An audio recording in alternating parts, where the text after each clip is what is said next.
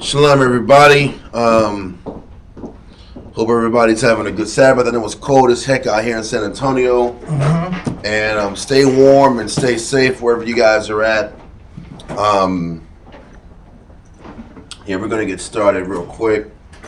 Let me see. There we go. All right.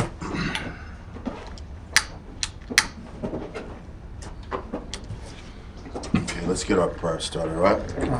Amajim Wapunya. Whoa, that's just us. Amajim.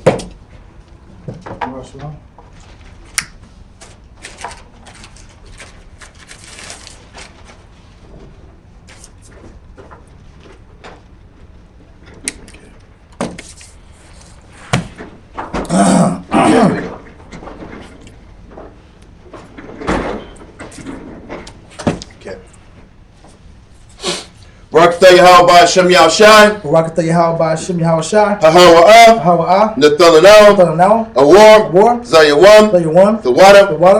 Aman. Bless you, Yahweh, in the name of Yahweh Shai, that gives to us the light this day. Thanks. So be it. Okay. Barakatah Yahweh Hashem Yahushai. Barakatah Yahweh Hashem Yahushai. Hahawa'ah. Nathalanao. Rayah. Nayachacha. The water. Aman. Bless you, Yahweh, in the name of Yahweh Shai, that gives us sweet savor. Thank you. So be it.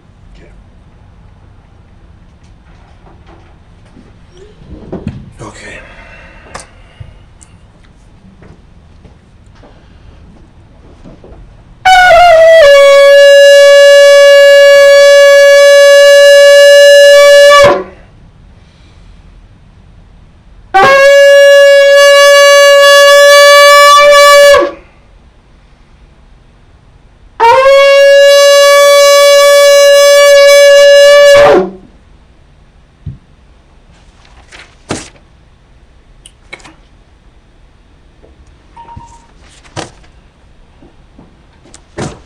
Okay.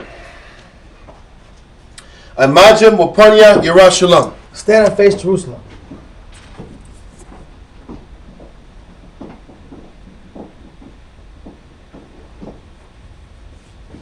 Sorry. Brother was saying that he didn't think YouTube was on, but I think we're on. Can somebody check just to make sure we're on? I think we're on. Just want to make sure we are. It says we've been on for 3 minutes.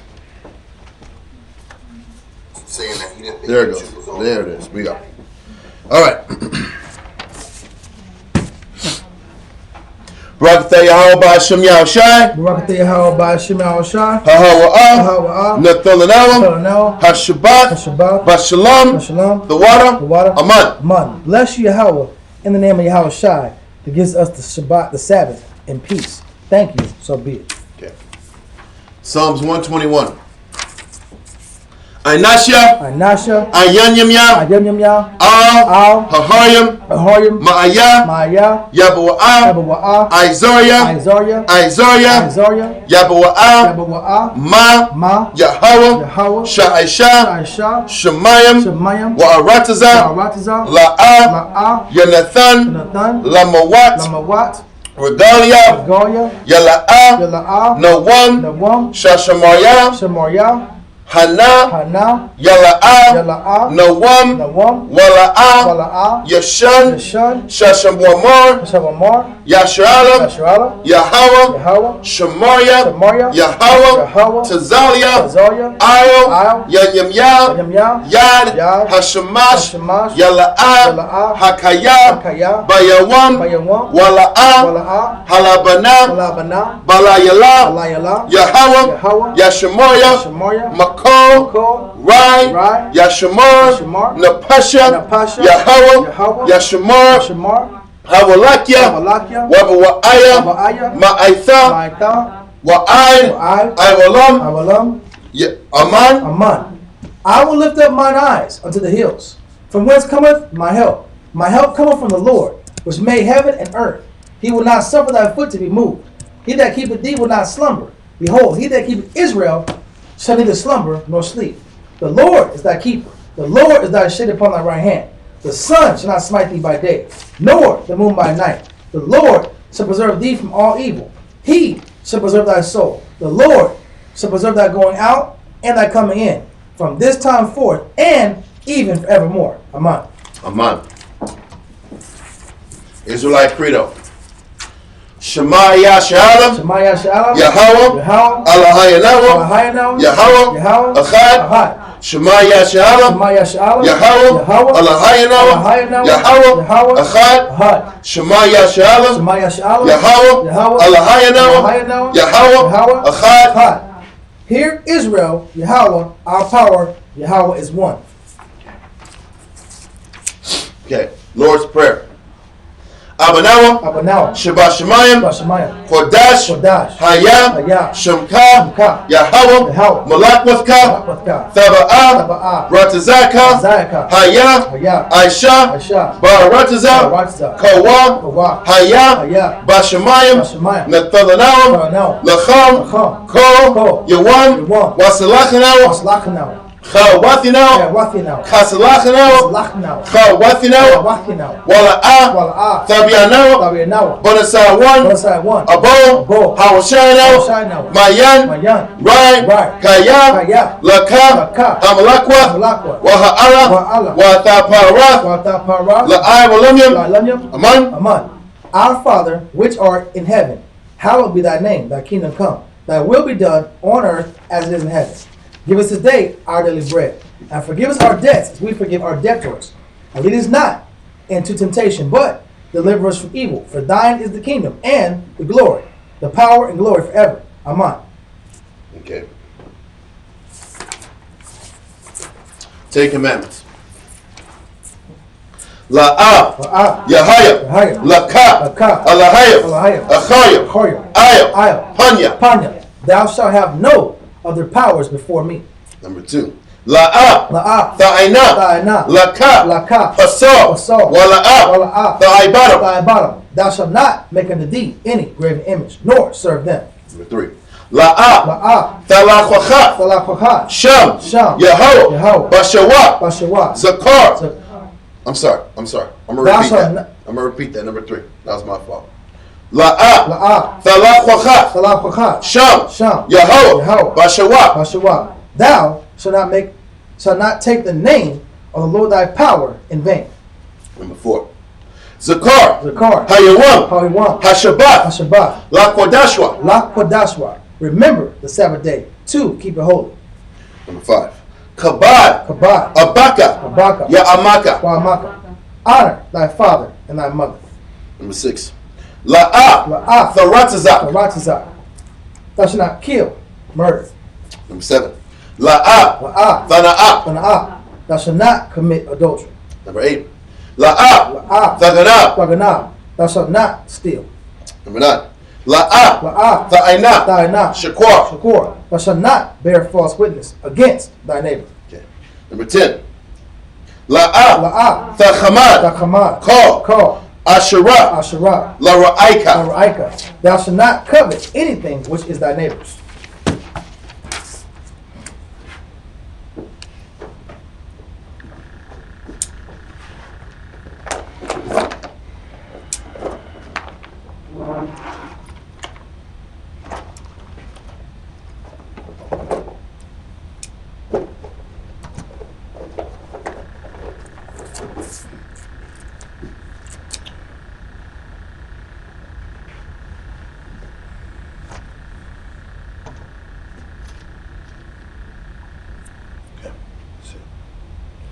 All right.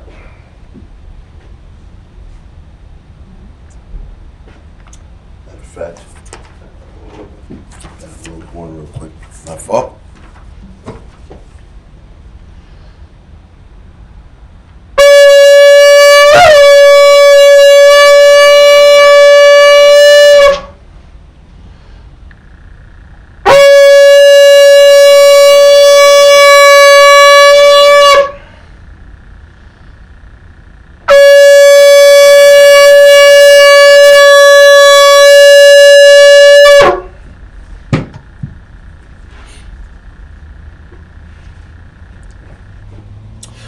Barakatah Yahweh Hashem Yahushai. Barakatah Yahweh Hashem Yahushai. Hahawa. Nathanawa. Hathawara. Blessed are you, Yahweh, in the name of Yahushai. That gives us the law. Okay. Everyone, Yeshavim.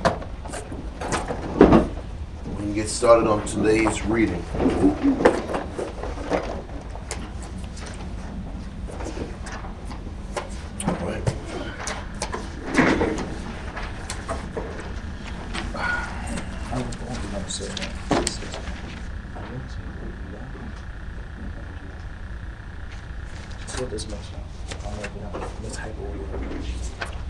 More than likely.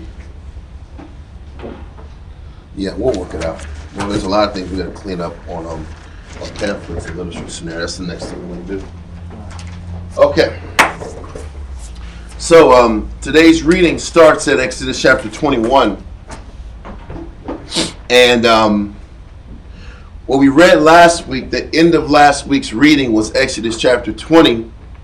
And Exodus chapter 20 was when the Most High had all of Israel go to the edge of the Mount Sinai. And the Most High was communicating to each individual Israelite person, which was over 1 million people, and the strangers, all of the law, or the 10 commandments of the law. And it was uttered in everyone's ears so everyone could understand, and everyone acknowledged those 10 commandments that the Most High had expectations for us to follow. Now, we're about to go into chapter 21, and Moses is going to start breaking down the judgments of the Most High. And the judgments of the Most High are the day-to-day practical applications of the law. Okay? When you sit back and read in the scriptures, there's over 613 laws in the Bible. And the first 10 were kind of given in Exodus chapter 20. But there's a lot more scenarios that deal with the government of the Most High, civil government, moral, civil, dietary, and ceremonial laws have to also be carried or covered in all the laws. And we're going to deal with a lot of property ownership scenarios, how to deal with the people on a moral level. And these are examples of the judgments of the Heavenly Father. Okay? So let's start off. We're going to do Exodus 21. That way I need to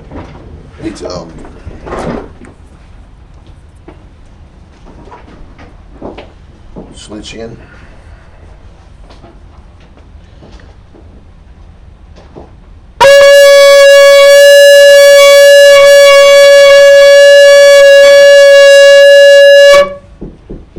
Let me get it.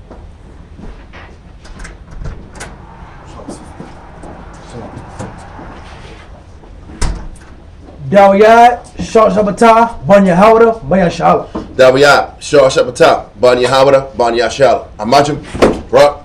Yahweh Hashem Yahushai. All right.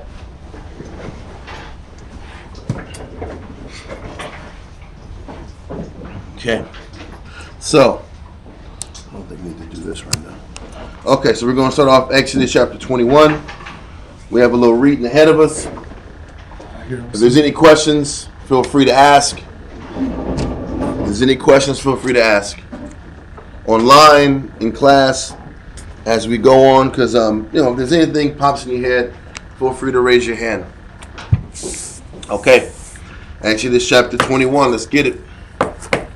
Exodus chapter 21. We gotta get you a new joint, man. That's too much, man. Oh yeah, it's time for something new. Yeah, man. You're right. Let's do it. Now these are the judgments which thou shalt set before them. If thou buy a Hebrew servant, 6 years he shall serve, and in the 7th he shall go free for nothing. Now, he's explained to us it really wasn't advantageous for Israel to be servants. But if Israel was going to be a servant, if a Hebrew was going to be a servant, then it was only supposed to be for 6 years. And in that 7th year, you were supposed to let him go. It's almost kind of like an indentured servitude type of situation.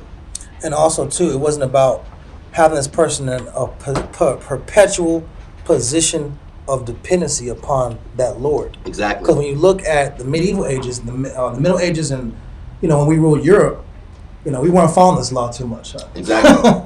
We were functioning like Europeans. Yeah. No doubt about it.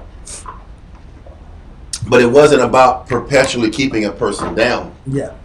And you'll read in Exodus, Leviticus, not Leviticus, but Exodus, Deuteronomy, Numbers, it talks about in owing a debt, you'd pay your debt off, but you'd be able to get your land back. Mm-hmm. So everybody had their familial land that was passed down from generation to generation, and that land couldn't be taken away. Mm-hmm. So it was just the idea that if you were going to sit back and be in debt with somebody, it was going to be for a short period of time if you were a Hebrew. Yeah. It was never intended for us to be in perpetual debt to mankind.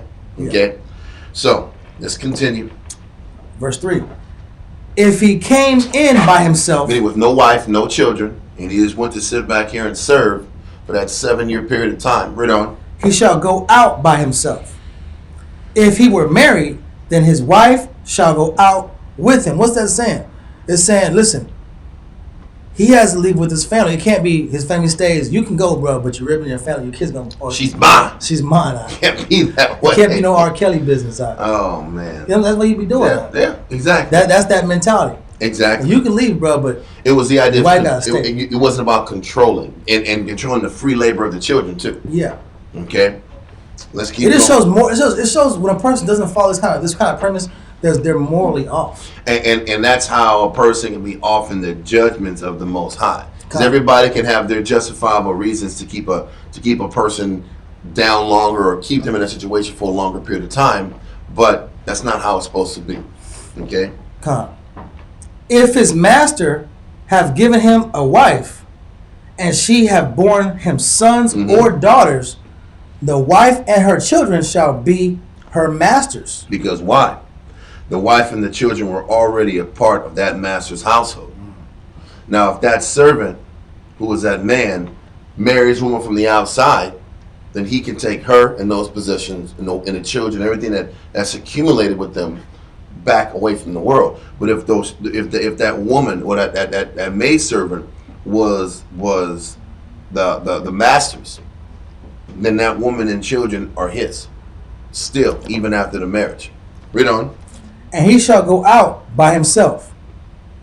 And if the servant... But at least the man knows off jump this is the situation. So if you choose this woman, you're pretty much asking for a lifetime of servitude if you want to deal with the children. But it wasn't like a switcheroo like Laban did. Yeah. He had no idea that by working the 7 years, he was going to sit back and have Leah. So anyway, what you're seeing also is how it's so important to tell people straight up what's the expectation early. To sit back here and switch on somebody is as deceitful as it could be. Yeah. Israel back in the day would do it all the time. They would sit back and say one thing, and then 6-7 months later you realize it's a different situation. And then you wonder why people are bitter. Men used to do it to women, brothers used to do it to brothers. That's not how the Most High has ever been.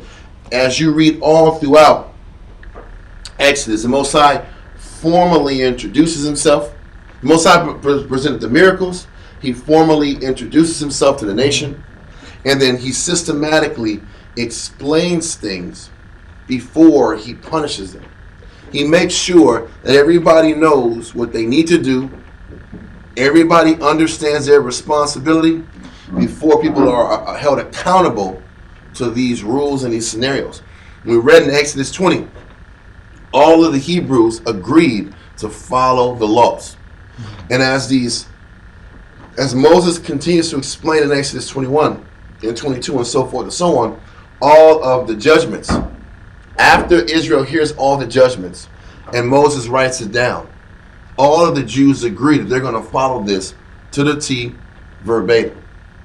And this is how the Most High does everything. Everything is straight up in front. There's no secrets. There's no games. There's no side angles. Yes. So if he wants to keep his family, he has to agree to stay on yes. If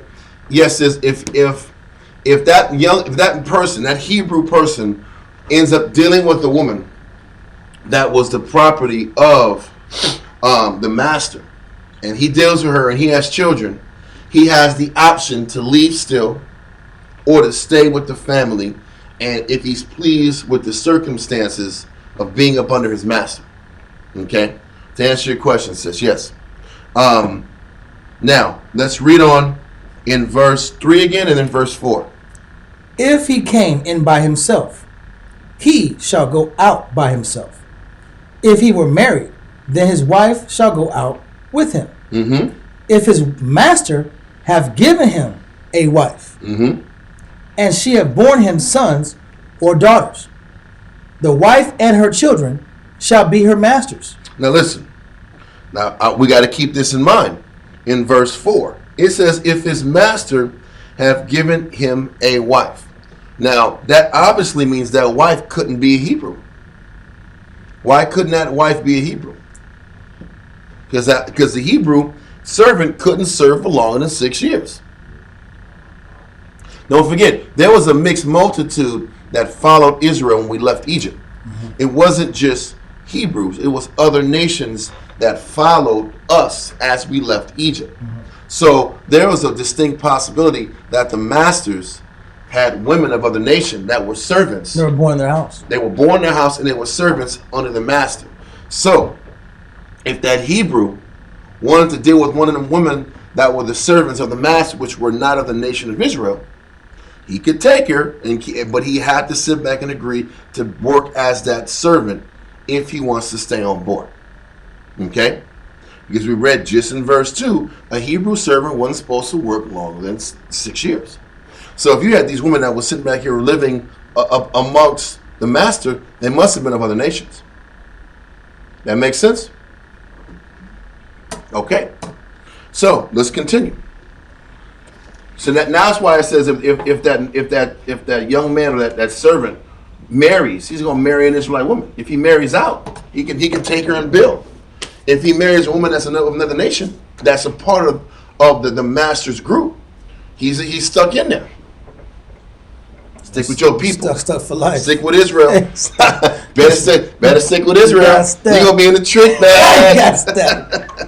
Ain't about love, G. What's love got to do with it? Yeah. You better pick in your nation. Anyway, let's keep going. 5. And if the servant shall plainly say, I love my master, my wife, and my children, I will not go out free, then his master shall bring him into the judges. To make it official. Okay. If this man doesn't want to leave and wants to stay with the woman that he chose of another nation, of his master's house, and he doesn't want to bounce, then they go to the judges to make sure it's official and there's no misunderstanding. Yes, sis? I was wondering this. So, like, if you have an Israelite woman that married, I guess, a nation, is that also the same law that would apply to that woman? Like, say she found out that she wasn't supposed to be, married to that nation, so she was supposed to be with the Israelite. Well, that situation is a little different. That goes into 2 Corinthians chapter 7. Let's do that real quick, because this is in the same spirit.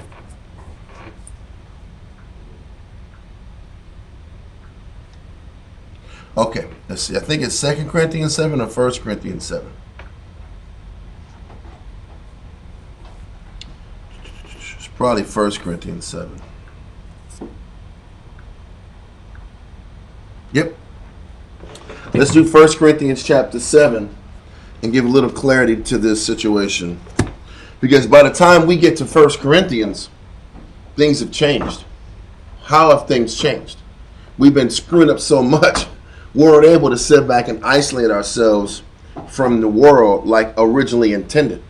When we was in the book of Exodus, the intention was to stay amongst Israel, keep our own things to ourselves, for us, by us. Remember, Fubu? Everything's supposed to be for us, by us. We're supposed to be insulated from the world.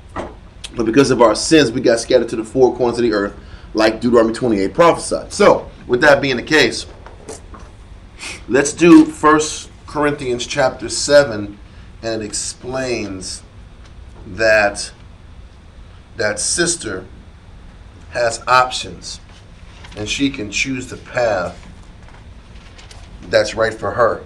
Let's do this. 1 Corinthians chapter 7, and it's on verse 1. 1 Corinthians 7 and verse 1. Now concerning the things whereof ye wrote unto me. It is good for a man not to touch a woman. Nevertheless, to avoid fornication, let every man... So this is Paul saying, it is good for a man not to touch a woman. It was good. Paul was trying to explain that if you were able to be celibate and completely dedicated to serving the Most High and giving your mind, body, and soul to Him, then do it, like Paul did. But he also knew that that wasn't realistic for every single person. Okay? So, and if it wasn't possible for a person to sit back here and just be celibate and dedicated to the Most High, it's better to have your own wife than to avoid fornication. Read on. And let every... And when it breaks down fornication, I want to make sure I explained that scenario. I had a definition a while ago that dealt with fornication. But fornication really is putting a person in a position to cause or create adultery. Okay?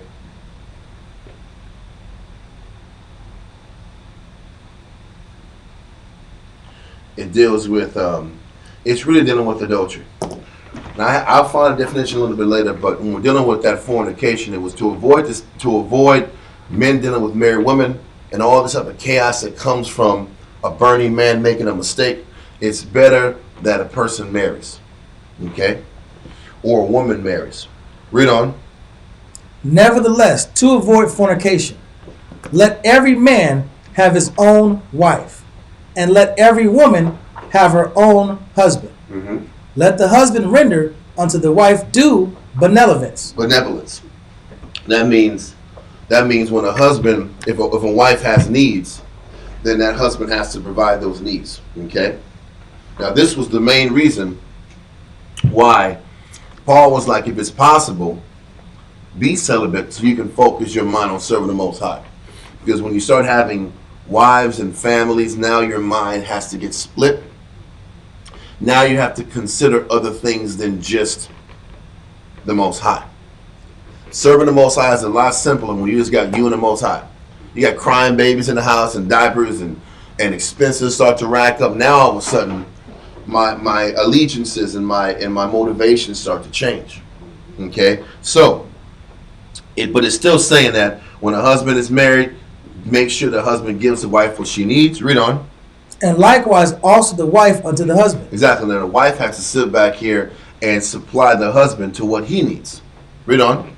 The wife hath not power of her own body, but the husband. Mm-hmm. And likewise also the husband hath not power of his own body, but the wife. And now this verse in verse 4 is explaining the due benevolence. Okay? Read on. Defraud ye not one the other. Exactly. Read on. Except it be with consent for a time. The only time it was okay to defraud each other of the other's physical needs is if it was agreed upon.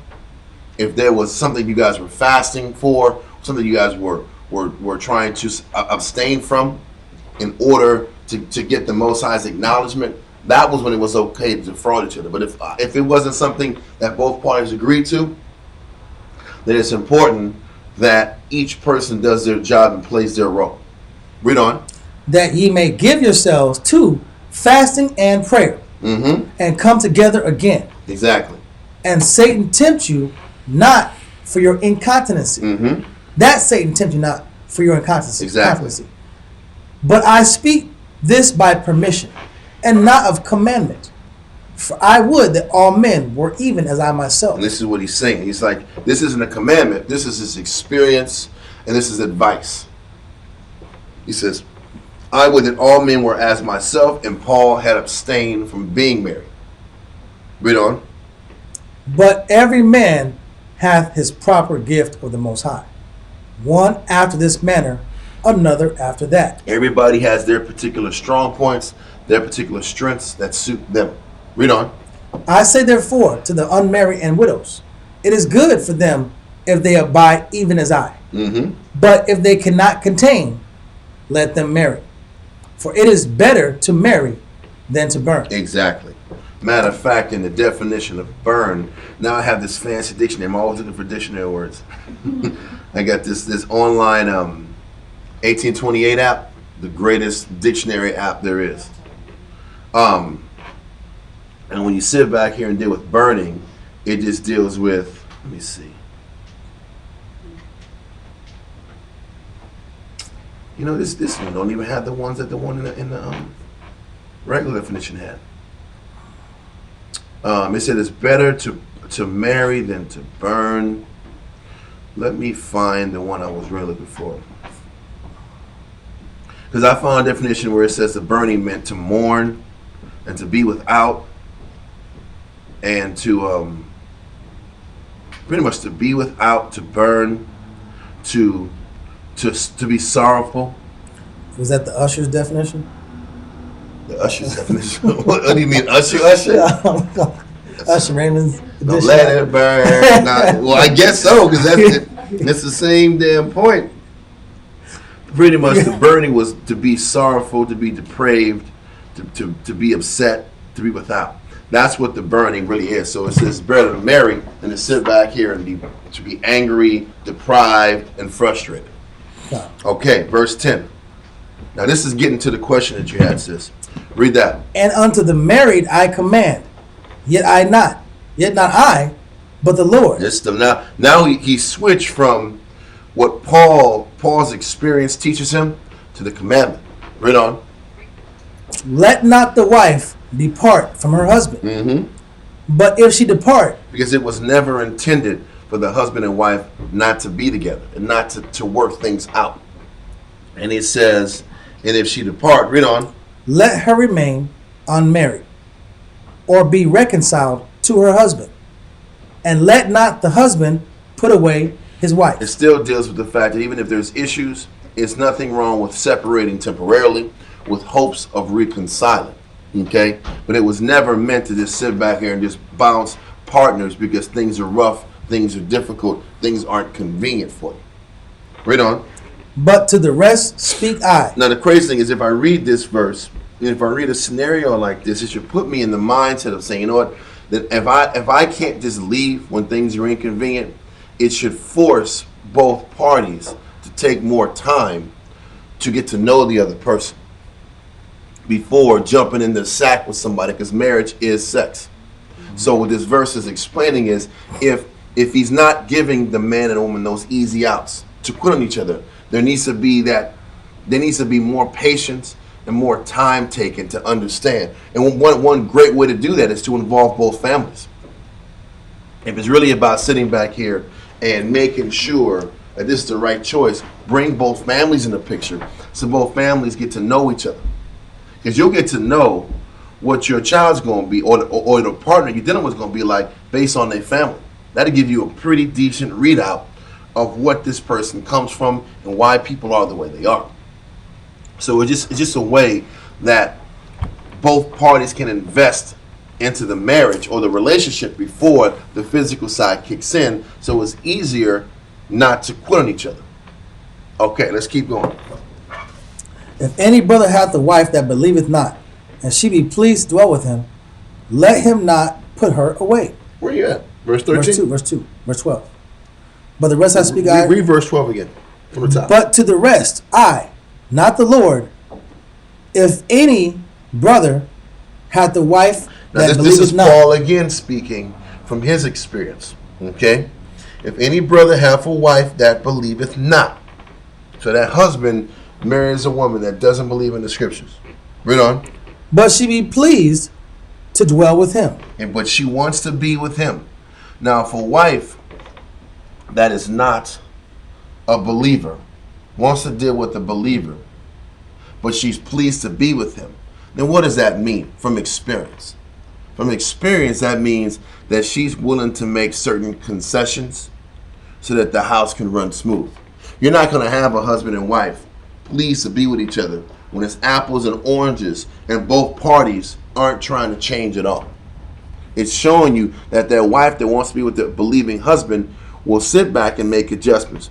Won't eat the wrong foods. Will honor the certain high holy days, even though she might not be as passionate about serving the Most High as the husband. She's willing to make the necessary adjustments to please him. Okay, read on. And if he be pleased to dwell with her, let her not leave him. Exactly. So it's important that if he's happy with her, because she's making the necessary adjustments, and she's happy with him and is happy with the life that they have building together, then they should work together. Read on. For the unbelieving husband is sanctified by the wife. Right, matter of fact, read verse 13 again. Verse 13. And the woman which hath an husband, that believeth not. Now, this woman that has a husband that doesn't believe, he doesn't believe in the scriptures, but what? And if he be pleased to dwell with her, let her not leave him. And this is the answer. This is the answer you're looking for. It still boils down to, are they willing to work things out? Are they willing to work halfway and meet each other halfway so that, because the thing is this, you're still going to have the issue with how to raise the children. That's the real. It's still going to be an issue with raising the children. You can sit, the easy things to do, just don't eat pork. You can get some turkey bacon in there and call it a day, man. Yeah. The good quality turkey bacon. You know, the chunky one, the chunky turkey bacon. Not that and that's no, you gotta sucks. get the chunky, meaty turkey bacon, and it's okay. That's a decent compromise. And some turkey sausage. We can work some things out on this turkey, this pork thing. But when it comes to raising children and dealing with real problems, and it says the wife has to be pleased with the husband, and the husband has to be pleased with the wife. So it really is about can the person who believes tolerate the other person's unbelief? Yeah. And if the person who doesn't believe, are they willing to make the necessary concessions? Because it's not about physical love at that particular point. It's about what a person has to do to make the adjustments to keep the house moving, to keep the family pushing forward. Smoothly, yeah. So if the person who's unbelieving is making those adjustments and it makes them happy, then cool. Okay, I hope that answers the question. Read verse 14. Verse 14. For the unbelieving husband is sanctified by the wife. The unbelieving husband is sanctified by the wife. So that wife who's on point is carrying the salvation of the family if that husband doesn't believe.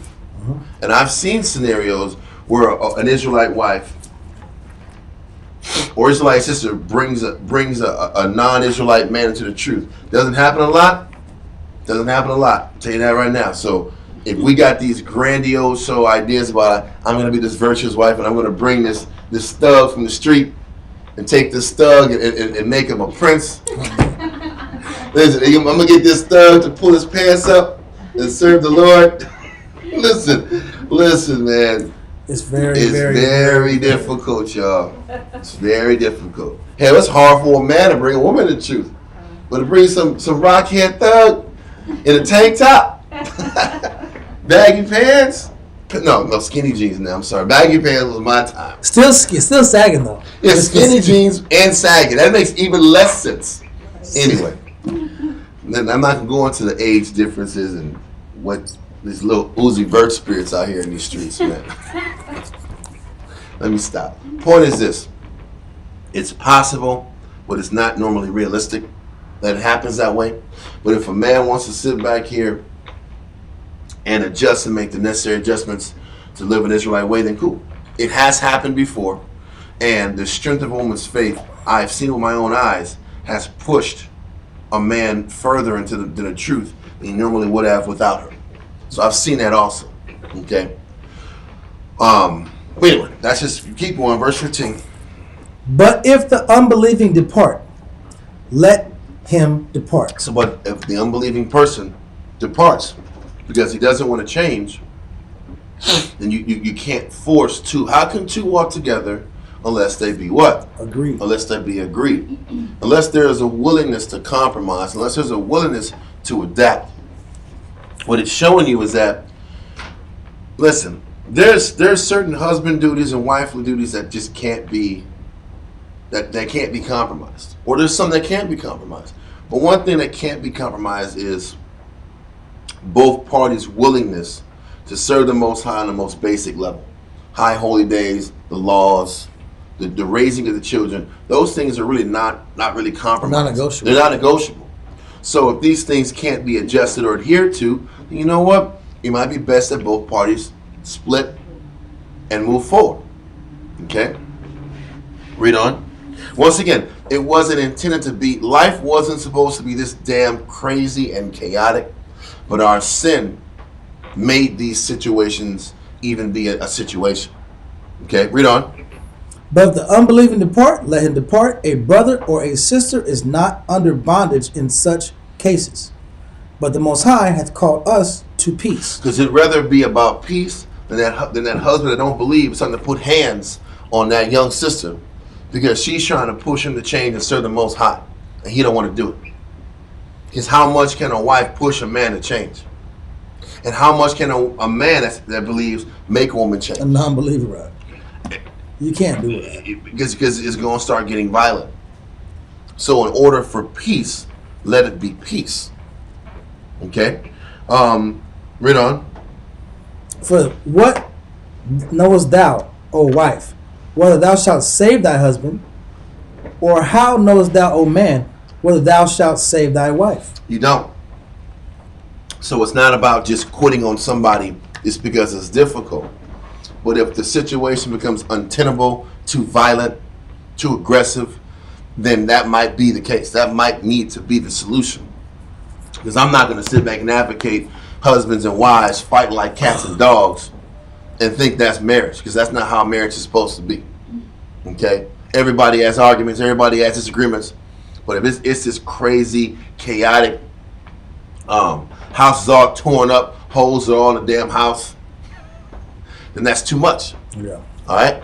Especially because it's about a lack of belief and a lack of acceptance to change. Okay, read on.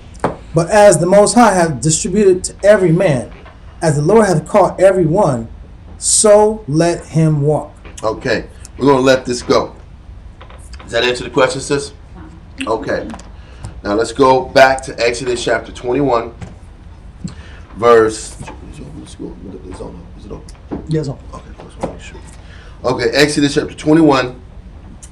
Now we go to verse 5 again. Verse 5. And if the servant shall plainly say, I love my master, my wife, and my children, I will not go out free. Then his master shall bring him unto the judges. He shall also bring him to the door, or unto the door post. And his master shall bore his ear through with an awl. Like an earring. Read on. And he shall serve him forever. So he has to go to the judges. It has to be known at that particular time that he is going to be a servant to that household until he dies. And the symbol of it was that earring, the boring of the ear. Okay? Read on. And if a man sell his daughter to be a maidservant, she shall not go out as the men servants do. Okay. Read on. If she please not her master, who hath betrothed her to himself, then shall he let her be redeemed, to sell her unto a strange nation. He shall have no power, seeing he hath dealt deceitfully with her. So what he's also saying is this, and I have to make an adjustment for what I'm saying in verse 3.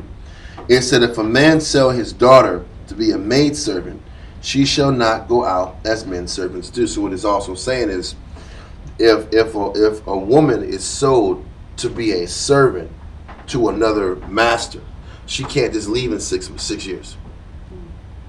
That's what this is saying. And I made the mistake in saying that the master, that man who sat back and married that woman servant, she was probably a nation. What it's saying now is, if a man that's a servant for 6 years, that maidservant could have been an Israelite.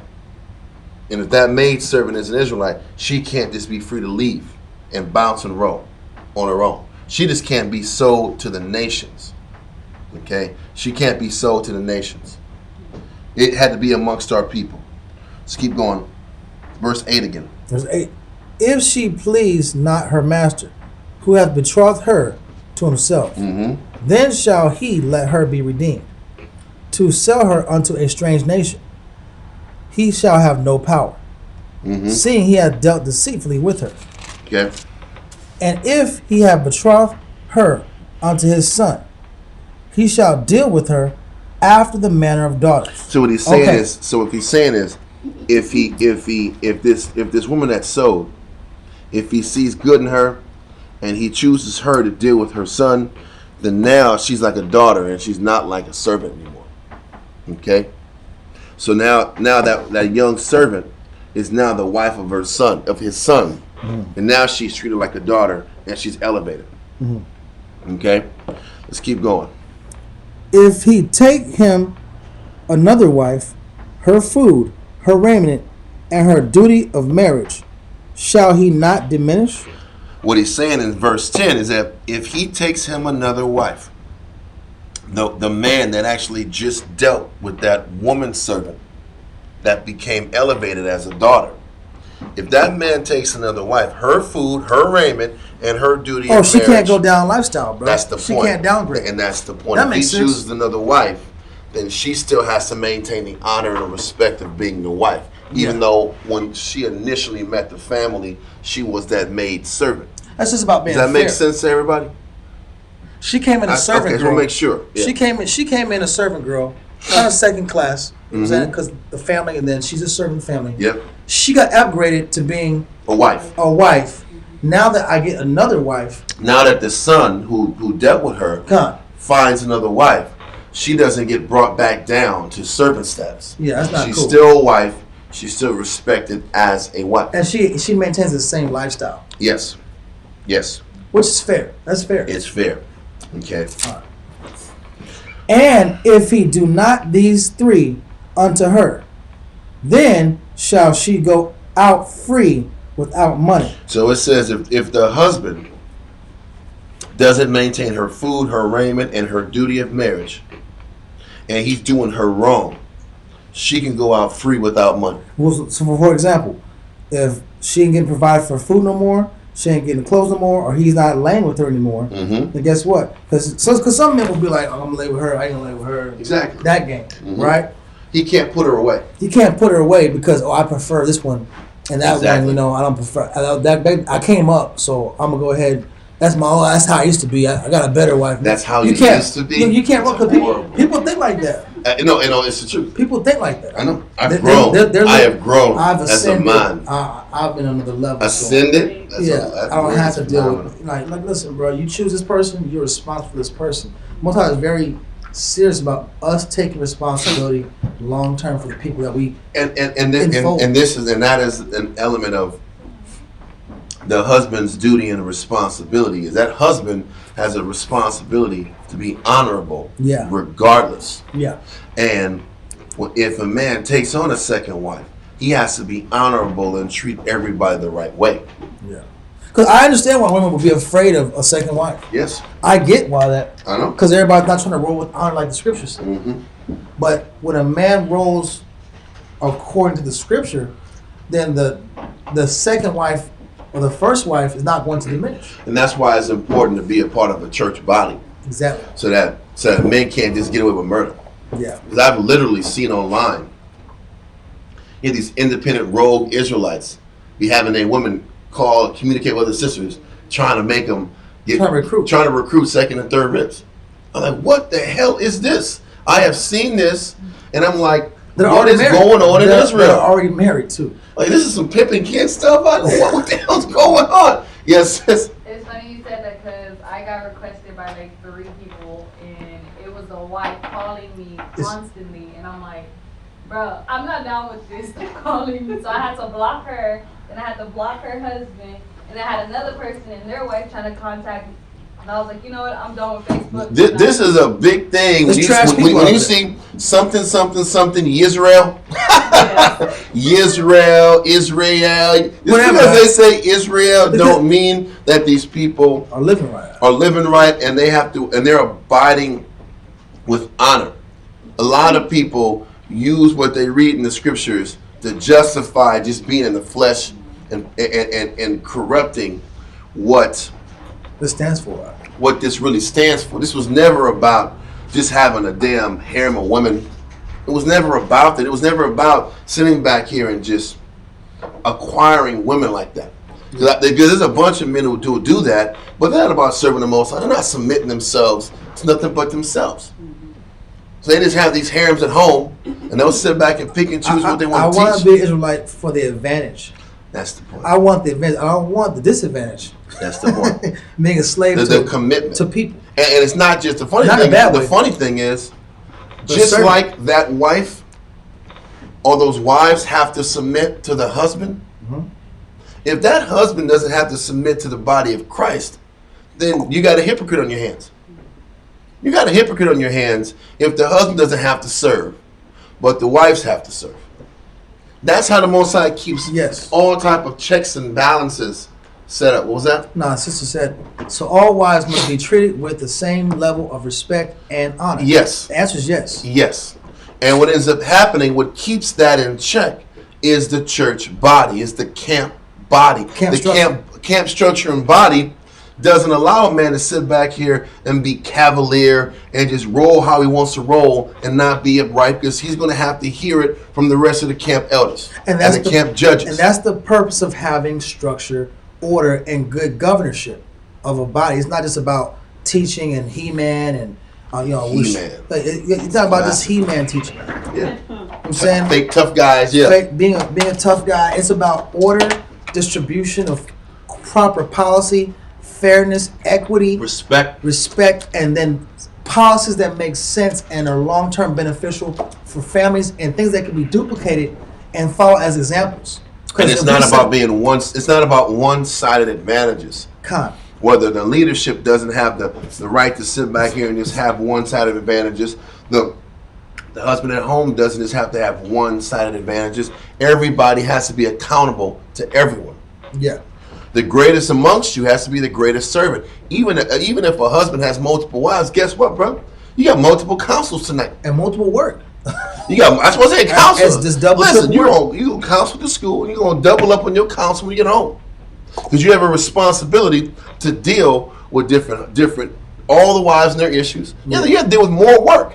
People think it's just about the flesh. You have more responsibility on your hands, and you just can't bounce and quit on somebody when it pleases you. So we don't push young men. Listen, young man, you want to get 2 wives? Hey, I'm not mad at you for getting 2 wives, bro. Fantastic. You better take care of them. I know that. You better take care of them. Not make the camp look sloppy. We're not. And that's what they're going to hear. But and like you said, all of this works the correct way if you're in the right church environment, if you're in the right camp environment. But if you're dealing with Israelites who don't have to be subject to nothing, then you know what? You're making the wrong decision. Just because they can say they know they got a Hebrew name and they know a couple verses doesn't mean they have to be subject to people that will keep them honest and keep them straight and keep them what's the word? Self-reflective, but keep them accountable for their actions. A husband has to be accountable just like the wife has to be accountable.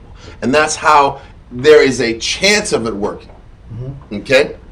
Because you know why it's so important why equality is so important? Because we do have daughters, huh? Yeah. Like, we can't just be, oh man, it's only going to be, if it benefits us, it's cool. If it don't benefit us, then we ain't going to do it. Because what happens when we have a daughter? Then what is she supposed to be a slave at? Exactly. Forever. She's just some sloppy, lazy dude. To a guy that's not about his responsibility? Listen. I teach leading from the front, and I teach leading from in your own household, because I don't want my daughter to be married to some dude who's some lazy dude who don't want to lead from the front. I don't want that. Because that's something I got to sit back here and teach my daughter how to be strong and rely on the Most High alone, and to deal in her walk in this path, so the Most High alone, without somebody who can actually lead her the right way. If that's the case, you might as well go in the world and deal with some dudes going to pay bills.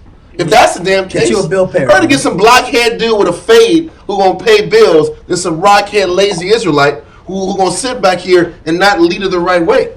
I know that sounds crazy, but I'd rather it be that way than sit back here.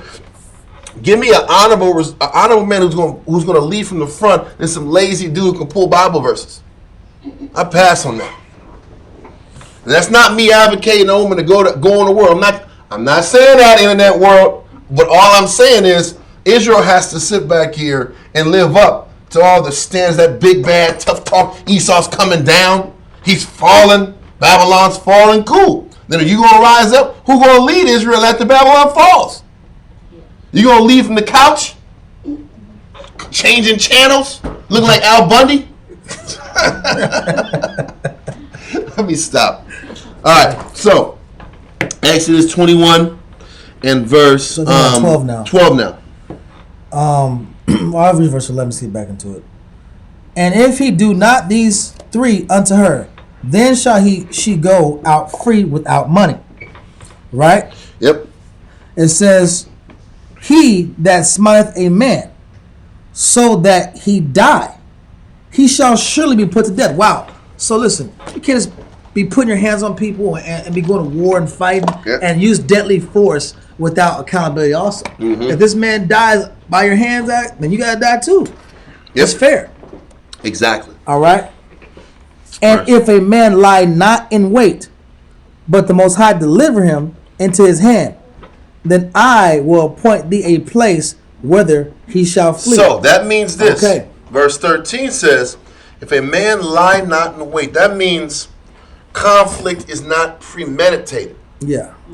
He's dealing with if something happens and an accident happens, and the Most High takes this man out, but there might be a conflict, but it just happens on the fly. It wasn't premeditated, and the Most High kills this man.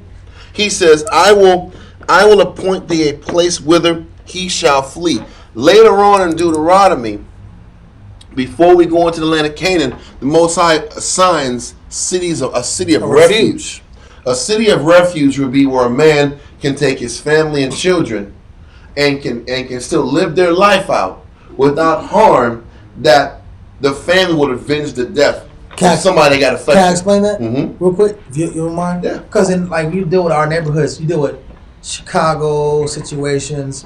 A lot of cats, my Wallabies, everybody they flee to Flint. And why you go to Flint? Because they got bias in Chicago, and vice versa. Horrible, dude. And vice versa. A lot. Listen, a lot of our people have this conflict that it's never gonna end.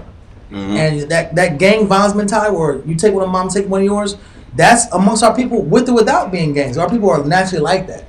And so the Most High to absolve the violence and have these violent neighborhoods. Okay, cool. If something does happen with these two people, you know what's gonna happen? If it was some situation that was not premeditated, then you gotta switch cities, bro. Because what to prevent the bloodshed. To prevent the Hatfields and McCoys. Exactly. You ever heard about the Hatfields and McCoys? Yeah. I don't know who started the Hatfields and the McCoys, but they kept killing each other. They kept going. They just wiping out generations, man. Just have this constant family beef because nobody would just let it go. The point is, but this is saying if it was an accidental death that was not premeditated, this family can stay on this city, and if they cross the boundaries of that city, and then that person who was offended, that family who was offended, sees them, then you can touch them. But you can't touch them in that city of refuge.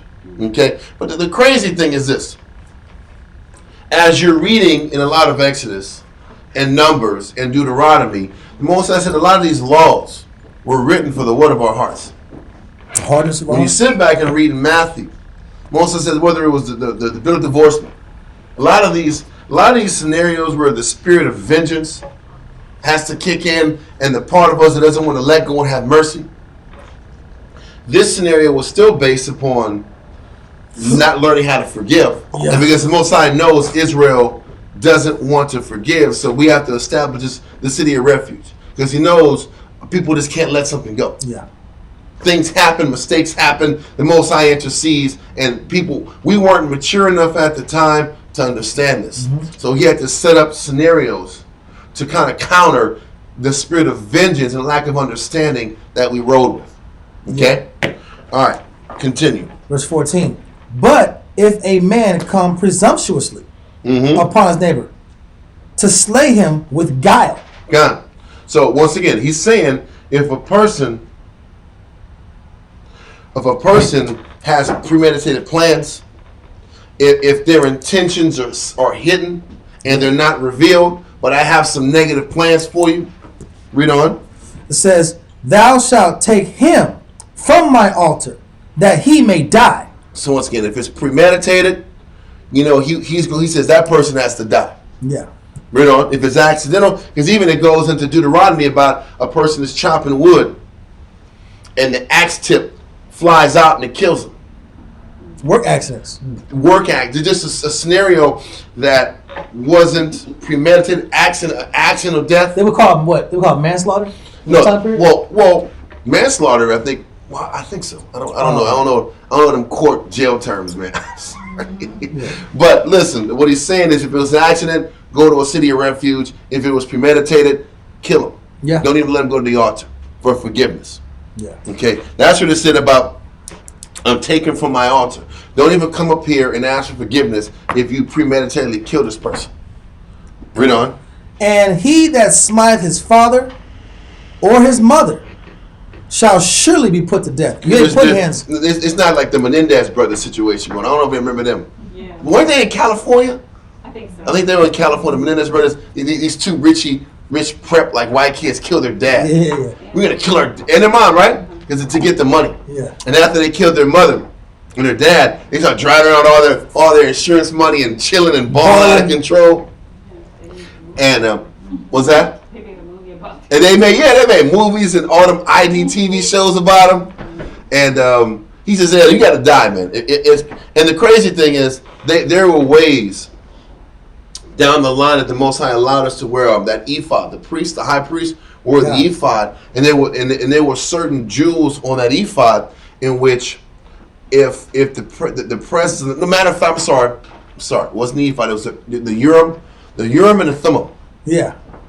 And it would glow when the priest would ask a question about a situation that couldn't be proved. Yeah. So if it was proved that this person's action was premeditated, they would die.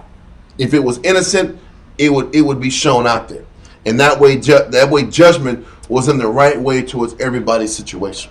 Okay. And it's a little side note on that Menendez situation. Yeah. You know that the Mark Jackson basketball card, like one of the most valuable basketball cards on. Okay. It's the Menendez brothers are at a New York front seat of a game line. Okay. And they made like a basketball card. Yeah. But they're in the background, balling out of control, watching the game line. Yeah. Okay. It shows them on there. That's why it's so expensive. Yeah, because they were living their life on it. That's crazy, bro. I need to see if I have a Menendez brother card. Nigga. I might have that card back. I'm about to look too. I said, don't worry about it, man. Recognize this card. Man. We gotta teach the Bible, man. Look for that card at 4 o'clock or something. Thank you, Lord. Okay. Go ahead. That's cool. So, let's see, verse 16. Yeah, verse 16.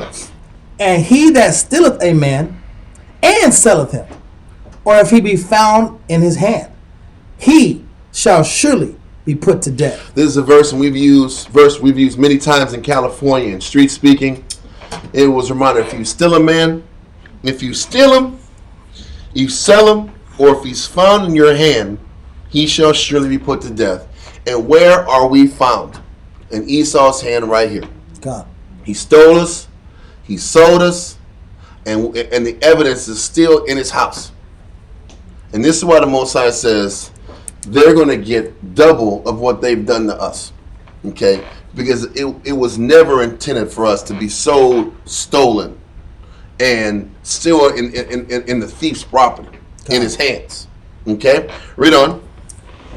And and he that cursed his father or his mother shall surely be put to death. Mm-hmm. I said it again. Oh, yeah, even so the cursing. Okay, one cat's hitting his mama, other one's cursing his mom. Yep. Or his father. Because what is it showing? Bad kids out. Bad kids, and it's also showing that if you can't learn to respect your father and your mother, how are you going to learn to respect the Heavenly Father? Wow. If I don't have the ability to accept the ups and downs of my father and maintain respect, then I really don't have the right to sit back here and there's real issues inside of me, and I'm going to have an issue serving the Most High if I just can't take basic correction from my parental figures. Yeah. Okay? Read on. Matter of fact, I know I'm not going to be able to sit back here. Well, okay, sis, you said, what do you mean by stealing a man? This is talking about the slave trade. You sit back here, an example of it would be when Esau came down and took us from the western coast of Africa and sent us back to America. And then they sold us on the original Wall Street for slave men and slave women.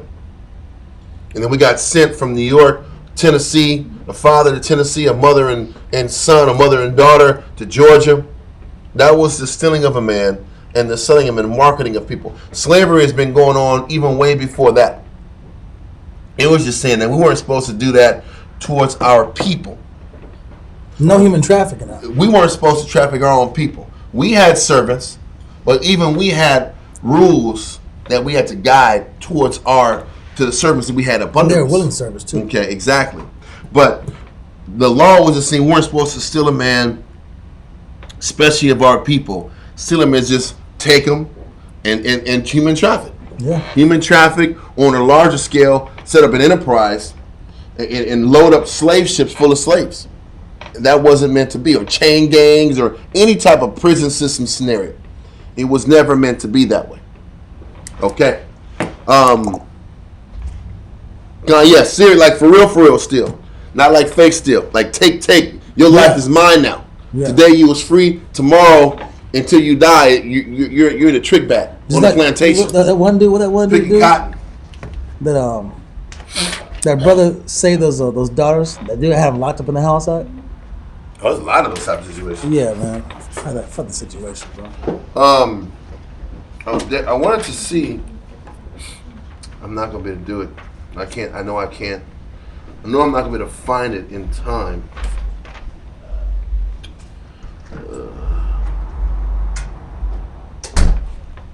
What's that? Oh, okay. Okay. Yes. Yeah, so listen. Here it is. This is what I want to do on the parents thing. We're going to go to the Antiquities of the Jews. Antiquities of the Jews and the Josephus. I'm glad I found it. It's book 4, chapter 8, paragraph 24. Book 4, chapter 8, paragraph 24. Okay, I can read this. As to those young men that despise their parents and do not pay them honor, but offer them affronts. Let's look up affronts real quick.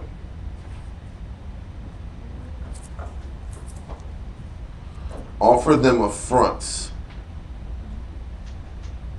Oh, jeez. Affront means to meet or encounter face to face. It says an action or remark that causes outrage. To offer abuse to the face. Wow. To insult, dare, or brave openly. To offer abuse or insult in any manner, by words or actions. Okay. To cause an offense. So it says, all these young men that despise their parents, do not pay them honor, but offer them affronts, either because they are ashamed of them, or think themselves wiser than they. Wow, that's crazy. Because a lot of times, listen, I'll sit back, a person can sit back and see their parents and deal with their flaws and start to build a hatred for them because they're flawed, or they have issues, or they have character flaws. You know, if I don't have the proper mercy to deal with my parents, how am I going to have the mercy to deal with the people I deal with on a daily basis? Because these people were the ones who, it's going to explain. It's extreme judgmental people. It's extreme judgmental people. And especially the people that have lost their strength and their vigor over age. I've noticed, for example, as your parents get older, they're just not as strong and as potent as they used to be. Whatever virtues they've had, they start to diminish over time. And watch your damn virtues. You think your virtues be on point? You think they're going to be on point? Do you think you have all your faculties through your 50s and 60s and 70s? You're not. But it says, because they are ashamed of them or think themselves wiser than they, in the first place, let their parents admonish them in words, for they are by nature of authority sufficient for becoming their judges.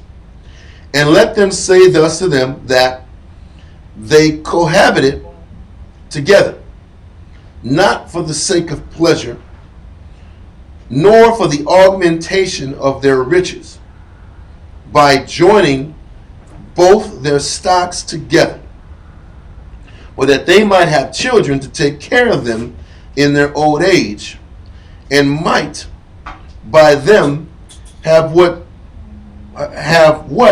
they then should want. So what it's saying is, they're saying the mother and the father didn't have children because it was easy for them. It was convenient to them. It wasn't about their augmentation at the time.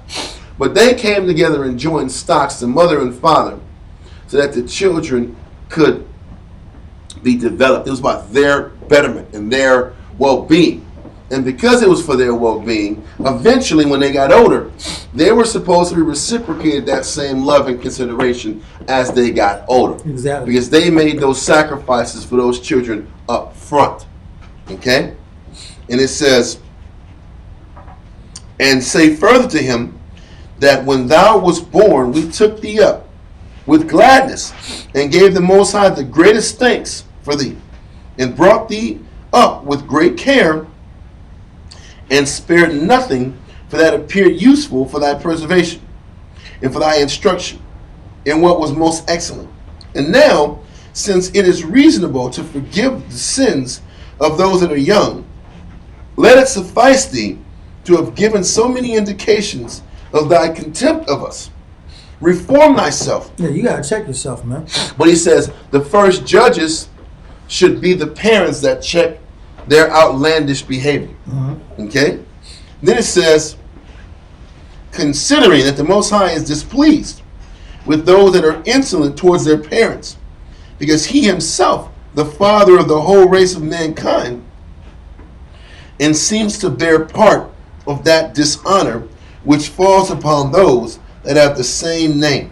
Let me point out, you kind of missed one. I missed it. What did I miss? It said, reform thyself and act more wisely for the time to come. Exactly. I'm sorry. Keep on. Keep going. Because it's pretty good. Okay. It says, considering that the Most High is displeased with those that are insolent towards their parents. Like, listen, you better understand the Most High going to deal with you. And take this time now to fix The it. Father's going to deal with you for disrespecting your parents.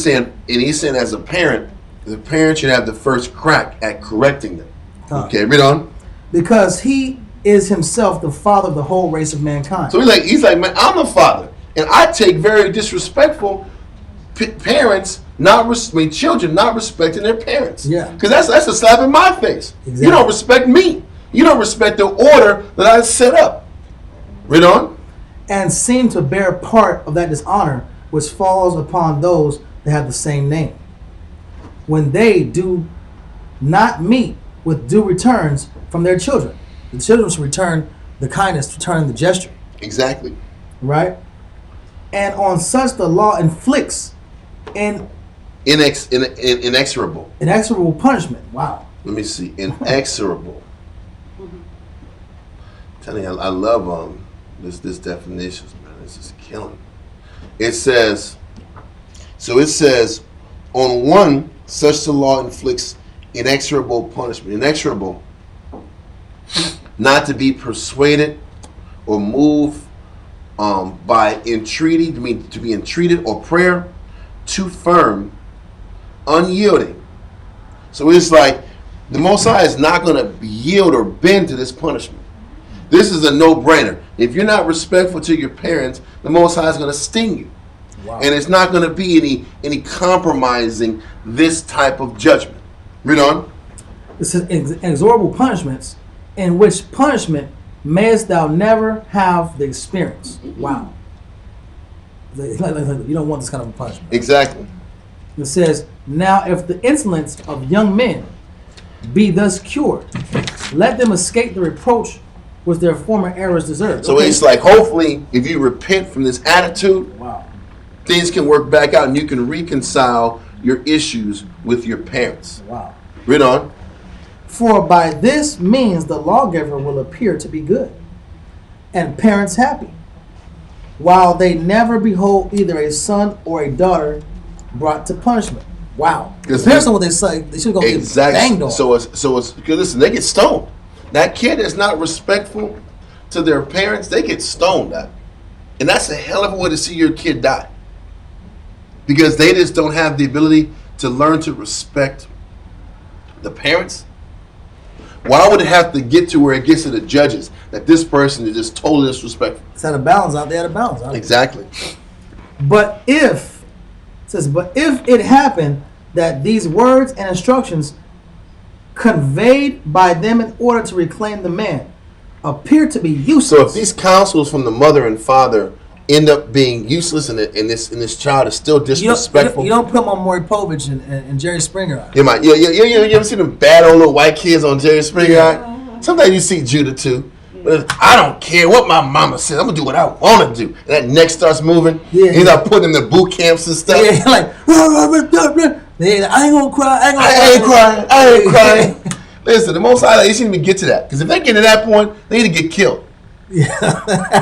Before you get to Maury, you get into the stone guys, Zach. Not Maury, God. Not those boot camps. God. We don't. Says, then the offender renders the law's implacable enemies to the insolence he has offered his parents. So it says, now if that offender doesn't listen, now you got to treat that offender like you would treat an enemy. Wow. And that enemy has to get dealt with. Read on. Let him therefore be brought forth by these very parents out of the city with a multitude following him. Oh, wow. And there let him be stoned. Listen, listen. The parents gonna bring him out, and the whole mob's gonna be behind you out with rocks in hand out. You know Israel was quick to do that out. Yeah, they down for Israel, that. listen, he's being wicked. Where's my rocks? Right. Give me my rocks. Yeah. Israel wants judgment out. It's always rocks out. Listen, Everywhere go. They got a whole listen. They're not even collecting rocks. The rocks is already collected. Listen, rocks are collected. That's part of the game, man. They weren't no smooth rocks either. They were those hard, jacked up with jagged edges and stuff. It's crazy, Read on. And that's expert throwing rock throwers. Listen. You don't got to be expert. You just got to run and tap and go, You're just going for it, Wow. Keep going, And when he has You can only dodge so many rocks, You go and get hit. Can you imagine 15 rocks coming at one time? It hurts so bad, I can't even imagine, That's bad, And when he has continued there for one whole day, that all the people may see him. And now you got to be out there for a day, Everybody got to make him an example. Sheesh. Don't be a bad kid, Right? Yep. Let him be buried in the night.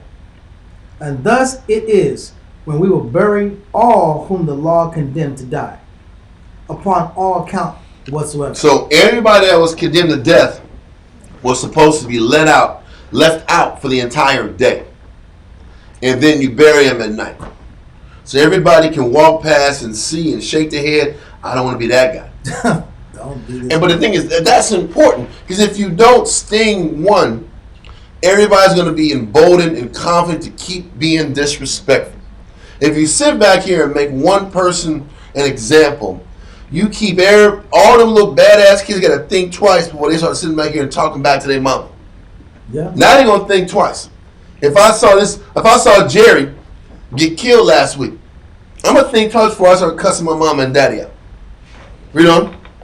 Let our enemies that fall in battle also be buried, nor let any one dead body lie above the ground, or suffer a punishment beyond what justice requires. Exactly. We ain't supposed to have rats and foul animals sitting back here and munching on a person's body after they die. Mm-hmm. Be honorable and bury them when the sun goes down. Even Christ would do that too. Okay? Now, we're going to let that go. I think that's enough to explain bad kids. And everybody wants to sit back here and cuss out their mom and daddy need to be hurt. They need to be pulled this verse. We need to read Exodus 21 and also Antiquities of the Jews. Once again, it was book 4, chapter 8, paragraph 24. And there ain't no damn excuse why you're justified to be disrespectful to your parents. I don't give a damn what they did. They're doing the best that they can. And can you not accept that? For all these parents who want to sit back and judge their parents, all these kids who want to judge their parents, let's see what you do when you become a parent. And see how garbage of a parent you're going to be. Because it's not easy. It's not easy to sit back here and give every specific spirit exactly what they need at the exact right time. It's very difficult. And because of that, and because they gave it their best shot, they should be given respect and appreciation. Okay. Now we're back at Exodus 21. And I think we're down to verse 18. All right. And if men strive together? Yeah. Okay, I got you. And if men strive together, and one smite another with a stone, or with his fist, and he die not, but keepeth it, but keepeth his bed. But keepeth his bed. Mm-hmm. If he rise again and walk abroad upon his staff, then shall he that smote him be quit. Be quit. Keep going. Let me see. Only he shall pay for the loss of his time, and shall cause him to be thoroughly healed. I'm trying to find hospital bills. Or what's well, it says, "Let him be free," because quit means free. So I'm going to read it again. Verse 18. Verse 18. If men strive together, and one smite another with a stone. He's dealing with some low-level shit, man. Why you hitting people with stones? We fight not. Mm-hmm. He said if you hit a dude with a stone or with his fist, and he doesn't die, but keepeth his bed, that means he's bedridden for a while. Yeah. That's crazy. Watching MASH, Why is Israel sitting back here beating people up like this? Watching MASH episodes out. But you have to explain all these different scenarios because our people will be in these situations. Yeah. So if a person's in bed, he doesn't die, but he's injured, and he's out for a specific period of time to heal. It says, if he rises again and walks abroad with his staff, he's howling, he's hurt, but he's living. He's alive. He says, then shall he that smote him be quit. Now, once again, quit means free. Only he shall pay for the loss of his time, There you go. and shall cause him to be thoroughly healed. So that means if I injure you in a fight, I have to pay for your what do they call it? Time off work? Yeah. Leave. I got to pay for leave. Yeah. And I got to pay damages. What was the cost of my niggardly attitude? It's litigation. This is judgment. This is judgment. This is the judgment of if you want to be angry and throw hands and throw rocks. Why not throw rocks? Listen, man. Back in the day, them old saying. Back in the day, you saw problems with this. Yeah. Not with this. Not with the knife. You saw problems with your fist. Yeah. Anyway, what is he saying? What is he saying is that whatever time this person has to heal, you have to pay that money. Yeah, if you went savage, you body slam this You know what you got to do? You couldn't go to work. You got to pay this man's doctor bills. Yeah. You got to pay his doctor bills. You got to pay all his time off and all the resources used to get him back to health. You owe that. And that's just the same. Nation. What's that? If it's your nation. Exactly. And if you kill him, it's worse. You got to die. So you better hope all your debt is you got to pay the debt. You got to pay some bread. Okay. This is about being fair and being honorable. Verse 20. And if a man smite his servant or his maid with a rod. That's a strong staff. Read on. And he die under his hand. Now that's that unnecessary beyond measure punishment. Unnecessary roughness, Come on. Unnecessary. I'm a slave man. I'm a taskmaster. Yeah. Taskmaster. Yeah. Read on. So if a man smite his servant or his maid with the rod, or what's it called? Correction? It's called a corporal punishment. Yeah. Right. And he die under his hand. Mean like Esau be doing. Mm-hmm. Right. He shall surely be punished. So you're not supposed to sit back here and be excessive with anything. Yeah. And if you kill your servant, you owe. Read on. Notwithstanding, if he continue a day or two, he shall not be punished, for he is his money. Mm-hmm. If men strive and hurt a woman with child, So hold on. If notwithstanding, if he continue a day or two, he shall not be punished, for he is his money. Yeah, I mean the servant doesn't die. Doesn't die at. Yeah. Then listen, I owe you. You lost your money at. You lost your help. Yeah. The punishment is you lost your help. Well, it says he shall not be punished. I mean, this servant smite his servant, and he didn't die. Then he's not going to be punished. It says he is his money, but it says he shall not be punished. Mm-hmm. Mm-hmm. Because he wasn't excessive. But there was correction though. Yeah. There you go. That's what it is. Yeah. Yes. Okay. It So said- he's still leaning the people to not being excessive on their servants. The servants had rights as well. Yeah. The servant had rights, but there was still corporal punishment. Like There was punishment. Remember in school back in the day when we was kids? No, I'm back in my day, but You ain't had no paddles in the 80s, bro. Well, parents' days. Parents' days. The they paddle. They had the paddle, or nuns with their hands with the sticks out. Mm-hmm. But if Chris is dying out. It's too much. That's a whole. You have to. If you're gonna do corporal punishment, that's allowed, but you cannot inflict pain beyond the point of death. Exactly. So it's saying be merciful. Come. Well, all these judgments is trying to teach temperance And balance out. and balance, and not. Do I have to get a? Do I gotta get outside objects as I'm fighting you? Well, why can't whatever issue is it? First of all, can we talk it out? And if I can't talk it out, do I gotta kill you? It's got to go from 0 to 100. That's real quick, guy. But that's Israel. They're so extreme. Showing Israel is extreme, and these judgments help balance out our extreme temperaments. Yeah. Do I gotta kill my servant to get my point across? How many lashes do I gotta give you to get my servant to listen? It's trying to curtail extreme behavior because Israel is extreme by nature and cruel. Okay, verse 22. It says, if men strive and hurt a woman with child. Once again, what kind of craziness is going on where I'm fighting and Pride. going, but I'm right in front of a pregnant woman and I'm not aware that she's around me. I'm just turning up for the hell of turning up. If men strive and hurt a woman with that world star law, bro. it's crazy, bro. Our people are extreme, bro. Yeah, it is war star. You look at World Star, you see the nature of our people in this condition. They're extreme in temperament. Yeah, People have it on camera. Yeah. It's sad. I don't like to watch that. I don't either. It says, if men strive and hurt a woman with child, read on. So that her fruit depart from her, and yet no mischief follow. He shall be surely punished, according as the woman's husband will lay upon him. Wow. It says, and he shall pay as the judges determine. So the judges will sit back here and have to determine what the punishment would be and how much a person has to pay. Because if you completely leave it up to the man, it's going to be extreme. So that's why whatever a man says, that was the father of that child, that unborn child, they're going to consider those charges, and the judges are going to levy a penalty on top of it. Yeah. Okay? Read on.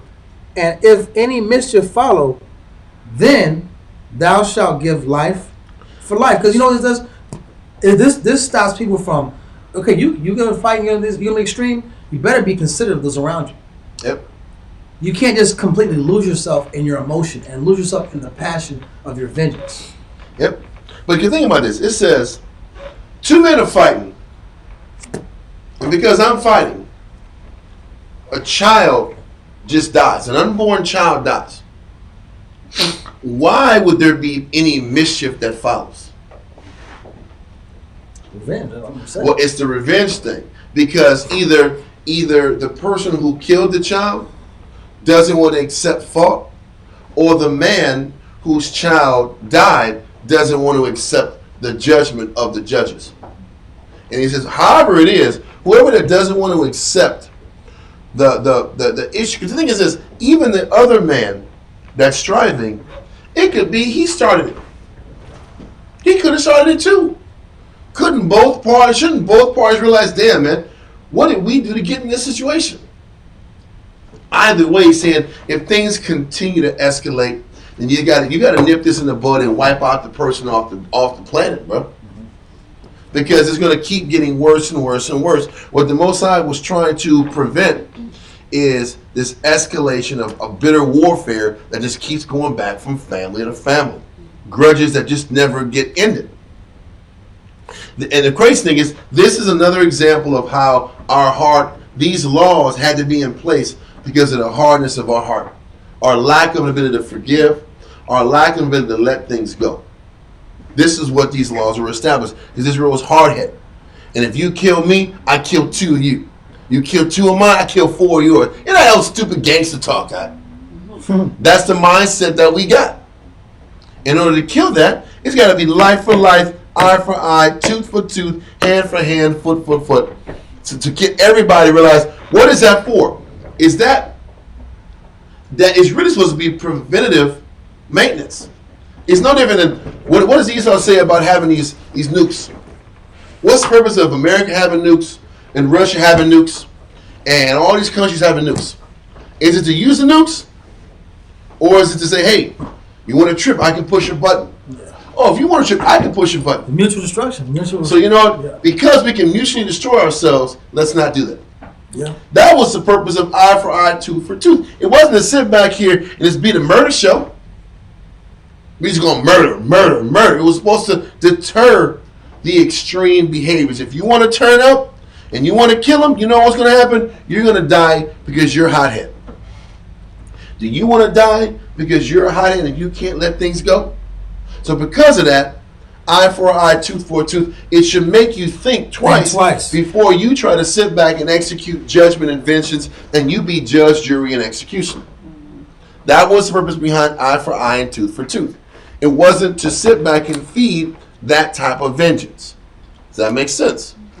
All right. It says, verse 24, eye for eye, tooth for tooth, hand for hand, foot for foot, burning for burning, wound for wound, stripe for stripe. Exactly. It was supposed to keep everybody honest, because whatever you do to him is going to be done to you. Then you got to think twice. Now you got to think twice. It wasn't. Yep. I might not consider another person's humanity. Exactly. Because I'm about my passions at the moment. Exactly. And when you're angry, you're not thinking about how it's going to affect you later on.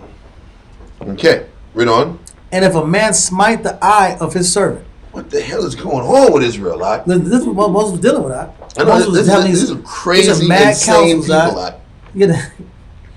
Sheesh, man. It said, or the eye of his maid, that it perish. He shall let him go free for his eye's sake. So it's saying there's consequences to you being extreme with the people that are supposed to serve you. If you're extreme with your maid, if you're extreme with your servant, and I'm going to take their eye, then guess what? They get to bounce. Now you just lost help because you're extreme. But some people can't handle power. Yeah. And that's a real thing amongst Israel too. Yeah. There's people that get power drunk. Yeah.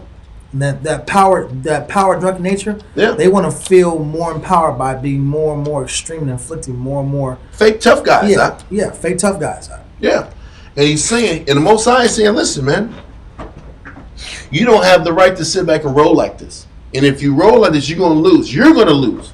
The servant gets to leave because it's overboard from what you're doing. And if I took your eye, I got to make that right. Read on. Wow.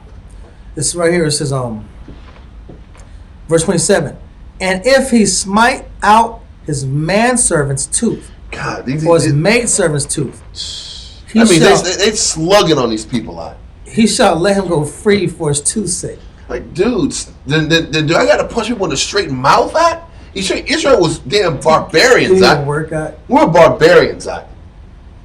We really are. Maybe. We are and we were. Yeah, I'm not going to say, oh man, these crazy Hebrews in Egypt were maniacs. We do the same thing now. If we had power, if we had servants, Israel had servants out. Yeah, I had to bust up servant Jethro out. He wasn't listening. I had to put hands on him, shake him up. We're brother, young officers of 50. Yes. The young officer. This is the young officer of 50 law. Yes, it is. Yes, it because is. Young officer 50, he needs to do 1,000 push-ups. Then listen. Well, you didn't even have to do 1,000 push-ups back in the day. You never did 1,000. Exactly. Based on this side. And this is young, immature, inexperienced leaders. Yeah. Inexperienced people. You know, it's crazy. What it is this. It's people that are having to get taught how to handle power. Because don't forget, the Jews and the Hebrews were slaves, right? Yeah. And they just left slavery 3 months ago. 3 months ago, they were slaves. They were getting their ass beat by the Egyptians. Because they had to sit back here and make bricks without straw. They was getting their ass beat consistent. Yeah. So now, it's like, I'm going to keep stepping on toes until I redeem myself. I'm going to step on toes. I'm the boss. I'm the man. I'm the boss. I'm going to whip up on people like I got whipped up on. Yep. He's like, no. Because if you turn up to your servants, you're going to lose them. It ain't going to be like Egypt. He's trying to correct an abusive mindset and a culture that was in Israel from Egypt. Yeah. The Most High already allowed us to see our oppressors die right before our eyes. The purpose of that was to get us to sit back and let go of that oppressive mindset and that fear of the oppressor that happens with abuse victims. Yeah. Now he's trying to clean up our thinking and trying to say, listen, you got to be better than what you saw. Whatever examples you experience, you got to be better, and I'm going to hold you accountable at a higher level than what you experienced with these damn heathen Egyptians. And it's a part of the human spirit that when people are inflicted pain, they do the same thing when they get in power. And that was the thing. It's a part of human nature. And this, because I'm just like, why the hell these dudes bust people? I'm hitting you so hard, I'm taking teeth out. What the cuss is going on? This is beyond 30 lashes or 20 lashes. Yeah. I'm punching you. I'm hitting you in the damn face, and you can't do nothing about it. He's breaking a spirit out of us. Okay? So, it's starting to make sense now. So, verse 27, and like you said, these were all the causes of 1 million people that Moses was listening to on a daily basis. Can you imagine? Listen to this. My servant hit me so hard I lost a tooth. What should I do, Moses? My master took out my eye. What should I do? It's not fair, Moses. Yeah. Listen, my servant friend, he was killed by his master. What are you going to do, Moses? Can you imagine all day long you dealing with this low-level insanity? This child was tripping, was flipping out. He was a bad kid in Egypt. Oh, man, these two men were fighting. Yeah. And his sister was there. She was pregnant. She lost the baby. What are we going to do, Moses? All day. Listen to this. Chaos, war star. Chaos all day long. War star all day. Golly. And that's why Jethro said, you're going to wear yourself out, man. Dealing with this low-level shit. Bring some people of dignity that you can sit back and develop and have develop around you. To help you. To help you. So you ain't got to deal with this crap all day long. This is like a lot of people on a daily basis. Over 1 million people, man. Over 1 million. It was 600,000 in the army. You're not dealing with women and children. You're not dealing with the servants. You got repeat offenders too, because you know it's repeat offenders. Our nation, we're a nation of repeat offenders. You're hearing the same counsels all day long. Anyway, okay. But we're at verse 28. If an ox gore a man or a woman, that they die, then the ox shall surely be stoned, and his flesh shall not be eaten. But the owner of the ox shall be quit. The owner's free. The owner's free. If it's going to explain how the owner wouldn't be free of acquittal. Read on. But if the ox were wont to push with his horn in time past. So if the ox had a temper and had shown a habit of being violent in the past, read on. Like those dogs that come out of nowhere and bite their master. Yep.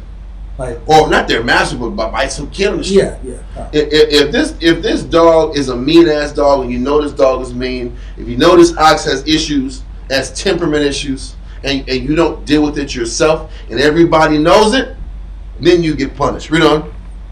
And it have been testified to his owner. So listen, man, somebody's already witnessed and said, man, this animal's crazy. You got to deal with this dude. You got to deal with this damn ox. He's turning up with these horns. I almost got gore yesterday. You know? He hath not kept him in. Meaning you haven't restrained him and done everything you can to keep him in control. Exactly. That's what I'm saying. But that he hath killed a man or a woman. You might have to take his horns out. You might have to shave his horns down if he's that crazy. Whatever you got to do, but you got to do whatever you can to cover your end of the bargain. It says the ox shall be stoned and his owner shall be put to death. You know why? Because he didn't take responsibility to look out for other people's lives. I know. You are responsible for other people's lives and other people's situations. And if you didn't check the situation that you had control of when you had the time to do it, then you're going to suffer, but you're going to suffer the penalty. Because why wouldn't a person? Because they don't give a crap. You almost got killed. That ain't me. That ain't me. He's following me. And it's that selfish me first attitude that the Most High stings. So because of your negligence, you got to die too. You know people die from this. I know that. Happened. So now you guys, the next person got to rethink. Man, that dude wasn't listening. I gotta tighten my zone. Better than that. That's what it means. That's how Israel learned. Because you couldn't morally motivate this person. Huh? So if you have to use death as a motivation, now that means they don't want. They don't want to listen because another person's death. What it's showing you in our maturity. If I tell you that your actions could cause somebody else to death, that was not enough to make somebody move and change. The only thing that would get Israel to change is you're going to die too. Eye for eye. So, just sitting back here and telling the person that, man, I don't want you to do this because you're going to affect this sister, this brother, this servant. That wasn't going to motivate us. The only thing motivated us is you dying. You losing something. That was how the law was constructed. The law was constructed to make it advantageous. If you listened, you will be okay. If you didn't do what you were told, you were going to die. That was the only way to teach a carnal, me first nation of people. Let's keep going. If there be laid on him a sum of money, then he shall give for the ransom of his life whatsoever is laid upon him. Mm-hmm. Whether he have gored a son or have gored a daughter. Wow. According to this judgment shall it be done to him. So he got to pay for it. So once again, if he made the mistake and didn't know that the animal was violent, he still owes. You still get punished. The punishment just isn't your life. You got to pay. You got to pay this family. Wow. You got to pay this family restitution. Read on. If the ox shall punish a manservant, if a ox shall push a manservant or a maidservant, he shall give unto their master 30 shekels of silver, and the ox shall be stoned. Well, the crazy this stoning thing was real, man. What about being humane? No, this damn ox is getting. They're stoning it. Get your bag of stones, man. We're gonna kill this damn thing. Cause you know what? Cause people, we're an agricultural society. We're dealing with animals, and you have servants out, and the servants are dealing with animals every day. It's gonna be work-related accidents, work-related incidents. So you know what? Make sure the safety is instilled. This is also pushing the idea and concept of safety. And my angle was about the shock value of stoning. Everybody was getting stoned. Yeah. You're seeing meat detached from people out. Can you imagine a stoning act?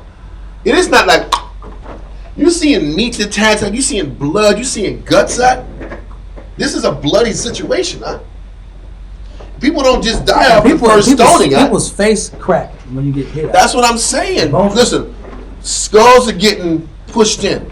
These are some dangerous things that are happening in the midst of the stoning. And this gory, bloody situation is what people have to see on a consistent basis.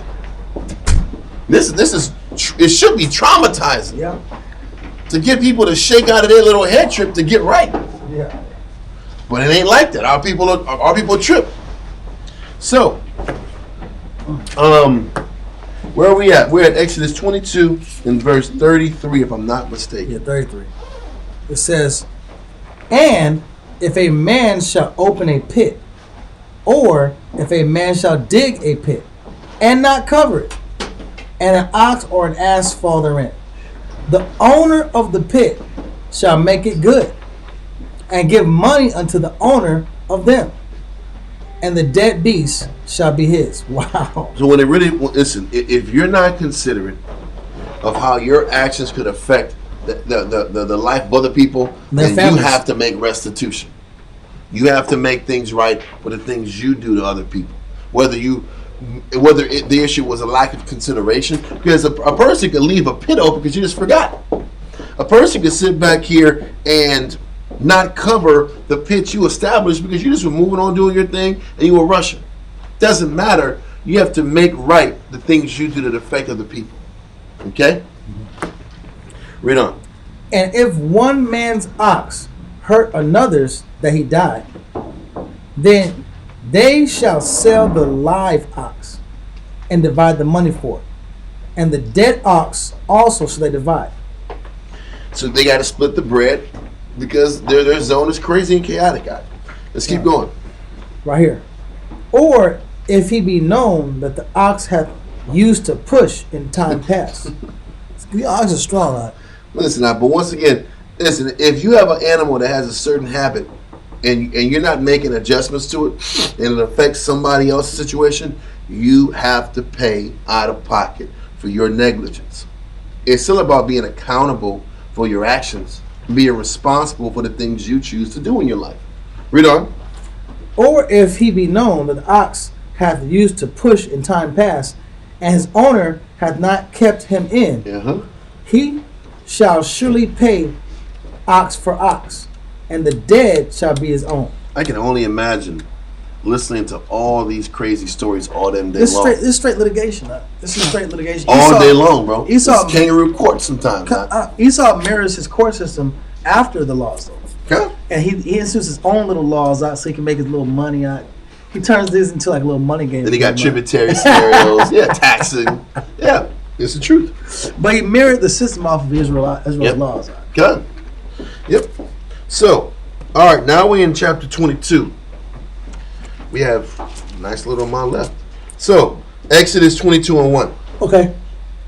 If a man shall steal an ox or a sheep and kill it or sell it, he shall restore 5 oxen for an ox and 4 sheep for each sheep. Okay, so if you steal something, then you got to restore more than double. 5 times, 4 to 5 times what you stole. It was established of this to be a deterrent. Yeah. Because once again, if these deterrents aren't put inside, then you're going to sit back and just keep trying to heist and take in the cover of darkness. You're trying to just take. But he's showing you, listen, man, you got to pay double, triple sometimes, quadruple. Yeah. Read on. If a thief be found breaking up and be smitten that he die, there shall no blood be shed for him. Exactly. Listen. Like you got caught slipping. Yep. If you sitting on my land, on my territory, around my oxen, and I catch you, that's on you, bro. Okay. The homestead laws right here. Yeah. Read on. If the sun be risen upon him, there shall be bloodshed for him. For he should make full restitution. Mm-hmm. If he have nothing, then he shall be sold for his theft. That's the worst. You gotta be a slave. You gotta be a servant for X amount of years, like to pay back your debt. Read on.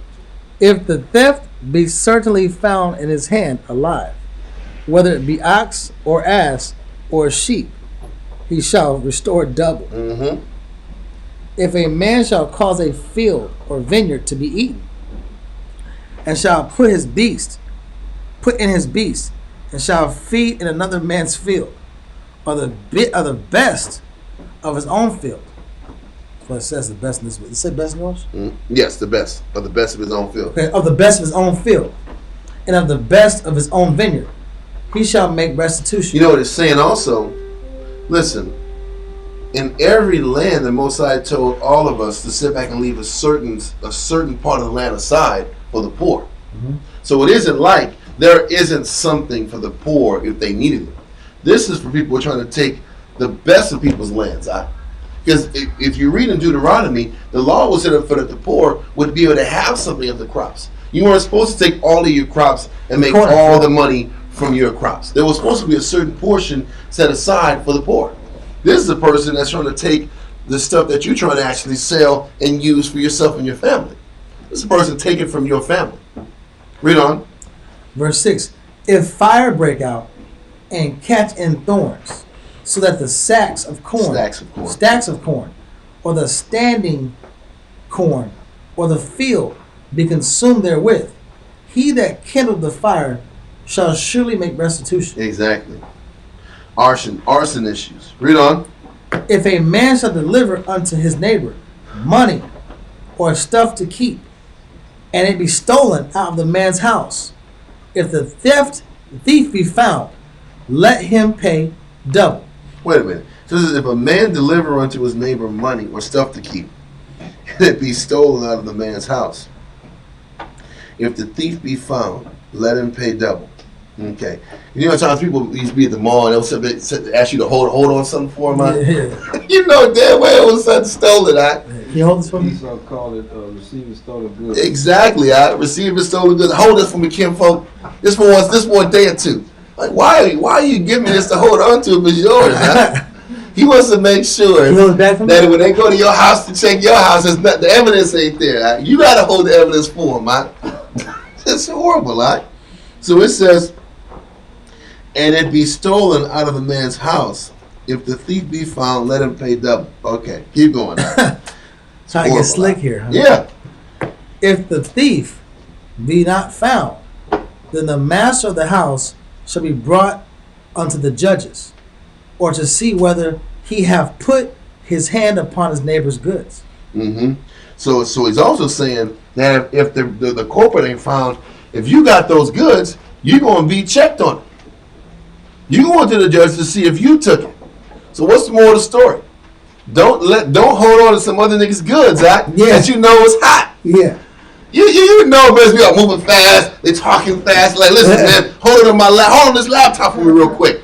A laptop? Why you want to hold to a damn laptop? Or some CDs? Yeah. Why you holding some CDs? Boy, nah, bro. I ain't got no space down the bottom. Because people will come to us like that, huh? Yeah. Are you serious? So if the fans come at me, I'm putting the clinker, right? Yeah. Nah, G, I'm okay, if bro. If the theft be not found. That's what he's saying. I can't find a dude who stole this from me. But I got them. But the man over there, they gave it to me. No, bro. Because they're not doing that conspiracy stuff too. But they say, listen, it's in your, it's on your person. It's on your person, sir. Yeah.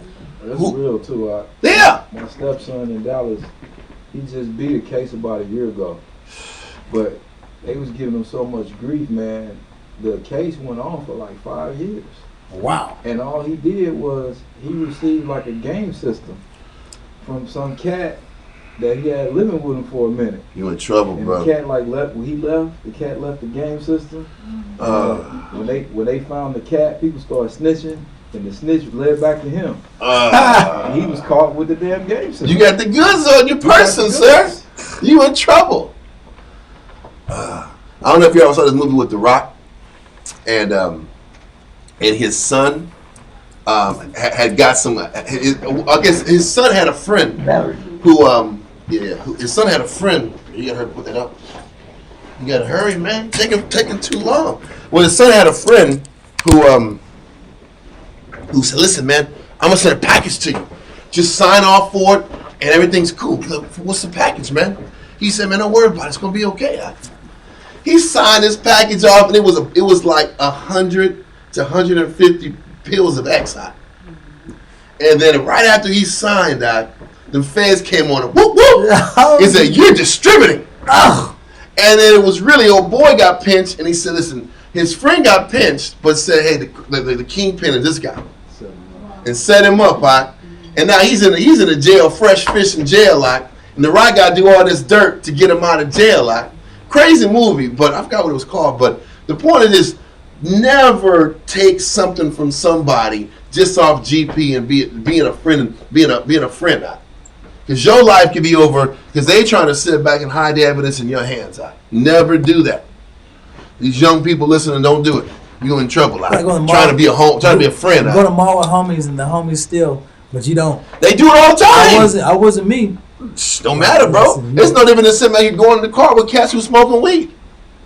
You know, what do they call it? It's guilt by association, man. Yeah. If they're smoking, you smoking. If they stole, you stole. Because you have to fight hard as hell to justify you wasn't with them. And you weren't partaking in it. Anyway. Verse 9. That's what that is. That's what that means, all right? Read on. For all manner of trespass, whether it be for ox, for ass, for sheep, for raiment, or for any manner of lost thing, which another challengeth to be his, the cause of both parties shall come before the judges, and whom the judges shall condemn. He shall pay double unto his neighbor. Exactly. So these are the trespasses that those officers of 10s, 20s, 30s would have to deal with. Okay? Read on. If a man delivers unto his neighbor an ass, or an ox, or a sheep, or any beast to keep it, and it die, or be hurt, or driven away, no man seeing it, then shall an oath of the Lord be between them both. Then he hath not put his hand. That he hath not put his hand unto his neighbor's goods, and the owner of it shall accept thereof, and he shall not make it good. Mm-hmm. Sorry, and he shall not make it good. You said it right. If it be stolen from him, he shall make restitution unto the owner thereof. Or if it be in pieces, torn in pieces, then let him bring it for witness, and he shall not make good that which was torn. Okay?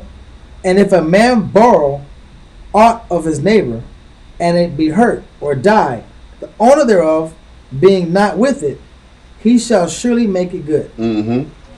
But, so if I borrow something from you, an animal, and it dies on my watch, I owe that to you. It's like you sit back and borrow a shirt that's all funky and torn up out. You gotta take care of it, huh? Or better than that shirt, a lawnmower. Mm-hmm. You borrow a brother's lawnmower and you jack it up, and all of a sudden it's not working after you give it back to him. Do right, man. Don't say, well, it wasn't my fault. No, it was. Even if you use it once and it didn't work. Hey, man, just deal with it. Sometimes that's how life is. Pay to get it fixed. Yeah. Just do it right. Yeah. Read on. It says, and if a man borrow aught of his neighbor, and it be hurt or die, the owner thereof being not with it, he shall surely make it good. Mm-hmm. But if the owner thereof be with it, he shall not make it good. If it be an hired thing, it came for his hire. So it says, if the owner thereof be with it, if the owner was with whatever item that he had, and then the other person doesn't. That was his responsibility. It was exactly. No frivolous lawsuits. Exactly, and that's what he's saying. Is if it wasn't in the person's hands and it was another person's hands, and something went wrong, you owe. If that person was with it, you don't owe. Okay, read on. And if a man entice a maid that is not betrothed, meaning that was not promised to somebody else. Read on. And lie with her, he shall surely endow her to be his wife. So the actual intercourse between the man and the woman is what the marriage is. But the endowment is, now that I took this woman, I still have to pay the father an endowment for what I've done and how I've humbled this woman. I still have to pay this man or her father an endowment. Read on. If her father utterly refuse to give her unto him, he shall pay money according to the dowry of virgins. He still has to pay, even though the father wasn't down with it. He has to pay. Read on. Thou shalt not suffer a witch to live. So what it's showing you also is this: if her father utterly refused to give her unto him, he shall pay money according to the dowry of the virgins. What it's saying is, verse 16 is dealing with a husband and a wife that prematurely deal. Yeah. They prematurely deal. They have sex. Remember we said earlier in class that the husband and wife, if you want to do things the right way, bring both families involved. Yeah. Keep both families involved in a situation so there is a consent there. Yeah. If there is a consent, you don't have to pay this ridiculous dowry of virgins for that act. But if that man and that woman rush and they deal and they have sex and that father didn't really want that to happen, then you owe that man that money. Because that is payment for rushing things. Payment for taking matters into your own hands. Okay? Because it wasn't meant to be that way. Things were supposed to be done decently in order, and these judgments are there for cases when mankind gets in the way and tries to muck things up because of their own selfish ambitions. True. Okay, let's keep going. Verse 18. Thou shalt not suffer a witch to live. That's pretty self-explanatory. And the reason why, because witches are anti-law, anti-Bible, anti-Most High. They make weird, odious sacrifices. And they're about supplanting. They're about supplanting decency and order in society. To be specific, the supplanting aspect of a witch is How can I get what I want an easier way by circumventing, following the laws of the Most High and doing things in natural order? The whole essence of witchcraft is about going different angles and easier paths to get what I want in life. So, and it was also Moses trying to sit back here. All these verses we're reading in Exodus is 3 months or so after we left the Red Sea. And he's trying to correct all of these negative habits that we had leaving Egypt. Okay? Whether it was our extreme ways of dealing with our servants, our extreme ways of dealing with problems. It's also trying, you know what's crazy? The Most High was trying to teach us how to be classy and act royal and regal, because we're about to go into a land of our own, and he was trying to clean us up before we went into this situation. Okay?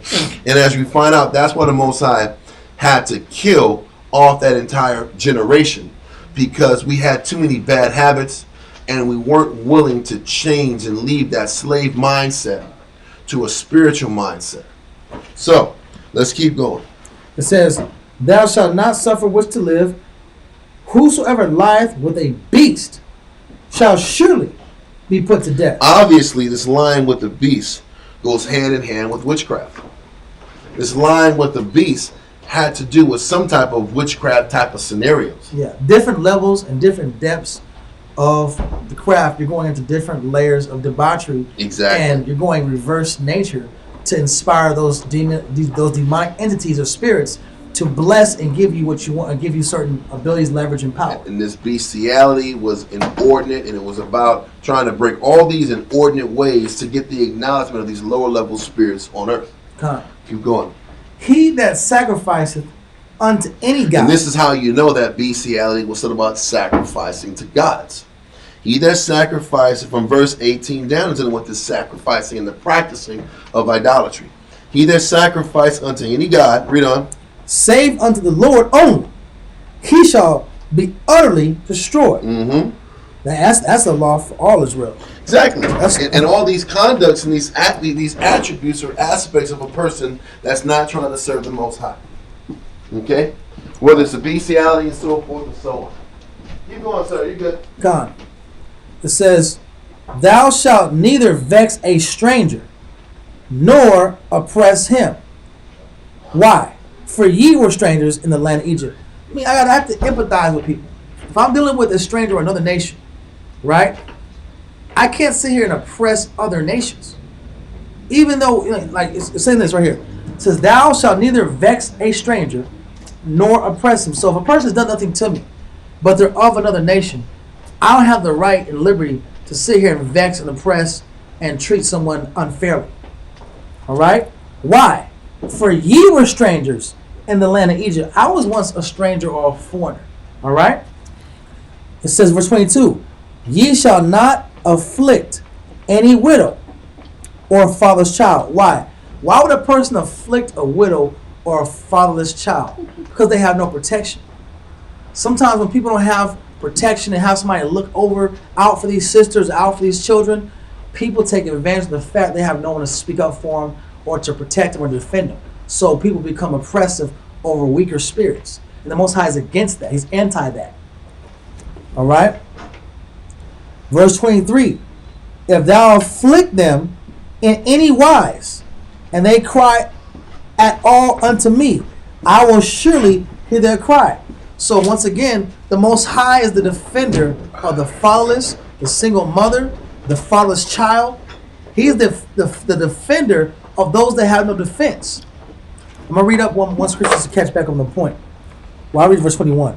Thou shalt neither vex a stranger, nor oppress him. For ye were strangers in the land of Egypt. Was that? I was going to say, we had strangers that were already in convoy with us when we left Egypt. We already had strangers that followed us. We had our servants and we had strangers that left Egypt with us. So he was trying to teach us, once again, I was saying earlier, we were supposed to act and carry ourselves at a higher level than the Egyptian people did to us. So we're the ambassadors of the earth, of the laws of the Most High. We were supposed to be cultivated as the city on a hill. We were supposed to be that nation of people that carried ourselves at a higher honor than the rest of the world. So it says, even the strangers that are amongst us right now in Mount Sinai, don't treat them, don't vex them, don't oppress them, because you have the power to do so. Okay? Read on. It says, verse 22, it says, ye shall not afflict any widow or fatherless child. I can't afflict someone who doesn't have any defense. Exactly. Or somebody to protect them. Because it's like that with kids. You got to make sure that a man has to stay in the life of his children and his family, because there are men out there who don't heed to the laws of the Most High, who will press upon and unrighteously offend your children and your family. Yep. All right. The crazy thing is the scripture talks about being the antithesis of this is to be the father to the fatherless, because that's what the scripture says also. Down in the New Testament, we're supposed to be fathers to the fatherless. Matter of fact,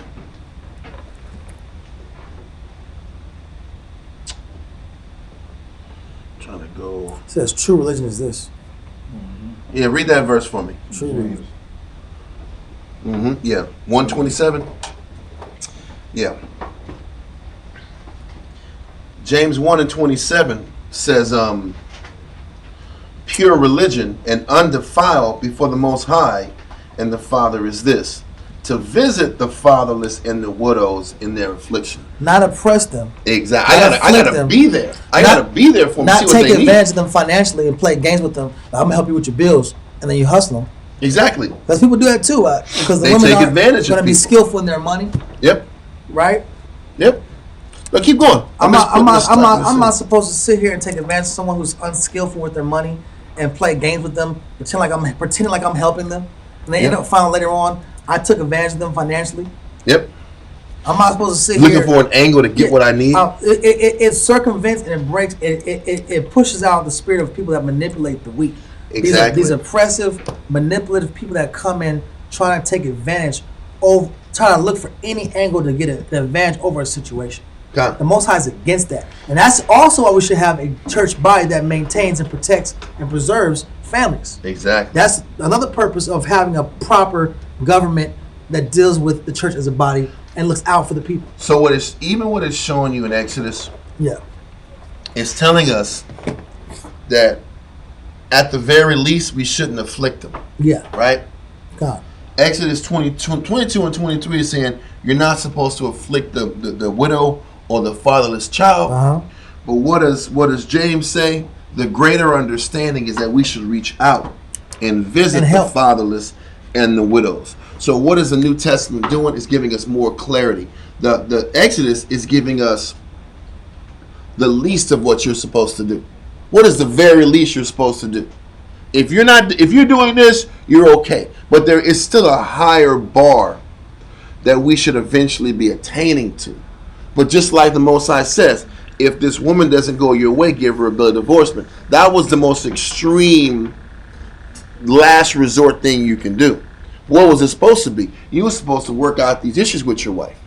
Even in dealing with the eye for an eye and tooth for a tooth scenario. Was it really about eye for an eye and tooth for a tooth? Or was that just a deterrent? That was the last, most extreme thing you can use to deter the chaos that's in our people. But it wasn't intended to be that eye for an eye, tooth for a tooth situation. It was intended to be about showing love and consideration towards your people despite what they do to you. This is the worst case scenario.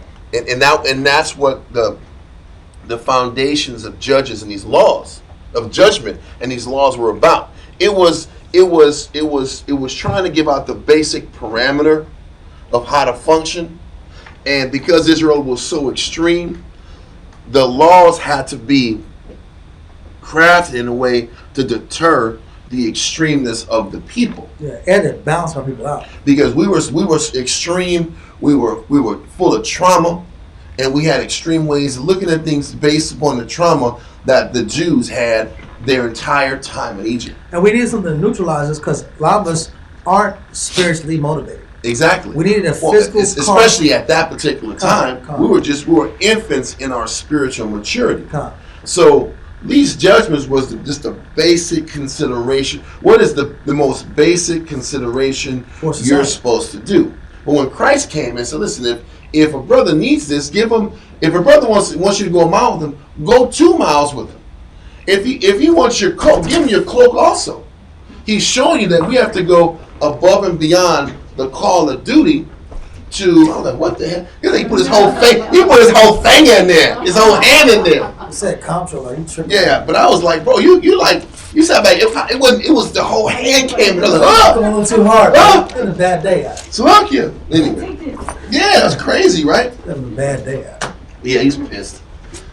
It's like every day's a Monday. Weather's not yeah, so good. exactly. It's cold out here. The hawks out here. I should have to be out here today. Yeah, exactly. That should have to be a government holiday or something. You gonna hate Mondays then? Monday gonna be worse. 5 degrees. Sheesh, man. Verse 23. Yeah.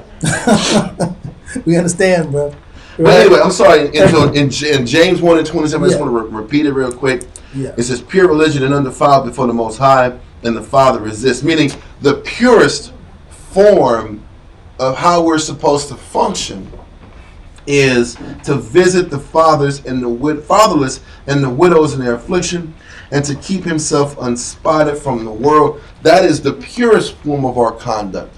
Now, Deuteronomy 22 and 22 is the least of what we can do, is at least don't afflict them. Don't afflict the widow and don't afflict the fathers. That was the least you can do to be accepted in the eyes of the Most High. And the best you can do... Don't offend them. Exactly. The least you can do is not to offend them. The best you can do is to visit them and be there for them. Because you know what it's saying is, the least you can do is don't afflict them and just keep to yourself. Because that's what most people do. They'll see a person going through something, and most people will just stay in their own lane and let them go deal with their issues. That's the least you can do. The most you can do is to go out there and see what they need. But what was Israel doing? They were sticking to the bare basis of the law to be covered. And there was, even with this basic law, there's room for more compassion, love, and mercy. But the law was set up for people who weren't trying to be full of compassion, love, and mercy. And that's why these extremes are already set up. Well, listen, man, if you punch him in the eye and you break his tooth, then you gotta let him go. Why didn't they say don't hit people in the damn tooth? So they gonna lose teeth. The law could have been said that too, right? Listen, don't punch a person in the eye or they can lose an eye. Don't do that. They're saying if you punch them in the eye and they lose an eye, you gotta let them go for the eye's sake. You see the extremeness of the niggardness of our people. But the Most High, what He's doing is, the Most High is instilling the fear of loss in order for our people to consider. And that's the point. Because the fear of loss is how you balance out a person that is impassioned. Yep. A person that's impassioned is not going to use logic. Scripture says anger rests in what? Bosom of a fool. The bosom of a fool. When a person's completely absorbed in their anger, they're not going to use any kind of logic or reason. And when a person's angry, that's what the Most High said is, okay, eye for an eye then. You angry and you want blood? So if you take him out, the only thing that's going to neutralize your bloodlust is that you're going to die too. That will neutralize your bloodlust. But that was not the end all be all, and that wasn't the purest form of what the Most High intended us to be. That was just, and this is why the laws are. And I don't know what I'm saying. And this is why there's the law of Moses, and then there's the law of Christ. The law of Christ is an elevated understanding of what the law's intentions were. It's never about discarding the law of Moses and preferring the law of Christ. All it is the law of Moses is the least you can do to get the Most High's attention, and the law of Christ is the best that you can do to get the Most High's attention. And that's why the Most High Christ said, listen, man, you better do more works than the Pharisees. Your works better be at a higher level than the Pharisees, or you won't make the kingdom. Just going bare minimum ain't enough. He's saying there's way more room for improvement based upon our consideration, our love, and our compassion for people around us. That's the difference. It is not letting one thing go to push another. It's an augmented way of looking at things. That's what this is. That's what the law of Moses and the law of Christ is. It's an augmented version of the law. Okay. I'm sorry, I didn't want to cut you off. I just wanted to bring that point up. No, I'm down with that. I want to harp on one point. Mm-hmm. The law being our what? Our schoolmaster. Mm-hmm. So the schoolmaster is your ABCs, but you can't be on ABCs forever. Forever. You got there's advanced learning. You have your school master, you have your ABCs, then you have your high school, then you have your college, then you have your master's education. It's just an augmented version of your A, B, C, D, E, F, G. And mathematics in college and your master's program is an augmented version of your foundations of your addition, subtraction, multiplication, and division. Yeah. You're not discarding those things. You're adding and stacking concepts on top of what you were already taught. And that's how the law is your schoolmaster. But Christ is college level information. It's master's level information. He's the author and finisher of our faith. Exactly. There we go. He wrote the textbook. Yep. So, but we're gonna keep going, right? Okay. It says, verse 24, for my wrath shall wax hot. So we say, listen, if you afflict and you bother these fatherless children and this widow, you're gonna piss me off. Read on. And I will kill you with the sword. But he's really saying, yeah, if you mess with them, I'm gonna kill you. But I want you to go out there and reach them and see what they need. We're supposed to be fathers to the fatherless. Wow. It says this, and your wives shall be widows, and your children shall be fathers. Phenomenal. Most is the great balancer. Yep. He's the great balancer. And but see, he had to use fear initially to motivate us not to do negative. There had to be the fear of loss for us to even sit back here and function on a basic level of morality. Makes so much sense, man. Read on. Verse 25. Because don't forget. Imagine a person who was a slave. Okay, I'm not going to use the slave part. What happens if you've got a young kid, young black man, young Hispanic kid, who his whole life had no money, right? Was broke, never had wealth. What do most young people that get wealth out of nowhere, what do? They misappropriate it. They blow it on TV screens and cars. And how many damn cars you need? Then you got rims and you got screens in the car. You ever see cats with like 4? What do you need 4 television screens? Then you got the screen on the outside and the back, so people behind you can see what you playing. I was just here, like, what are y'all doing? Everybody got to see what you watching today. And it's normally at night you got to have it playing. There's a cat in this city. There's a cat in this city years ago. He was doing it. Yeah, there's a cat that had a famous lack. He had this baby lack orange, and he had a TV screen in his you know, you open. And those are the worst because these regular cars aren't supposed to be that damn high. You got 24s and 26 rims, and these cars are supposed to be here. They're up here. He had a screen in the gas tank out. So you pump That's gas. Horrible. Yeah. He had a screen in the gas tank out. I was like in the early 2000s. That was a real thing. It was loud. Back then it was like, oh, that was great. The gas tank. It was a time, man. Was that? I've seen that. I'm like, wow. Yeah, or Escalades. Escalades was hot for that too, man. With those areas, the area where the spare tire was, and there was a case over it. You put the screen there, and you got the screen behind the door, behind the seats. Then you had the screen in the panel. Like, damn, screens all around, everywhere. Screens falling down. But what's happening is, this is what's happening with the Jews. We were slaves. We didn't have nothing, and then we started having things. And we didn't know what to do with power. We didn't know how to manage power, how to manage people that are up under us. We had no clue. Just 3 months ago, we was getting our ass beat. So then we're going to whip all the ass that we can get. Oh, you want to disrespect me? Pow! That's happened to me. You're going to get it now. We didn't understand. I'm the man. I get to do what I want. I'm in power. God's with me.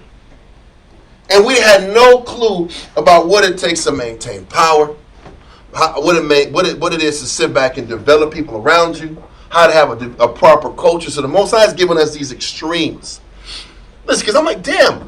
Because I'm reading some of these stories like, if 2 men strive and the wife loses the baby, what the hell's going on? We gonna box right here in the tent, nigga? We throwing hands right in the tent.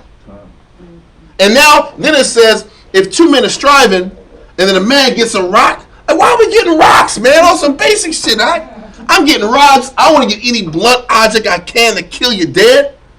It's got to get like that. Then the only thing that's the quench that man, it says, we just read it, and if he doesn't die, but then there's more shit that happens afterwards, then it's eye for eye, tooth for tooth. Yeah. It was like the only reason it had to be said is, listen, why he's going to keep this beef from being Hatfields and McCoys is that you're going to die if you kill somebody. Well, nowadays. That's the only thing that kept them from squashing the beef. It wasn't love, mercy, forgiveness. Hey, forgive what, nigga? It's death. Only reason I ain't going to kill you, you know what it says? I'm going to keep this shit on pause, G.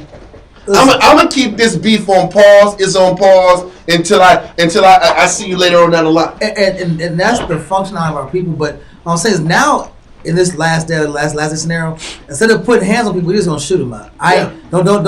I'm not. They didn't rap about it. I don't fist fight no more, man. It's just straight. Cause there's some chumps. That's what it is. We don't fist fight no more. We just gonna throw hands. We just gonna pop pistols out. Yeah. Because we've diminished even more. I know, but the problems, it still boils down to the fact that we just weren't ever mature enough to just learn compassion at the time. There had to be the consequences of death to get us to change. And this is the understanding as we read down the line of the New Testament.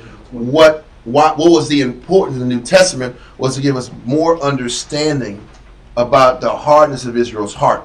Yeah. And why compassion, love, mercy, and long-suffering had to be instituted. Okay, let's keep going. All right. It says, verse 26, if thou at all take thy neighbor's raiment to pledge, thou shalt deliver it unto him by the sun, before the sun goeth down. So, you know what it means? If I borrow this man's garment, bring it back that day, bro. You ever sit back and people be borrowing people's clothes, and it just ends up in your closet permanently out? Our people are good for that, huh? I ain't brought that coat, and you never see the coat anymore. I gotta call you, knock on the door. Hey, you got my coat? Oh man, my bad, dog. I'll bring it tomorrow. Does he bring it tomorrow? No. You gotta. It's a week later. You don't get the coat. Like, what the hell is going on, huh? And then you being a brother, not trying to be petty. Exactly. You don't ask for it. Exactly. But the whole time you want your shirt back. Exactly. and then you see the brother with your shirt again. Yeah, like what happened? Oh, and then you see him like, oh, my fat dog. He wore it 2 or 3 times, and I was giving it to you. He just stretched it out. Then he got his sweat on it. He got his sweat, and he ain't cleaned it out. Yeah. You like, come on, bro. You have it, Z. Now listen, if you're gonna wear somebody, so can you put something under the shirt, man, so your shit don't change the whole DNA of the goddamn shirt? Because that's what be happening. The whole DNA of the shirt changed, huh? And those are facts. If you don't put something under that shirt, the DNA is over. You can forget it, huh? It's your shirt now, huh? And then you start sweating like, that ain't my smell. What the hell's going on? I have done it like that. Damn it! I'm putting this shirt up forever, huh? They asked you for a shirt like a week later. You got another shirt? Like, no. Nah, bro. And all of a sudden, no, I ain't got nothing. You didn't forgive me now? Nope. Like, listen, I'm going to forgive but not forget, brother. Like this. Peace be unto you. Okay, let's keep going, man. All right. It says right here, it says, like, it's crazy that he has to get to these details, like, because you know, it's crazy. He's setting up this judgment, but he was judging Israel for 3 months leading up to this, right? He listened to all this insanity. And he's like, man, what about the niggas that don't be bringing shirts back? I gotta write that. I gotta put that in judgment. If it's a law for it, we was doing it. That's what I'm saying. If there's a law for it, oh my no God. different than now. Moses like, listen, man, can you bring the shirt back before the sun goes down? Right? That's the law. That's gonna be the judgment, all right? Damn. He didn't want the shirt no more. He didn't want the shirt no more then. Jeez, trying to finesse our people out. Golly. It says, if thou art, verse 27. 27. For that is his covering only. Yes, it's his. It ain't yours. You didn't come up because you borrowed it. Now, you know what's crazy? Because don't forget, when you read Exodus earlier, Israel borrowed the Egyptians' gear. Right? Yeah. But borrowing the Egyptians' gold and their garments, they took them. Yeah. So we was taking that mindset back into Canaan. Let me borrow this brother's shirt. I borrowed the Egyptians and it worked out.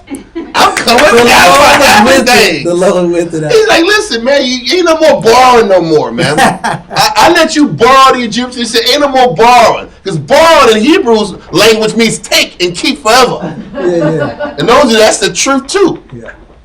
It's crazy, man. Yeah. Read on. It says, for that is his covering only. It is his raiment for his skin. Wherein shall he sleep? Yeah, man.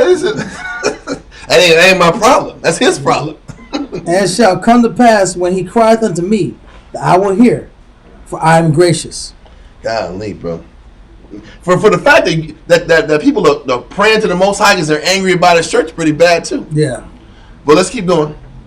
Thou shalt not revile the gods. The revile means to have hatred or an antagonistic mindset towards the gods. The gods somewhat the leadership.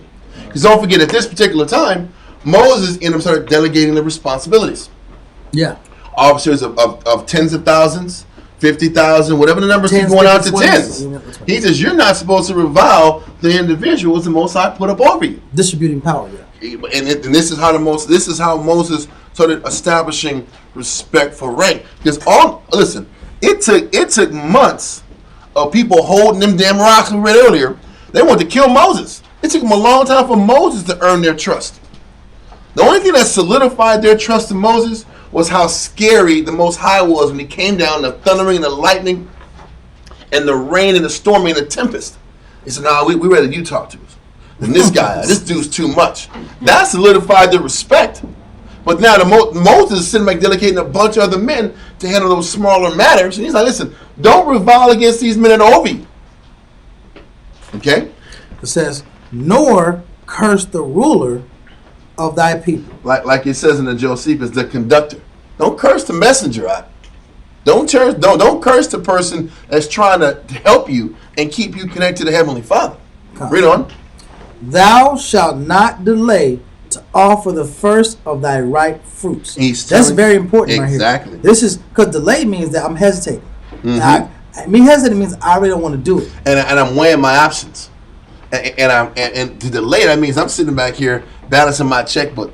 Yeah. Before I sit back and give the Most High what's his. I'm trying to rest judgment here. It's rest judgment, and I'm trying to logically think out how I'm going to take care of what I got to take care of and put the Most High first. Which is hard to do. But that's why it says don't even think about it. Give the Most High off the top of your ripe fruits and deal with whatever you got left. If you take it off the top initially, you don't have to worry about everything else. But it kills the spirit of sacrifice because the Most High wants a free will offering. Yes. The Lord loved the cheerful giver. And he says he wants the best of your ripe fruits. Wow. The best. He says the best of the first of your ripe fruits. That's the best of what you got. Okay. And what's crazy? That's the best of your years in the truth too. Let's be honest about this. Yes. The Most High wants the best of your years. When you first come in, he wants your purest part. Because some people, I ain't gonna lie, have these regrets. I gave this much time to the Most High, and what did I get back? It doesn't matter what you lost. Who was it for? Because everybody can sit back and think about what I went through, what I lost. Because when a person's focusing on what they lost, it's almost like what they gave. They didn't get back what they gave. Yeah. But the fact is, whatever I gave was supposed to be given to the Heavenly Father. Yeah. The ripeness of my youth, or the best of what I can give, is only supposed to go to Him. And the Most High makes each and every one of us know that this is for Him. Because if not, I'm going to have a negative ass attitude and I can't survive in this world. You can't survive serving the Most High if you don't remind yourself this was for Him. And everything you lost and gave up was for Him. Because I don't care who you are, you're going to be you're going to have been let down, not got what you expected you was going to get, because you were giving your service to the Heavenly Father. And things don't work out as planned or as intended. But you know what the crazy thing is? Yeah. It might not work as intended, but what I gave went right where it was supposed to go. And that's what a person has to accept if they're going to be at peace with Heavenly Father. I might not have got what I wanted. It might not have gone the way I wanted it to go, but it still went to the Heavenly Father. And the Most High acknowledging it was the most important element of the situation. Yeah. But when a person hesitates and delays, they're likely to have the spirit of regret as time progresses. Mm-hmm. And that regret turns into I'm not at peace with the Most High. I'm not at peace with the people around me. I'm not at peace with whatever I have to do for the Father. Yep. Yeah. There's no closure. I got it. So this Most High created this law. It helps people be at peace. Helps people stay happy. Helps people have closure. It helps remind what is the intention of your service. What was your intention for? Come. Was it for the Most High or was it for man? But the crazy thing is, the Most High in this particular point is not even giving us that option to choose. He said, "Give me your first, and that's it." He's like, "Give me your first." As we get greater understanding down the line, we understand that it's supposed to be from the inside. Yeah. But He's giving us a commandment. You better give the best of what you got. That's what I demand. You know what I'm saying? Mm-hmm. Now, down the line, that fear is supposed to turn to desire and love. The motivation is fear. Give me the ripe of your fruits, or else. Mm-hmm. As we continue to mature in the truth, we realize I'm supposed to willingly give up the ripeness of my fruits. Mm-hmm. Well, let's keep going. And of thy liquors, the firstborn of thy sons shalt thou give unto me. It's the same thing with your son. Your firstborn son is the Most High's. You can't do what you want with him. He's the Most High's. Everyone else, hey man, they're supposed to serve the Most High, but that first one is the one that you gotta get to the Most High. Not your will. It's not your will. Exactly. Likewise shalt thou do with thine oxen and with thy sheep. 7 days it shall be with his dam. On the 8th day thou shalt give it me. Let me find out what this dam means. That means the mother? It's probably a familial thing. I don't know what that is. But yes. Dam is a female parent. Used of beasts. Exactly. Yep. So it said 7 days an animal, well that's 6 days, 7 days, the animal is supposed to be with his mother. And the 8th day should be given to the Most High. That's fair. Most High being fair to the animals. Yeah. But it's still that firstborn is still not the mother's or yours. It's the Most High's. And that's the one that has to die. Read on. And ye shall be holy men unto me. You know what that also means? You're mine. Wow. That firstborn son is mine. Those firstborn sheep is mine. And your ass is mine. Okay. Read on. Neither shall ye eat any flesh that is torn of beast in the field. Gotta bring this out. You can't have that Edomite kind of spirit out. I mean, you know how Edomites, they're like known for surviving out and this being scavengers, eating dead animals. There's like a lot of shows about that. Yeah. But the Most High Bear Grylls was the king of that, man. Listen, mate. This animal is only 2 days old. It's cold out. Let me sniff it. Take the chance, mate. You know what I mean? And this damn deer was killed out in the wilderness, maybe a disease or whatever the hell it was. Take the chance, mate. You're in a survival situation. Yeah, the lions are eating. I'm coming in after the lions leave. I'll get a little bit too he's done it. They do that, huh? That's like gross, huh? That's very, very low level cavemanish behavior. Yeah. So yes, listen. I don't think Israel will have a problem with this though, man. But yes, don't eat any animal that's on the road that was eaten by something else. Yeah. Let's keep going. Says ye shall cast it to the dogs. It's cool for your dogs, man. Not for you. But you know, once again, he's trying to civilize us. Like, obviously, back in those days, won't forget, we were broke, we were poor, we were slaves. We had that low level mindset. We were in survival mode in Goshen. And got be real. Think about it. Your whole life was gathering sticks, gathering straw, I should say. You had to gather damn straw and then work all damn day long, and you were in subhuman conditions. Israel was struggling. Some of them were. Can I make this point too? Yep. It also shows about us because we still have our people in the Amazon rainforest who kind of in a savage state of mind, and it shows the elements in our people. We get in that condition, that environment, that survival mindset. And it gets passed down. We can go to a subhuman, savage, carnal state. Yes, sir. And walk around naked. Because I was on to why is Gad and Reuben why are we out here just naked like this? I know. That ain't my Reuben. That's other Reuben. That's other Reuben. Like, Reuben was excellent. You didn't remember these Reuben was things? dignified. Reuben was dignified out here in these streets. Well, I'm not saying all Reuben. I'm just being silly. I'm taking great offense to what you're saying, brother. That was Asher, brother. That was Asher and Naphtali. It wasn't Reuben. It wasn't Rahban.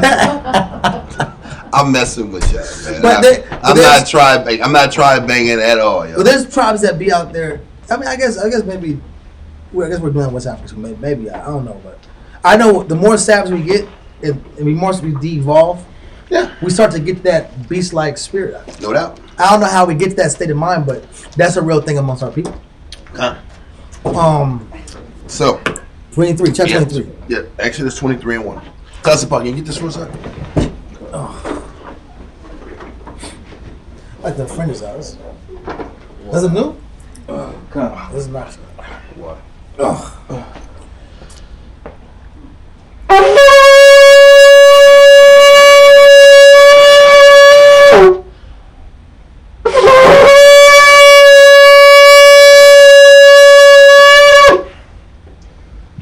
Tazapah, Shah Shabbatah, Rahaban, Ban Yasha'Allah.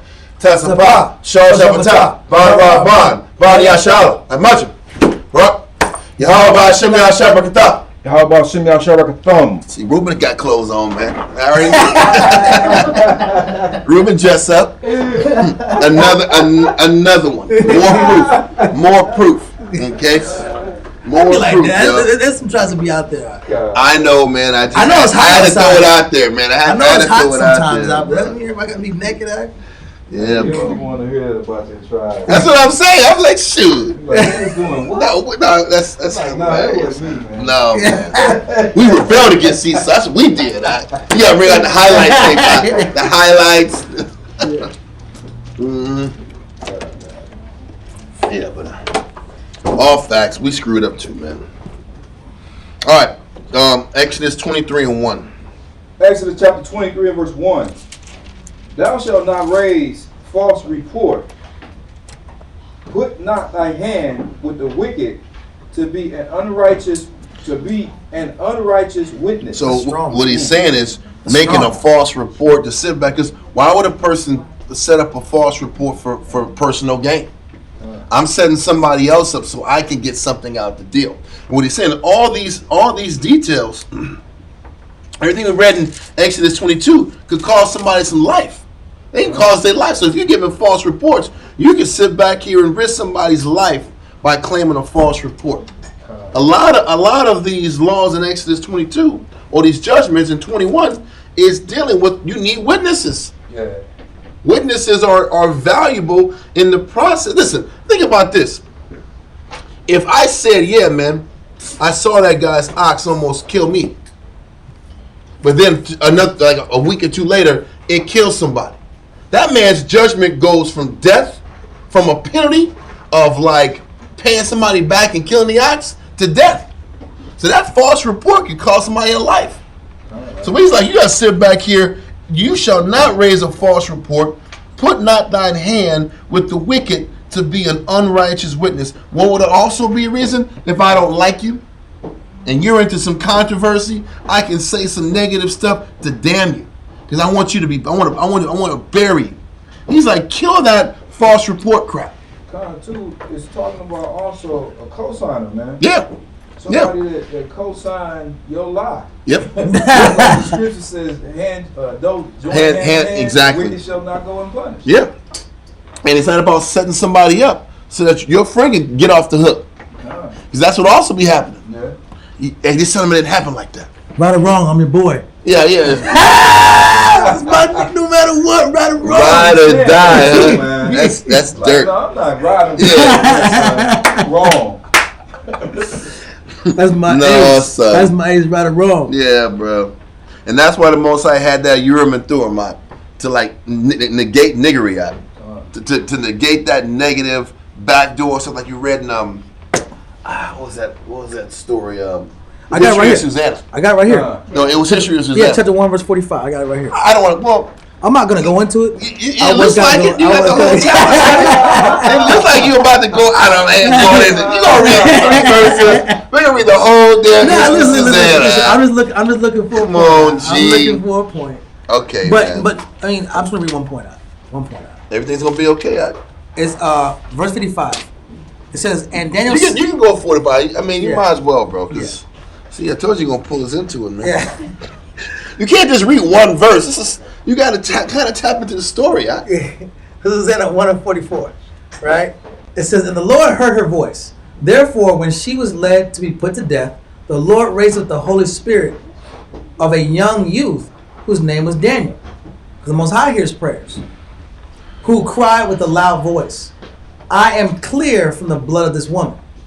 Then all the people turned toward him and said, what means these words that thou hast spoken? You got to make sure you explain where the false witness report was. You have to talk about where the false witness report was. Okay. I mean, that's what I'm saying. You can't just go into that part. I was gonna. The false witness report was the point the Most High had the problem with. Okay. There was a man who dwelt in Babylon called Joachim, and he took a wife whose name was Susanna, the daughter of Kellius, a very fair woman, one of them who feared the Lord. Her parents also were righteous and taught their daughter according to the laws of Moses. And Joachim was a great rich man and had fair garden joining unto his house. And to him resorted the Jews because he was more honorable than all others. The same year there appointed 2 of the ancients of the people to be judges. These men were judges and respected. Read on. Such as the Lord spake of, the wickedness came from Babylon, from ancient judges who seemed to govern the people. These kept much at Joachim's house, and all that had any suits in law. Hold on. Verse 5 says, the same year were appointed 2 of the ancients of the people to be judges, such as the Lord spake of, that wickedness came from Babylon, from ancient judges who seemed to govern the people. So I would imagine these people were brought back from Babylon to Israel. Okay, and they had taken on, they're saying, assuming some of those wicked Babylonian approaches as they were governing the people back in Israel. Read on. These kept much at Joachim's house, and all that had any suits in law came unto them. So they were around Joachim and they saw his daughter. They saw lust in them. Read on. Now when the people departed away at noon, Susanna went unto her husband's garden to walk. And the 2 elders saw her going in every day and walking, so that their lust was inflamed toward her. And they perverted their own mind and turned away their eyes, that they might not look unto heaven, nor remembering just judgments. And albeit they both were wounded with her love, yet durst not one show another his grief. For they were ashamed to declare their lust, that they desired to have to do with her. Yet they watched diligently from day to day to see her. And they were stalking her. They were perverted. And they kept feeding that lust. It was showing you that lust builds day to day. When you don't check your thinking, you don't check your outlook, that lust turns into uncontrollable passion. Read on. And the one said to the other, let us now go home, for it is dinner time. They were the same spirit though. Yeah. So when they were gone out, they parted the one from the other, and turning back again. What they were saying is they were both saying, we're going to get out of here. But they were both thinking, man, I'm going to go back and check this chick out. I ain't finished yet. Read on. They came to the same place. Like, yeah. They was like, yeah, I was fooling you. You was fooling me. And what they were saying is they didn't own up to the depth of their lust side. When they caught each other, like, okay, man, we got to do something about this side. Yeah. Read on. Lust on 10. After that, they had asked one another the cause. They acknowledged their lust. And everybody was hiding it initially. They was hiding it, being fake, lying to themselves. Like, why'd you come back, G? Same reason you came back. Yeah, I know. Yeah, that's what happened. Now they were feeding each other's negative. it was initially their own lust. Right. Then it was they're feeding each other's lust in the same person. Read on. Then appointed they a time both together, when they might find her alone. Believe, bro. And it fell out, as they watched a fit time, she went in as before with 2 maids only. She was desirous to wash herself in the garden, for it was hot. I guess it was a hot spring. Hot day. Okay. You know what, too? It goes right along with the story, what you're saying, because it said that they ceased to look into heaven. Yeah. Meaning they wasn't even taking into account that the Most High was watching them. They didn't give a damn, bro. No conscience. They were just led by their lust. They were led by their lust, and they kept feeding it day in and day out. And they didn't say nothing to each other. And then something happens so they can both realize we got the same damn lust angles. And then when they acknowledge they both had the same lust, now we got to find a way to satisfy this. It just shows you also how lust is fed over periods of time, and a person doesn't just make a mistake overnight. You feed it, you play with the thought, until now I just have to see it through. Okay? Read on. And there was nobody there to save the 2 elders that had hid themselves and watched her. There was nobody to check these 2 elders. When it says they were hid, there was nobody. It says there was nobody there to save. Oh, sorry, I said that wrong. There was nobody except the elders. Save the 2 elders. Save any except the 2 elders. So the 2 maids left. The 2 maids left, and it was just Susanna and these 2 elders. Read on. That had hid themselves and watched her while she was taking a bath. Read on. Then she said to her maids, "Bring me oil and washing balls. Shut the garden doors, that I may wash me." So then she sends off the maids to get the washing ointments and stuff. Read on. And they did as she bade them, and shut the garden doors, and went out themselves at privy doors to fetch the things that she had commanded them. But they saw not the elders, because they were hid. Mm-hmm. Now, they had closed the doors, and they were hid inside her bathing area, like in her bathroom. Read on. Now when the maids were gone forth, the 2 elders rose up and ran unto her, saying, "Behold, the garden doors are shut, that no man can see us. We are in love with thee. Therefore consent unto us, and lie with us. If thou wilt not, we will bear witness against thee that a young man was with thee." This is wicked. That's what we was reading in the false report. This is life or death. That young man was with thee. Because what they're saying is, listen, bro, if you don't do what we want and break the law, you're gonna die anyway. Because if your husband finds out you with a young man, you're dying. So you're screwed either way. And that's where the false witness kicks in. That's why the Most High hates that false witness. Because you're putting a person in a rock and a hard place. So read on. And therefore thou didst send away thy maids from thee. That's why you sent them away. Mm-hmm. And that might have been how people did things. Well, see, this is the setup. And then the answer is this. Who is everybody going to believe? You or the elders? And that's the that makes it even worse. I'm going to use my reputation to my advantage. Because we're going to both co-sign to what we saw. Read on. Then Susanna sighed and said, "I am straitened on every side. I'm cornered. They cornered me." Read on. For if I do this thing, it is death unto me. And if I do it not, I cannot escape your hands. Exactly. I'm dead across the board. If I did what you have, I'm destroying my spirit. If I don't, I'm dead. Read on. It is better for me to fall into your hands and not do it than to sin in the sight of the Lord. So and this was her in the spirit saying, "Man, I'd rather sit back here and you snitch on me and I die than the Most High destroy me. Fear not the ones that can hurt with the hands, but the ones that can't hurt with the hands." God. Okay. Body and soul in hell. Yeah, body and soul in hell. Read on. It says right here. Then ran the one and opened the garden door. So when the servants of the house heard the cry in the garden, they rushed in at the private door to see. Oh, well, hold on. You missed. It's just you missed verse 24. It then said with that, yeah. With that, Susanna cried with a loud voice. That's the only thing she had, because that's what the law says. If she cried not, then she consented. All she had was the fact that she could cry. Okay? Read on. That's in Deuteronomy 22 and 28, chapter 22. But keep going. And the 2 elders cried out against her. No, she did it. No, she cried. He said, no, I seen her. I didn't seen her.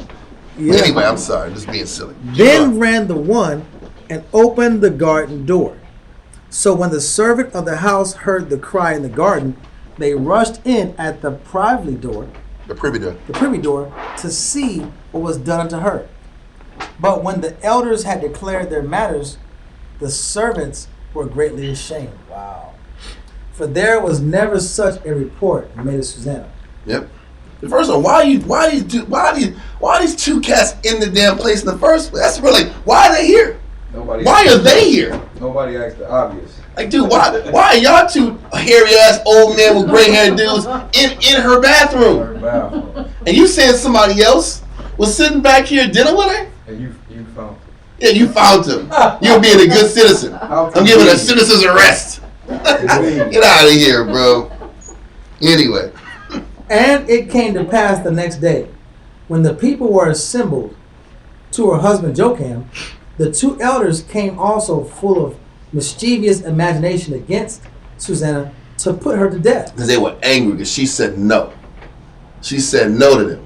You know, she gonna die then. And they're embarrassed too.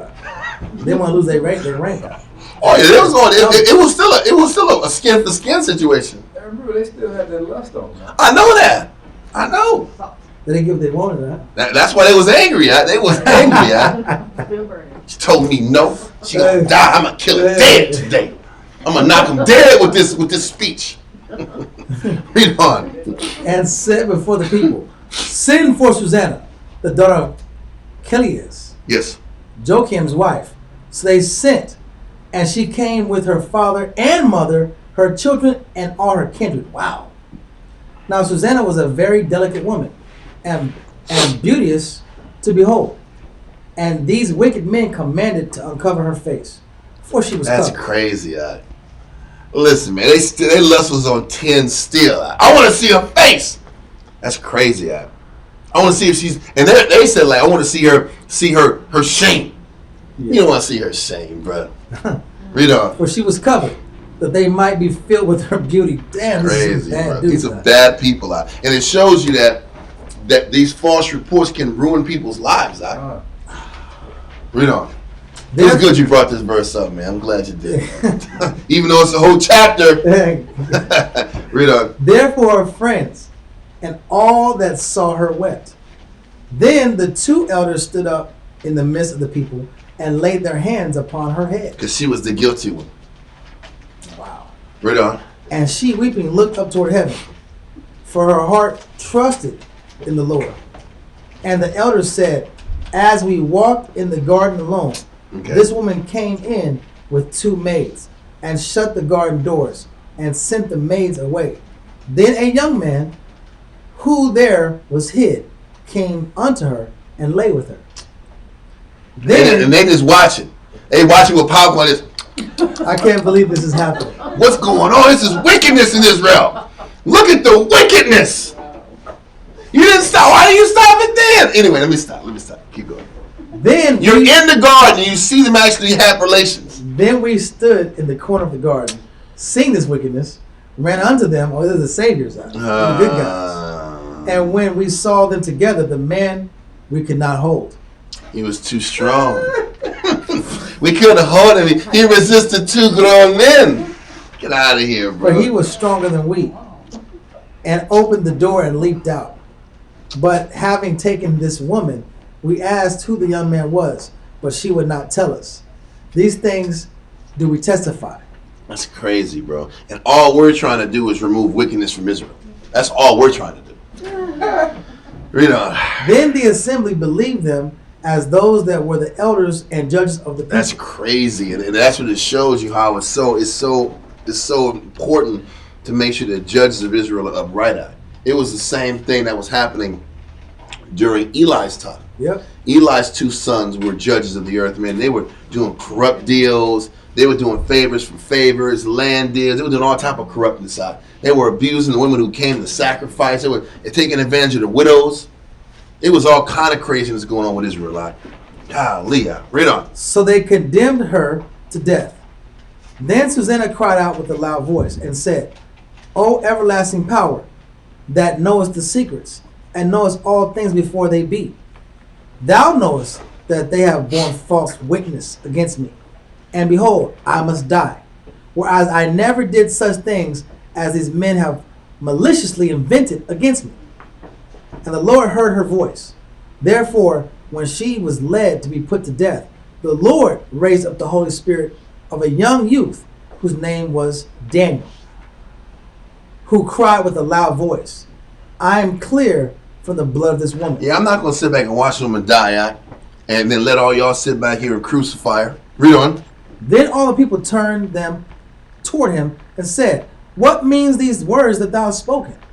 So he, standing in the midst of them, said, Are ye such fools, ye sons of Israel, that without examination or knowledge of the truth, ye have condemned a daughter of Israel? You just gonna sit back and just take these cats words for truth, not even asking questions? You don't even ask the real questions. That's Why are we all in this chick's bathroom? It's a garden, but it's her bathroom. I didn't even talk to her. I know. It's crazy. They didn't talk to her. They didn't ask these guys the real questions. Read on. Return again to the place of judgment, for they have borne false witness against her.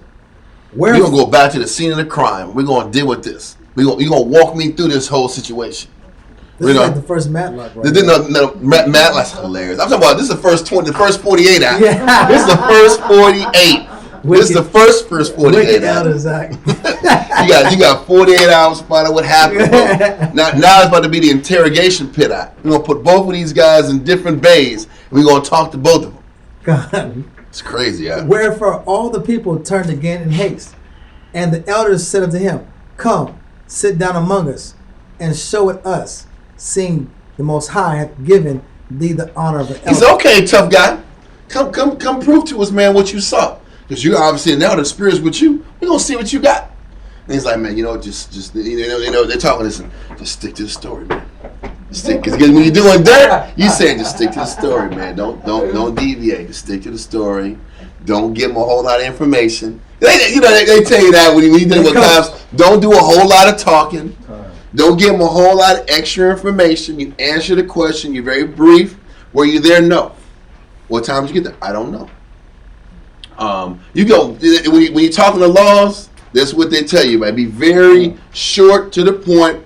Don't get all yapping. They don't catch you in some slip up if you talk too much. So you know these guys are saying the same thing. Keep it simple, man. Keep going. Put these two aside, one far from another. And that was the spirit of interrogation. That's what they do even to this day. You got 2 or 3 cats doing dirt. Split them up, Split them up, And somebody's gonna mess up. And I will examine them. Now, and the funny thing is, there's no time to set your story up either. That Bill Duke. Is that? Oh yeah. I was gonna use that one. I was thinking about that one. I was thinking about the one with Pop, and he was out there sitting back here smoking with everybody and talking. He was BSing with him. And the other guy wasn't Gridlock. It was Juice. It was Juice. Because remember they picked him up in Juice, and they picked the light skinned brother and the chunky dude. Right. And the chunky dude kept being all scared and fumbling with his words. But Bill Duke was the best one because he was scary out. He was like that long thing out. He's like, you know, you done messed up, right? I went and got the beer at 8:30. So you got the beer at 8:30. He says, no, I got I got the beer at 10 o'clock. He says, see. Listen, it was phenomenal. That was a phenomenal damn scene right there.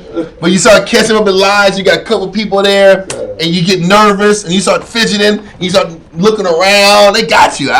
These guys are professional. They can find BS like this. They're good at it.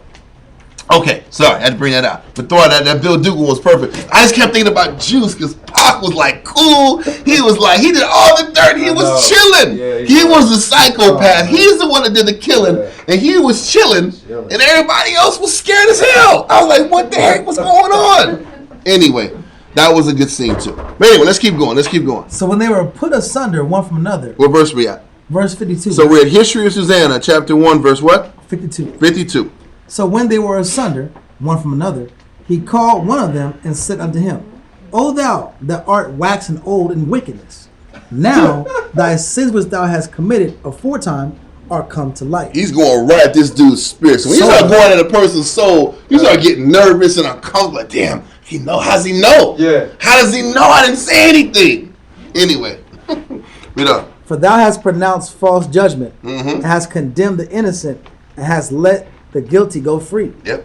Albeit the Lord saith, the innocent and righteous thou shalt not slay. Yep. Now then, if thou hast seen her, tell me, under what tree sawest thou them companying together? So he says, what tree did you see them dealing under? Read on. They were in the garden. They were in the garden. He's in the garden. Exactly. So what tree were they under when they was doing this dirt? Read on. Who answered, under a mastic tree. Okay. And Daniel said, All very right. well. He said, I'll be right back. You go to the other guy. Yeah. Now, okay, you man, I'm gonna go to the other guy and see what he say. That's dope. I know this guy. He's sweating bullets. I like good. This is a garden. This has different kinds of trees. Though. I know that. Listen what he told them. That's crazy, bro. Thou hast lied against thy own head. You know he lied. Exactly. Now, even now, the angel of the Most High hath received the sentence of the Father to cut thee in two. Wow. It's a hell of a judgment right there, bro. Already got the orders. Bro. Read on. So he put him aside and commanded to bring the other and said unto him, O thou seed of Canaan, and not of Judah, beauty hath deceived thee, and lust hath perverted thine heart. Thus have ye dealt with the daughters of Israel, and they for fear company with you. But the daughter of Judah would not abide your wickedness. Now therefore tell me, under what tree didst thou take them accompanying together? Who answered, under a home tree. Then said Daniel unto him, Well, that's how finger came out. That Bill Duke finger came out right there. You know you done messed up, right? I'm gonna keep going. thou hast also lied against thine own head. For the angel of the Most High waiteth with a sword to cut thee in two, that he may destroy you. Not good. With that all the assembly cried out with a loud voice and praised the Most High, who saved them that trust in him. And they arose against the two elders, for Daniel had convicted them of false witness by their own mouth. And according to the law of Moses, they did unto them in such sort as they maliciously did it to do to their neighbor. And they put them to death. Thus the innocent blood was saved the same day. And this is why the Most High has such a hatred towards a false report. Because you're going to destroy somebody's life because you have a score to settle. Because you want to sit back and injure a person in a way that would permanently damage them. Read on. It says, Therefore Caius and his wife praised the Most High for their daughter Susanna, with Joachim, her husband, and all the kindred, because there was no dishonesty found in her. From that day forth was Daniel had a great reputation in the sight of the people. God. Wow. That was a great story. So, let's go back to Exodus 23, because it just gives greater understanding as to why a false report, how the Most High has such issues with people raising false reports. What you going to say? Sorry? They were still in captivity too in Babylon. Yeah, well, it was in Babylon? Yeah, they were there. Yeah. Because this is when Daniel kicks on the scene, and then you It read is. chapter 1. Yeah. Daniel was in the captivity of the Babylonians Yeah. and the Persian Empire. Exactly. So they were in Babylon. Wait.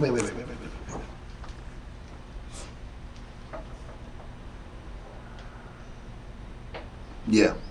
You know, also shows too. Yeah. It shows how Yes. when we were in captivity Right. under the nations, not in America, but under the different nations, we were still allowed to deal with our own people Yeah. in like law systems. Yep. But in America, we completely got destroyed. We completely lost Yeah.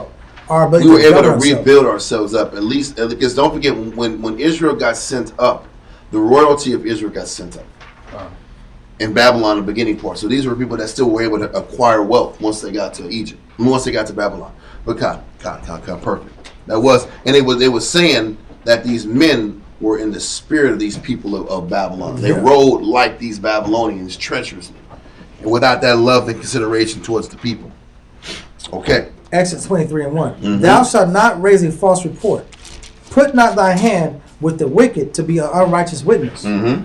Thou shalt not follow a multitude to do evil. Neither shalt thou speak in a cause to decline after many to wrest judgment. So whether I'm doing false reports or I'm sitting back here and trying to craft something to wrest judgment or to change judgment, rest is short for wrestle. So what happens is it says, neither shalt thou speak in a cause to decline after many to wrest judgment. A lot of times you can sit back here and create doubt and create question and create a lack of understanding based upon how I communicate to somebody. And he's like, listen, whatever you do, communicate straight up.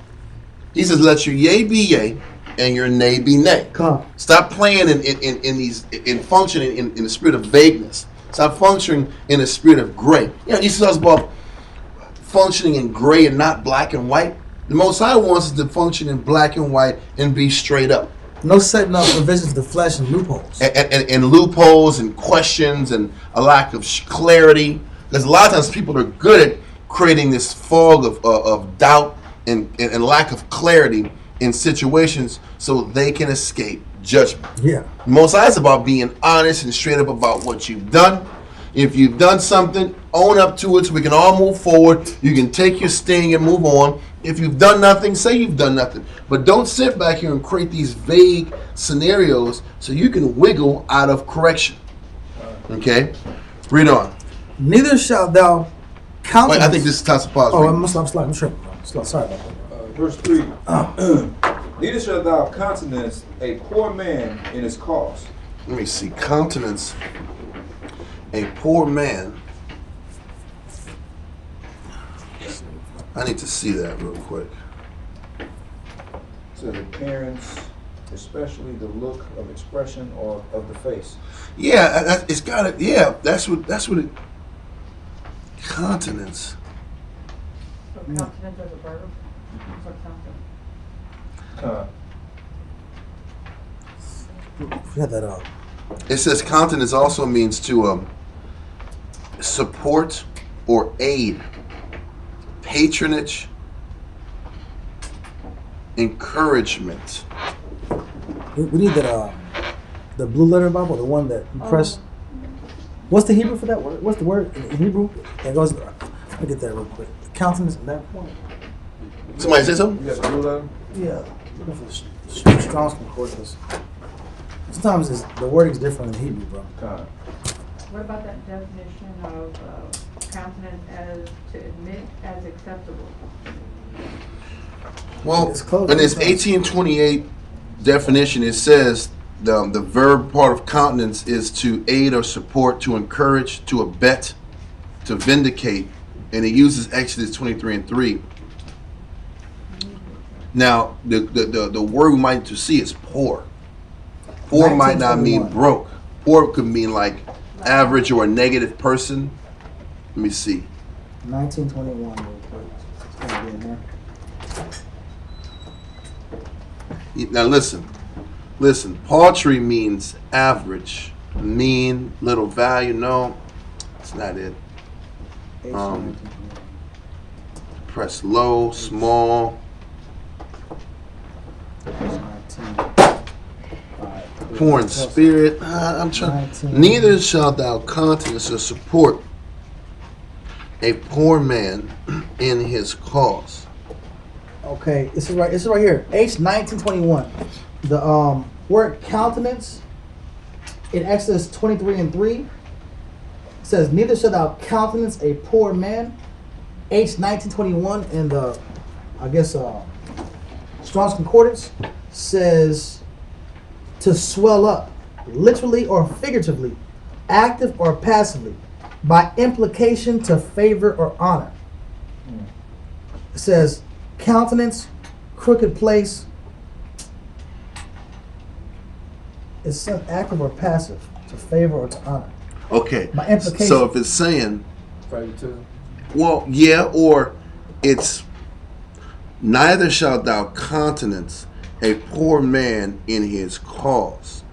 Maybe it's saying you can't make a person high-minded in a situation where he's supposed to be humble and meek.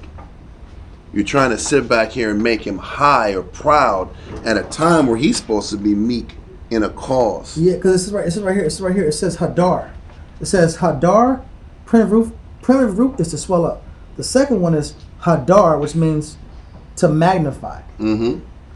So it's like a person's that really poor might not mean financially poor. That's what I'm saying. But this man, these elders were poor men, and they were poor when it came into virtue.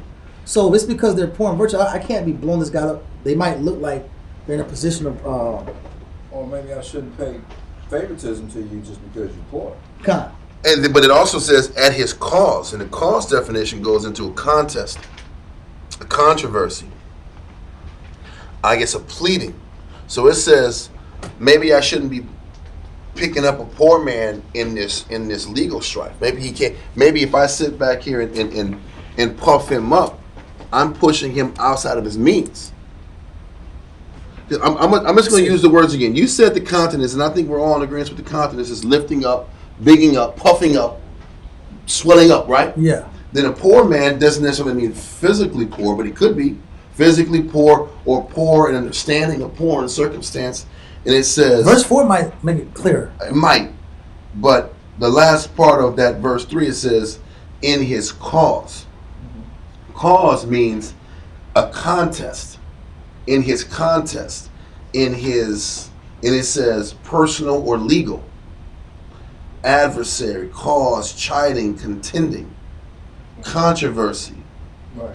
So the contest is talking about his trial. Exactly. Yeah. So we're not supposed to big up and elevate a poor man or person who's lacking in a trial. It's like a guilty person. This person's guilty. You know this Yes. person's guilty. Exactly. I'm gonna sit here like that. And it's still about defending this poor man in a trial where he's being exposed for his But weakness. he's That's guilty. what it is, and that's the point. This guy's guilty. This man, these elders. And I'm defending a guilty man. Yeah, because that's what happened. These elders were guilty. Because it's still the spirit, because really, verse 3 is an explanation of verse 2. It's still the wrestling of judgment. I'm trying to sit back and defend a guilty person. I'm defending a guilty person by wresting judgment. Or I'm following these poor people in a cause. It's like a lawyer. Yeah. You examine your That's exactly client. what it is. I examine my client. I found from my own examination this guy is guilty. Yep. I know this dude's guilty. Mm-hmm. But Now, you're going to defend this poor man in a cause. I will never lose. I will never lose a trial. This is I don't the care what one nobody I- says. I'm not going to lose. Yep. And yeah, you know, you mean devil's advocate stuff out here. I've never lost a trial. Yeah, but you let this guy go free. This guy was a murderer. This guy was a pedo. Because the poor man is the person who's lacking. I could be lacking in evidence. I could be lacking in being right. And I'm backing this person that's lacking and doing things the right way. Poor in spirit, like and I'm justifying him. Yep. I'm And it's still justifying dealing with wicked wresting judgment. Exactly. I'm justifying and defending a person that doesn't deserve to be justified. Or I could be lacking I could be lacking in unrighteousness, like verse 1. Mm-hmm. Yep. Verse 1 says what? Let's read it again. Put not thine hand with the wicked to be an unrighteous witness. Yeah. And it's still about backing a person in his negative and not standing up for what's right and separating yourself, even if you guys are homeboys. Yes, 1 through 3 is the angle. I think verse 4 is something else. Yeah. Yeah, it is. Yeah. Yeah, it's about some enemies, It's oxes. a different topic. But 1 through 3, that's perfect. That's perfect. It's kind of like giving you all the different scenarios where you might be tempted. To wrest judgment, to back somebody that doesn't deserve to be backed. Exactly. Because the crowd was backing up those priests. Yeah. They just automatically owned up to it. Yeah. And they were poor in evidence. They were poor in evidence. They didn't have enough to back up their assertions, but they backed it automatically. Poor doesn't. That's not about necessarily money. It's just poor. You ain't got no real evidence. You just got your word against his.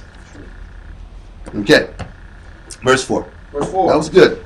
If thou meet thy enemy's ox or his ass going astray, thou shalt surely bring it back to him again. So I shouldn't be walking around here and dealing with grudges and letting grudges affect just common consideration. Read on. Verse 5. If thou see the ass of him that hated thee lying under his burden, and wouldest forbear to help him, thou shalt surely help him, or help with him. Verse 6 gives another answer to verse 3.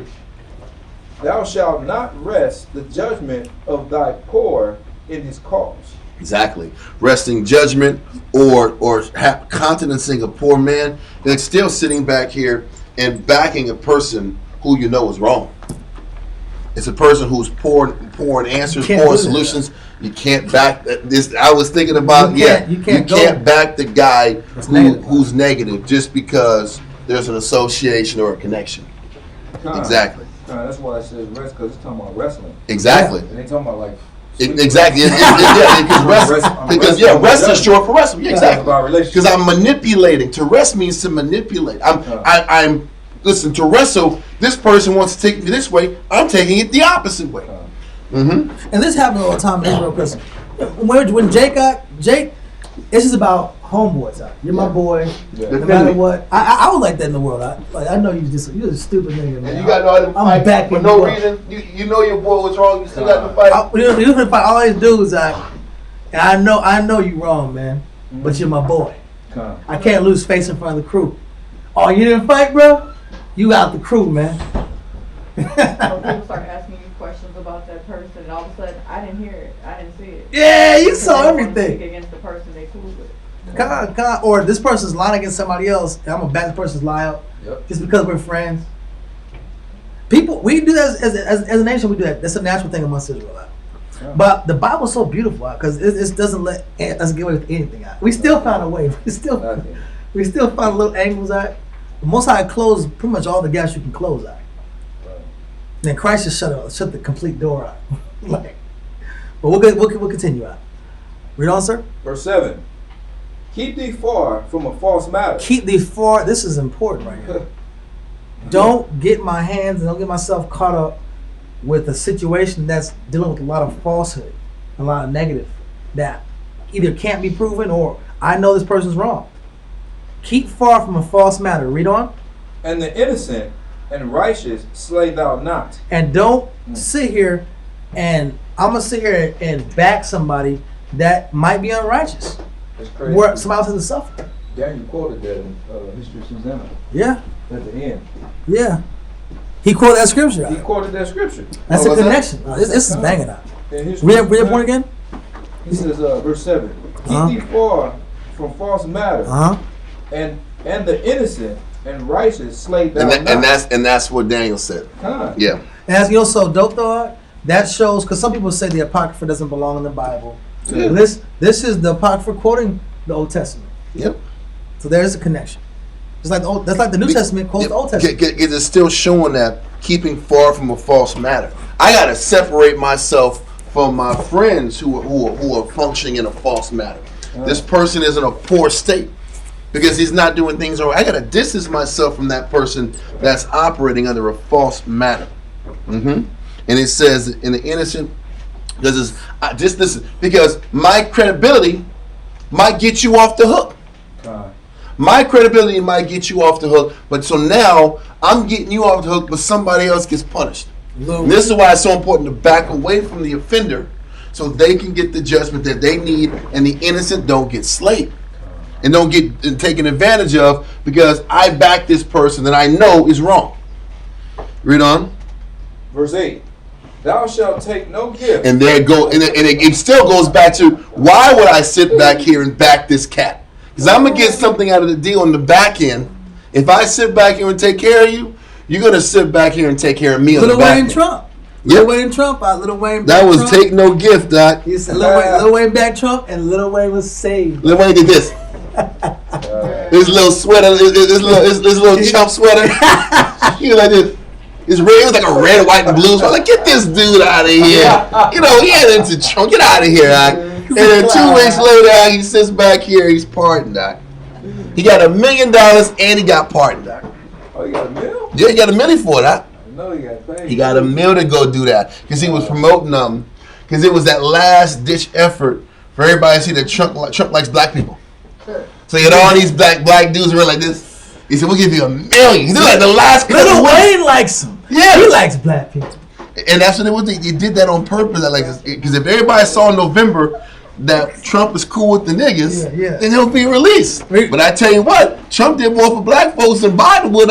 He let Kodak go. Let me mess. He let Kodak free. He got him out. I'm messing around. I'm just being stupid. He got Kodak out. That's crazy. I needed Kodak to be out. I didn't need Kodak to be out. I needed that. Listen, I like that dude. That dude is horrible. Anyway, he's trying. No, he's not. I'm sorry. None of these dudes. What are they trying? He's trying. I'm gonna tell you how he wasn't trying. He was supposed to give X amount of thousands of dollars to the community. He only gave like half or a quarter what he said he was gonna give. Oh, for real? Yes, those are facts. Check the damn Yahoo News over the hell news service you want to read. Kodak didn't give all the bread up, bro. He got to talk to He know he is. He knows the Jew. Oh, okay. Let's see what he does with it. That's why I was like, give him a chance. Damn thing. That's what I'm saying. He made an album called Bill Israel. Come on, That's what I'm saying, bro. Give him this. See, what you're doing? You're messing just on the phone. Get him out of here. Listen. You're supposed to keep far from the false matter, brother. Shalt thou not countenance a poor man in his cause, brother? Because that's what you doing. You countenancing the hell out of that brother. Oh my God! But see, that's how people free this dude, free Pimp C. Why don't free Pimp C? This thing was negative as hell, right? Come on, bro. He's from Texas. Come on. I'm from Texas. Port Arthur. Free him. Okay, bro. Free Bobby Shmurda. No, leave that nigga in jail, right? You leave that nigga out in the streets, right? He made a good dance. He made a good dance, so he had no experience. The law is made for the lawless. Yeah, exactly. What are you doing? What you doing, boy? Come sit down. Oh man, but you all right? Okay, it's okay. All right, here we go. That's good. This is good stuff. Let us continue. It's good. This is good stuff, though. Verse 8. Verse 8. Thou shalt take no gift. What's Kodak giving you, man? What's Kodak giving you to push this man on national TV? I'm messing around. Okay. For the gift blinded the wise. Exactly. Now there's an allegiance because you gave me something. Read on. And perverted the words of the righteous. Con. Also, thou shalt not oppress a stranger, for ye know the heart of a stranger, seeing ye were strangers in the land of Egypt. But once again, when the Most High changed our scenario from nothing to something, all of a sudden we lost empathy, we lost compassion, we lost mercy. And listen, man, you can't sit back here and lose mercy when you were strange in another land too. Okay, read on. And 6 years thou shalt sow thy land, and shalt gather the fruits thereof. Mm-hmm. But the 7th year thou shalt let it rest and lie still, that the poor of all of thy people may eat. So what it's saying is, what the Most High ends up doing, he says, work the land for 6 years. It also lets you know that when it gets into more specifics in Deuteronomy, that the land was going to produce twice as much in that 6th year to cover that 7th year.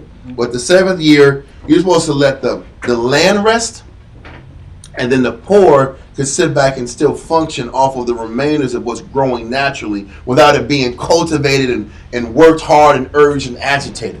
Okay? And then also through the years, it ain't just the 7th year where they can eat.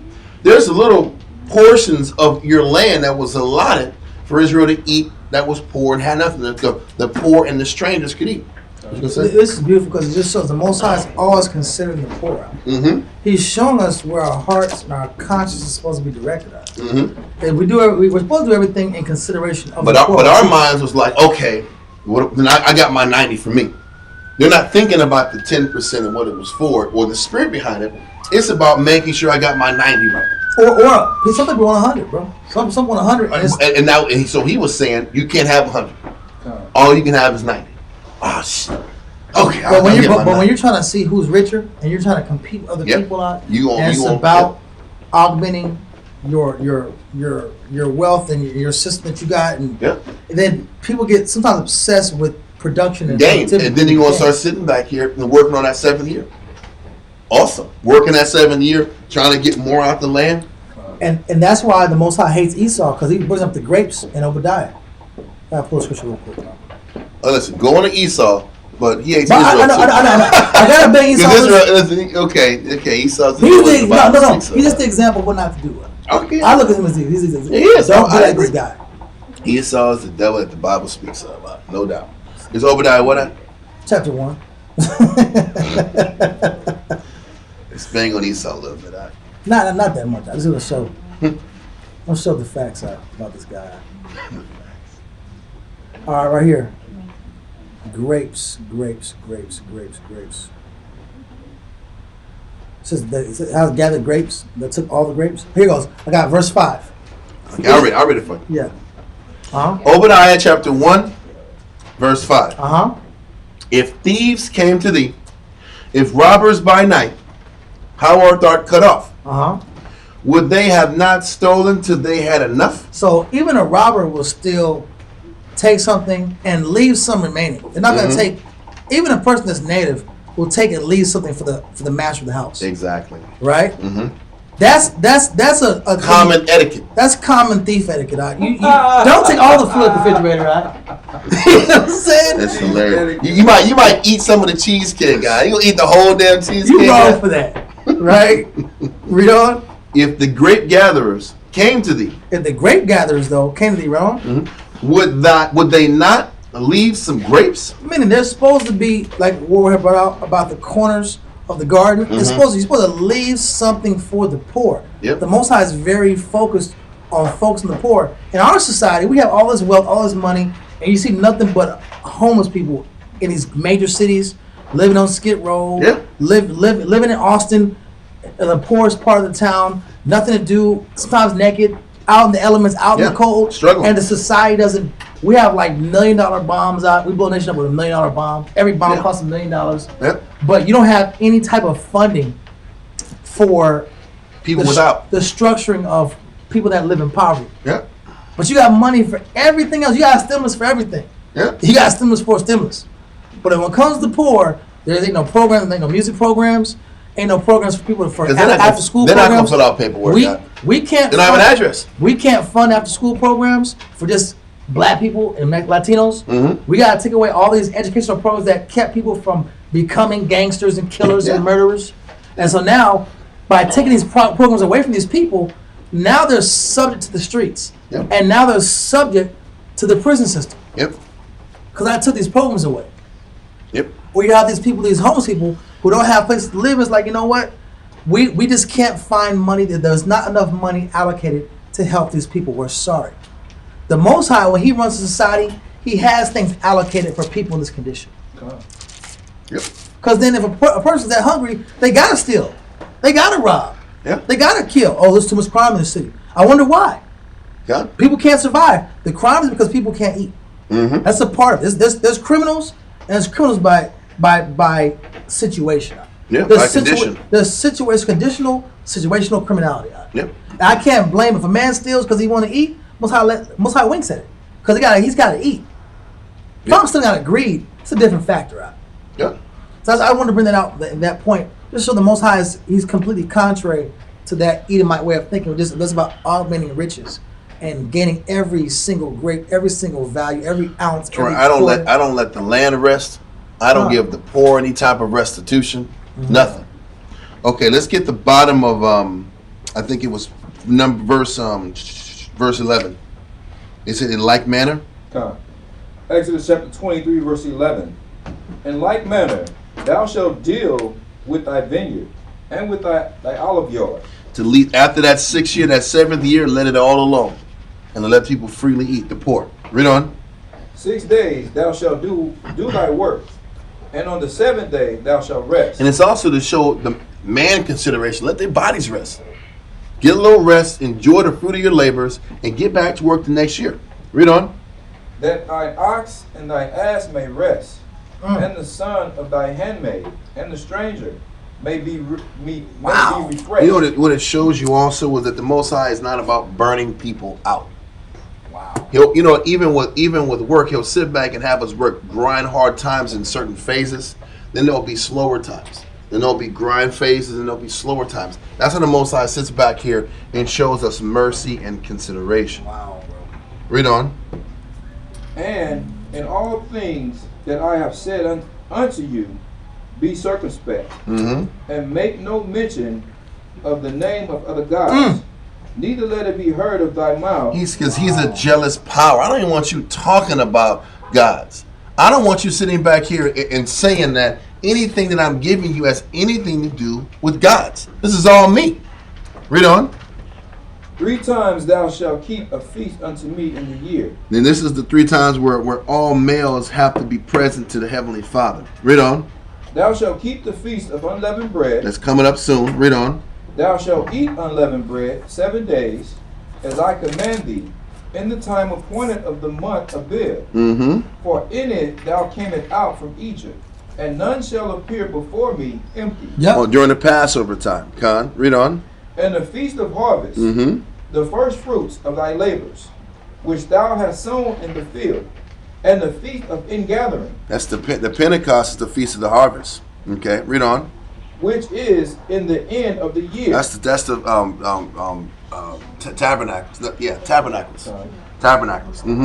Read on. When thou hast gathered in thy labor out of the field. So it's the feast of tabernacle when you've already gathered all your labor and you're working on all the disputes that had been happening over the course of the year at the end of the season. Okay, read on. 3 times in the year all thy males shall appear before the Lord power. Thou shalt not offer the blood of my sacrifice with leavened bread, neither shall the fat of my sacrifice remain unto the morning. And then this is referring to the Passover. Read on. The first of the first fruits of thy land thou shalt bring unto the house of the Lord thy power. So at that harvesting time, when we're sitting back here reaping all the benefits of our hard work, the first fruit goes to the Most High. Read on. Thou shalt not seeth a kid in his mother's milk. You shouldn't cook a goat in its mother's milk. This is dealing with an example of witchcraft. Okay, because in certain witchcraft circles, you would sit back here and cook a damn goat in its mother's milk. And this is something that has to do with witchcraft. And I don't have any specifics to it, but it is witchcraft related. And this is what the Most High was just trying to get us to not tap into that zone. Don't tap into these wicked angles. Because he said earlier that I don't want to hear anything about other gods spoke out of your mouth. And he said that just a little ways up. He's like, listen, man, I'm the one in power of this. I don't want you to do anything that has to do with the acknowledging of any of these gods. Read on.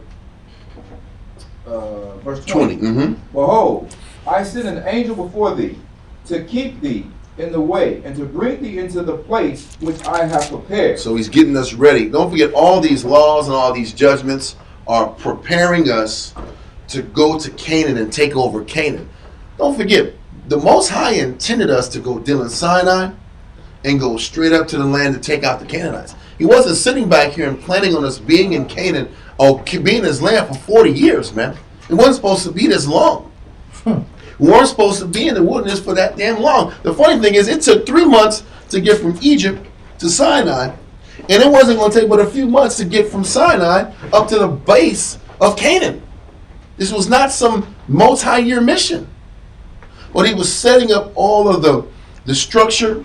And a little bit later in the chapter you're going to read, they were setting up the tabernacle because the Most High was tired of having Moses go back and forth and up the damn mountain and talk to the Most High.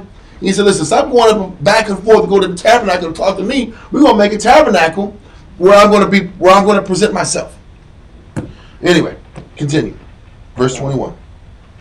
Verse 21. 21? Okay, it's Salakia for verse 19. I butchered that word. It's seeth. Yeah, seeth. Yeah. But it's cooking. I think seeth is cooking. It means to boil. Yeah. Verse 21. Beware of him and obey his voice. Provoke him not, for he will not pardon your transgression. Transgression. For my name is in him. So the Most High is reminding us not to play with these angels, not to play with the law, and to have a healthy fear of the Most High. Read on. But if thou shalt indeed obey his voice, and do all that I speak, Then I will be an enemy unto thy enemies, and an adversary unto thy adversaries. For my angel shall go before thee, and bring thee in unto the Amorites, and the Hittites, and the Perizzites, and the Canaanites, and the Hivites, and the Jebusites, and I will cut them off. So he's saying this, he's going to send an angel that presents himself in front of you to help you with your battles. We already had experience that the Most High will be with us, but when he defended us against the Amalekites, and how the Most High, from the time that we left Egypt, he provided us with swords, with weaponry. Then after we took out the Amalekites, he provided us with armor. He was preparing us for the onslaught for Canaan. And he's letting us know, if you follow my ways, we're going to take out these Canaanites, and it's not going to be very hard. My angel is going to present himself in front of you. He's the defender of the righteous, and the defender of the poor, and the defender of the fatherless and the husbandless. Mm-hmm. He's the defender of the weak, and the defender of the righteous. And all we had to do was do what he told, do what he said, and stay right and clean in his eyes, and everything else would have been handled. Read on. Verse 24. Thou shalt not bow down to their gods, nor serve them, nor do after their works, but thou shalt utterly overthrow them, and quite break down their images. Mm-hmm. And ye shall serve the Lord your power, and he shall bless thy bread and thy water, and I will take sickness away from the midst of thee. So Most High is promising health. Listen, you. He said he's going to take sickness away from I'm us. gonna take That's care insane, of huh? sickness, and there's all kinds of sicknesses. Listen. There's physical sicknesses, and there's just problems that don't go away. Boy, he's taking sickness. Don't forget, he says, your feet didn't swell. Your feet didn't swell. There's 40 years in this. I looked after you. I'm taking care of your health and your body. It's a good God. It's powerful. All you got to do is do what he's told. Most High don't get credit. But he talks about the same thing in Revelation 21. That's why you know everything is a cycle. Yeah. We talked about there's going to be no sickness and no death. Yeah. But it was like that before.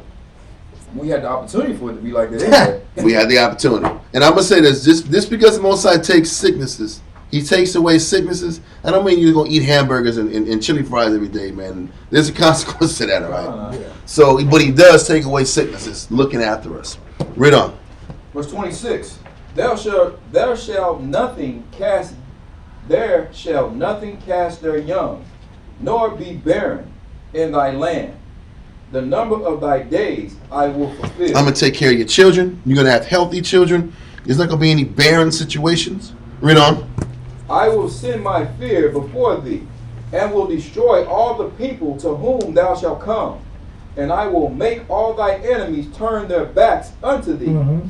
And I will send hornets before thee, which shall drive out the Hivites, the Canaanites, and the Hittites from before thee. Listen, he sent those hornets in damn second. 12. Yeah, at damn, it was second entrance, right? And Wisdom of Solomon. Yeah, Wisdom of Solomon. I always forget that. Yes, Wisdom of Solomon 12. He sent murder hornets to us. I'm not going to read it, but he did send them. To the nations. He talked about them. He sent those hornets to the Canaanites as a sign that if they didn't change, he was going to sit back here and send the Hebrews to take them out. The funny thing is, Most High even gave the Canaanites a chance to repent, knowing they weren't going. He knew they weren't going to repent, but he still gave them a chance. It tells you, you might be. I got to go. You got to go to murder hornets. We got to do a little bit of murder hornets. Wisdom of Solomon, chapter 12. Was it 12? Yes, 12. 12 and verse 1 down. All right. We got to go to murder hornets, right? And what he was doing is he wiped out the population a little bit, weakened them, and got them ready for the Jews to come and deal. Right? Yeah. It says, Wisdom of Solomon 12 and 1. I'll read it. You've been reading. Okay. For thine incorruptible spirit is in all things. So the Wisdom of Solomon, chapter 12 and 1. Okay. So the incorruptible spirit represents the Most High's perfect. The Most High's perfect balance of charity, love, giving, in opposition to the idea of the Egyptian gods. Because what the Egyptians say, what the Egyptologists say, they say, well, every god is really just an aspect of the one God. That's what they're saying. Yep. But that's a polytheistic mindset. The Bible's monotheistic, meaning that it's one God, which is Yahweh, and he's a perfect God by himself. Yep. All qualities, all virtues, all good, all power comes from who? The Most High. Exactly. Read, it's in all things. So the Most High is in everything, and he sees everything, and his spirit is the intelligence behind every situation. Yep. Read. So verse 2. Wisdom of Solomon 12:2. Uh-huh. Therefore chastenest thou them by little and little that offend. So now the Most High is like, listen, this is how I'm going to deal with a person that I need to chastise. I'm going to do it little by little that do what? Offend his spirit. Go against his nature. Yep. And warnest them by putting them in remembrance. He did what? And warnest them by putting them in remembrance. He gives situations that look like it's the end of the world, just so you can remember that you offend the Most High. It may not be the end, but it's very close to the end of your world, because he's trying to remind you that he's putting you into remembrance that you've offended him. And he's also letting you know, listen, when you offend, he lets you know that you're offending the Most High. A person can't say, I don't know. And a person can't say, I don't understand. Because the Most High sets it up to where whatever catastrophe is happening, whatever chastising is happening, you're knowing, or Most High lets you know that you are offending him. Okay?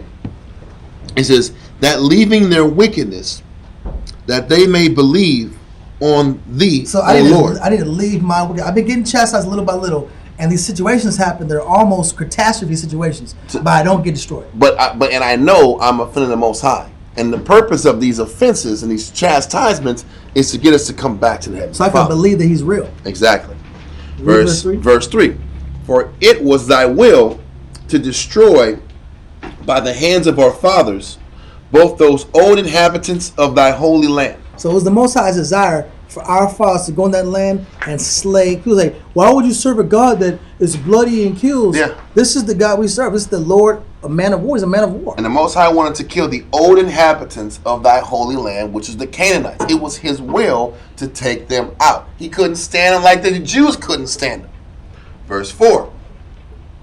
Whom thou hatest for doing most odious works of witchcraft. And we just went into the scriptures about the seething of the calf in the mother's milk, speaking the name of other gods, and dealing with bestiality. Yep. Right? These are just different acts that are connected To witchcraft.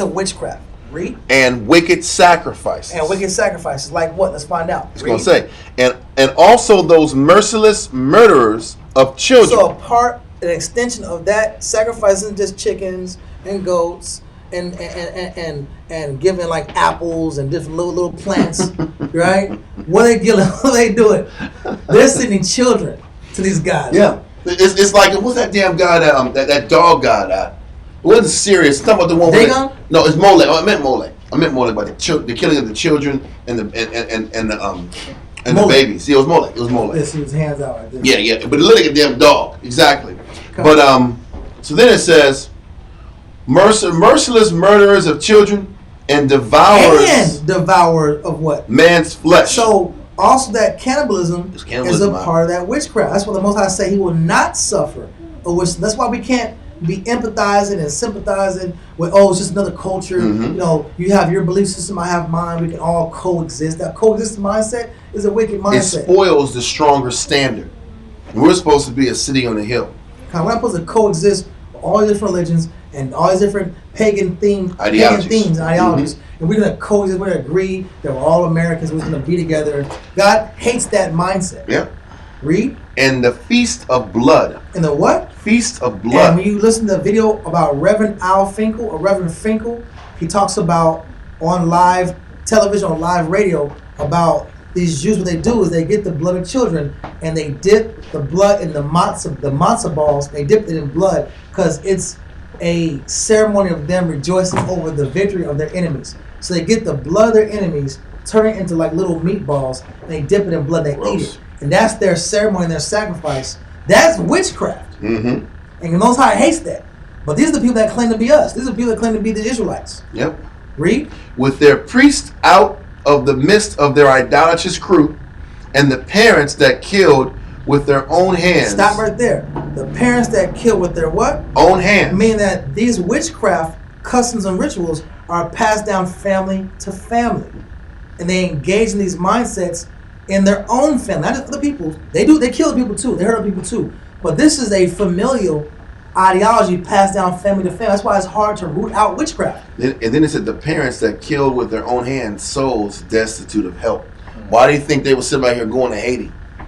Sitting back here taking all those little young Haitian kids and taking them up to be sex trafficked, to be sacrificed. What do you think that the number one commodity was? Those kids, those orphan kids. If I'm not mistaken, when the Clintons went down to Haiti, they were sitting back. One of the top heads of the foundations for orphans. Yeah. Was kind of in cahoots with them, with the whole syndicate of taking these children and finding other homes for them. Yeah. So they would take these children with the impression they were finding homes for them, and they were sacrificing them to the elite. It was a system. It's a systematic.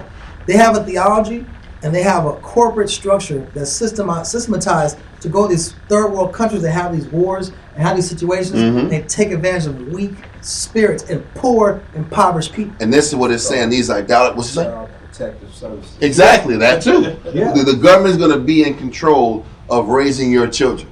Okay. It says, in the idolatrous crew were the parents that killed with their own hands souls destitute of help. The defenseless, the fatherless, the orphans were the ones who were getting taken advantage of and sacrificed. And some of these parents, I can't lie to you, like the Most High has, you have to sacrifice your first ox, your first sheep, and your child, your son, your sheep, your child belongs to the Lord.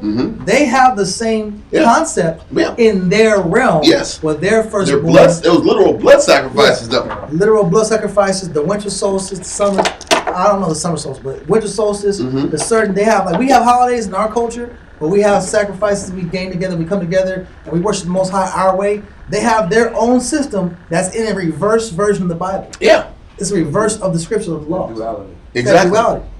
No doubt about it. But it's showing you how the Most High is going to explain how the Most High continued to start punishing the Canaanites little by little before he allowed them to be wiped out completely by the Jews during the time of Joshua. Okay, so verse 7. That the land which thou esteemest above all others, which is that land of Canaan, was the land that he loved above. He says that one pit that he loved above all others, like in 2nd Esdras or 1st Esdras 5. And when we were in school, Esau called it the Fertile Crescent. Yes, it was. But it was the Most High, he loves his place. His favorite land. So it says that the land which thou esteemest above all other might receive a worthy colony of the Most High's children. People are going to follow his laws, follow his commandments, do right, do justice. And these damn animals shouldn't be in my land corrupting it. I'm going to sit back here and take these cats out and put the rightful heirs into this land. Okay? They're not going to be rusting judgment and fogs of details and and let Weezy go free, huh? So verse 8, that's hilarious. Nevertheless, even those thou sparest as men and didst send wasps. So what do? The Most High, these situations that happen where, like, I don't know why this is happening. Why are these natural disasters happening? Why is there locusts everywhere? Yeah. Why are there fleas everywhere? Yep. Why is there infestation of crickets everywhere? That's awesome. That's the Most High using his creation nature to check the inhabitants of the land. And he said they were forerunners of thine host. Wow. These wasps were the forerunners of the army of the Most High that was going to come and take them out. And that's why in Exodus chapter 23, it was like, listen, man, I'm going to send my angel before you. And this angel that's going to come and protect you, before he comes and protects you, he going to send these murder hornets out here, these wasps, to wipe these guys out and soften them up a little bit and get them scared. So when you come up, listen, it's showing you in 23 that the plans to take out Canaan wasn't supposed to take that long. Yeah. I'm bringing these wasps to get you ready for the incoming siege that you're going to come in here and take them out. And I said this too. And if they be giants, they still get stung by wasps. Yeah, they're subject to getting stung by these wasps. I'm a giant. I can't hide. It's this little bitty wasp box stinging all over my body. Like a predator. If it bleeds, you can kill it. Listen, man, when you sit back here dealing with these big old giants, he's still bleeding. That poison is. Listen, first of all, if you're dealing with bee stings and wasp stings, if you're dealing with giants, you got to have bigger wasp spot. You got to have bigger wasps with more poison to take down giants. Yeah.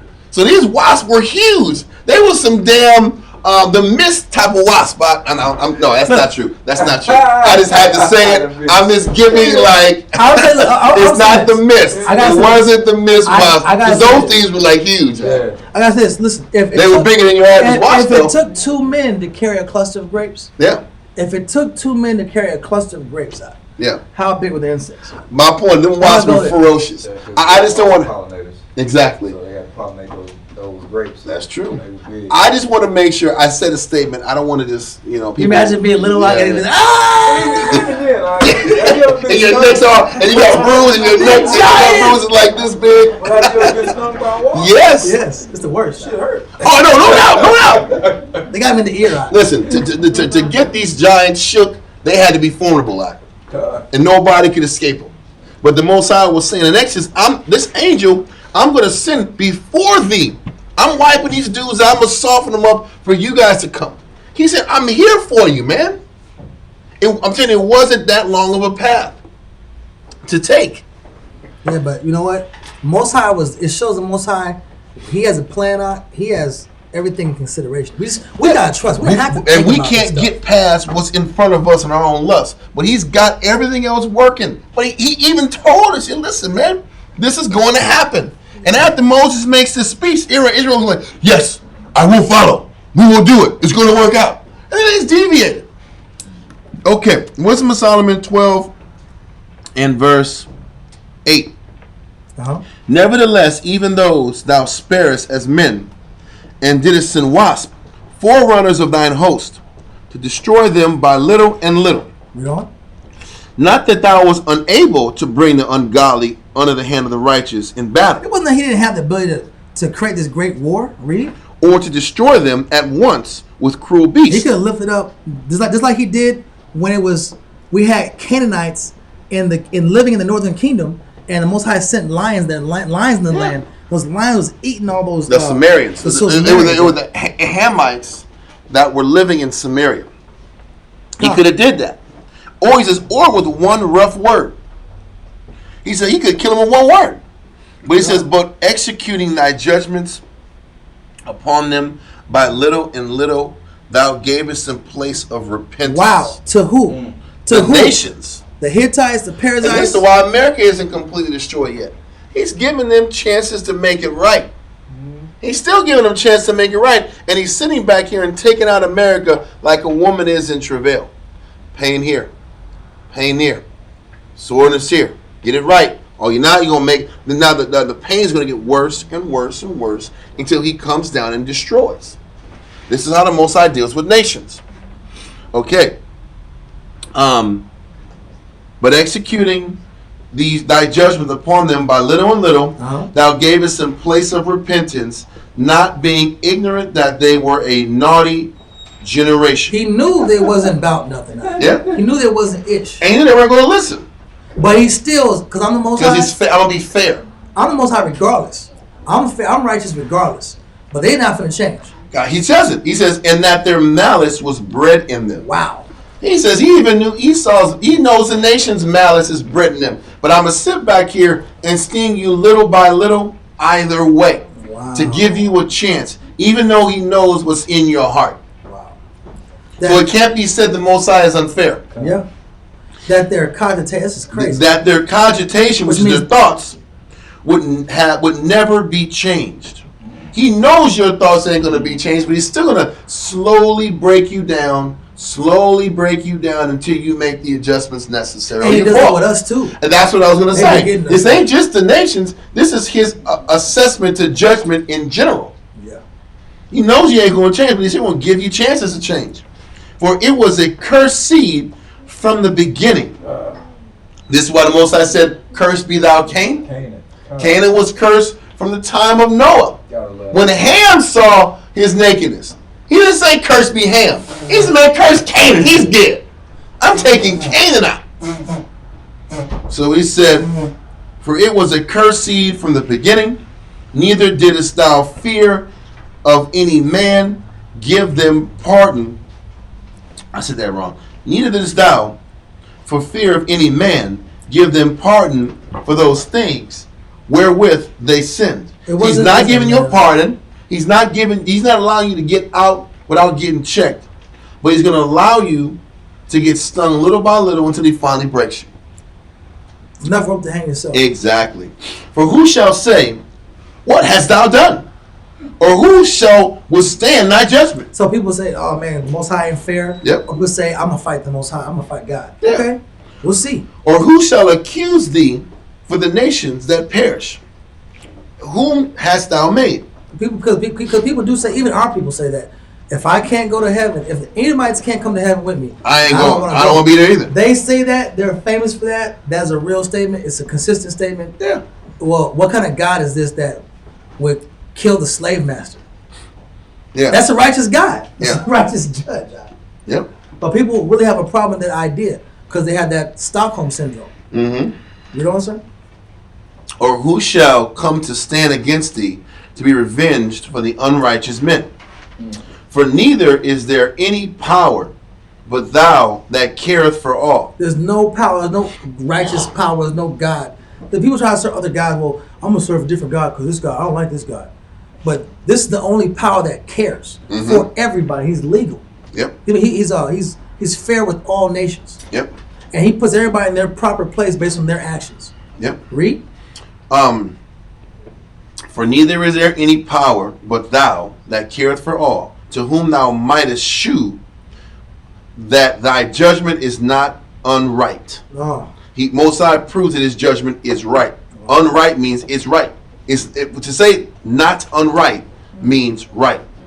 Neither shall king or tyrant be able to set his face against thee for any whom thou hast punished. A king or tyrant can't say, you've been wrong, you did me wrong, Father. Because the Most High lets everybody know it's your actions that sent your nation to damnation. Listen. Pharaoh couldn't say, man, the Most High didn't tell me nothing. Pharaoh knew damn well what happened. He went back home disgraced. Man, I took a big L. Pharaoh took a big damn L. Yeah. Lost his army too. Huh? He lost everything, but it was nothing. I'm surprised they didn't try to kill him afterwards. But it says, for as much then as thou art righteous thyself, thou orderest all things righteously, thinking it not agreeable with thy power to condemn him that hath not deserved to be punished. I'm not going to go any further with that. The rest of the chapter is really good. But this is just the proof that the Most High sent those hornets, those murder hornets, to Canaan to wipe them out as a pre-war or preemptive strike that the Israel was going to come and take them out right after that. Okay, now we're at Exodus 23, verse 28. When we read down. Exodus chapter 23, verse 28. And I will still send hornets before thee, which shall drive out the Hivite, the Canaanite, and the Hittite from before thee. I will not drive them out from before thee in 1 year, lest the land become desolate, and the beasts of the field multiply against thee. Well, he says, I will not drive them out from before thee in 1 year. So what he's saying is, I'm not going to have all these murder hornets completely destroy the land of Canaan. Because if I do that, by the time you get to the land, it's going to look like, what was that damn movie with Will Smith? It's going to look like that damn movie Will Smith was in New York. It's going to look like I Am Legend. We have lions running the streets, and all the streets all like, This land's crazy. it's like unmowed grass, unkept. I'm not going to do that. So he says, lest the land become desolate. Read on. By little and little I will drive them out from before thee. And he says exactly what he's explaining in 2nd Ezra. Wisdom of Solomon 12. Read on. Perfect. It was perfect how he did it, though. Mm-hmm. It even made sure that there wasn't animals going crazy in the land. Because he's considering, he said, when they come in, I want them to have a ready-made building. Like the damn, I'm not going to even say it. But the point is, it's going to be ready-made from when you get there, and I'm going to knock down their warriors. I'm going to make them weak internally. I'm going to soften them up for you. Read on. Until thou be increased and inherit the land. I will set thy bounds from the Red Sea, even unto the sea of the Philistines, and from the desert unto the river. Listen, the Red Sea is where they left Egypt. That land, all the way to the land of the Philistines, was ours, because that means the whole Saudi Arabian peninsula is ours too. It wasn't just The little landmass. it wasn't that little land, it was the whole space. Because when Moses came down and left Babylon, he started at the land where Laban was. It was that I think it was Nahor's, or that city up top, and then from there all the way down to the Red Sea was our land. It was our lot. Okay, read on. From the desert. 31. From the desert unto the river, for I will deliver the inhabitants of the land unto your hand, and thou shalt drive them out before thee. Thou shalt make no covenant with them, nor with their gods. Wow. So that's very important. Don't go to this land after I clean this land up for you, prepare it for you, and everything for you, and sit here and betray me. Because he's After I saying, put this much work I'm in. sending murder hornets on their gods. Their gods ain't working. Their gods ain't stopping nothing. Yep. Read on. They shall not dwell in thy land, lest they make thee sin against me. For if thou serve their gods, it will surely be a snare unto thee. Most High continues to remind us of things, man. I mean, we're just rebellious and don't listen, man. You can knock out 24 W. You can take a seat. I know you've been standing this whole damn time. So Exodus chapter 24, we're going to read this chapter and probably shut down after that. But Exodus 24, verse 1 through 18. All right. Genesis 24, verse 1.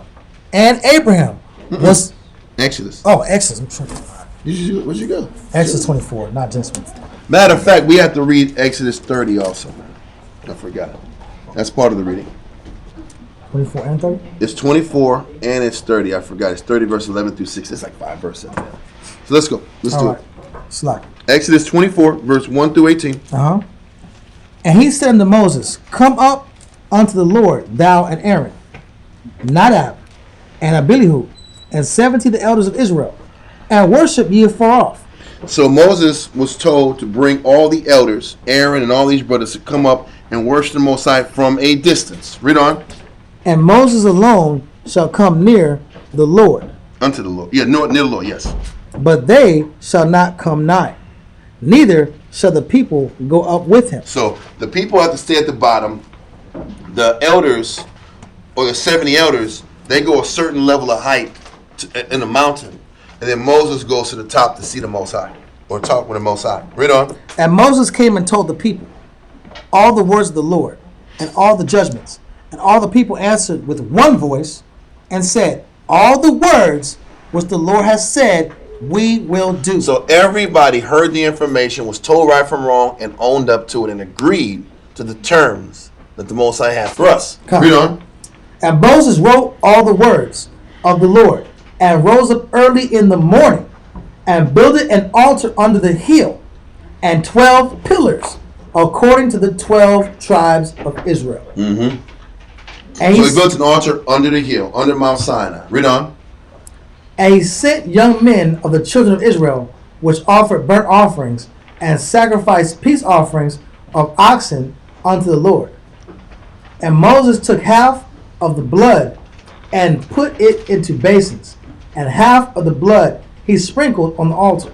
So he put half of this blood, this sacrifice, in these basins. He's going to explain what he does with the blood in these basins. Read on. And he took the book of the covenant, and read in the audience of the people. So he read these laws from Exodus 21 to Exodus 23. He read it to them. Okay, again, read on. And they said, All that the Lord hath said will we do, and be obedient. Yes. Wow, we committed. That's you see how that's how the Most High is. You commit to it. Now you're on the hook, man. He's fair. He let everybody know right from wrong. What is it going to be, the judgment, and they agreed. Read on. And Moses took the blood and sprinkled it on the people. Now he took the blood and put the blood on the people. Now the blood is on your hands now. This is a blood covenant. This is a blood oath. Mm-hmm. You owe the Most High. This is your word. You made your word that you're going to follow his laws, his judgments. Now you're on the hook for it. You can't say it's not what I meant. Exactly. And that blood on your body was supposed to stick in your head and say, man, I owe the most. This is my debt. I owe him with this blood. This is the confirmation of this oath. Read on. And said, Behold, the blood of the covenant which the Lord hath made with you concerning all these words. Because that's how the contract was fortified or ratified, was in the blood of that animal at that time. Read on.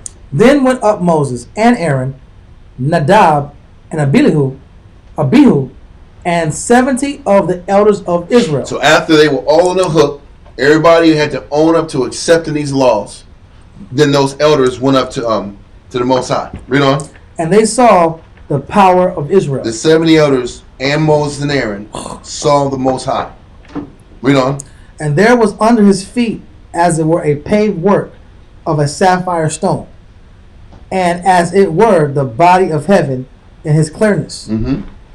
And upon the nobles of the children of Israel he laid not his hand. Also they saw the Most High, and did eat and drink. But he didn't lay his hand on those people. Read on.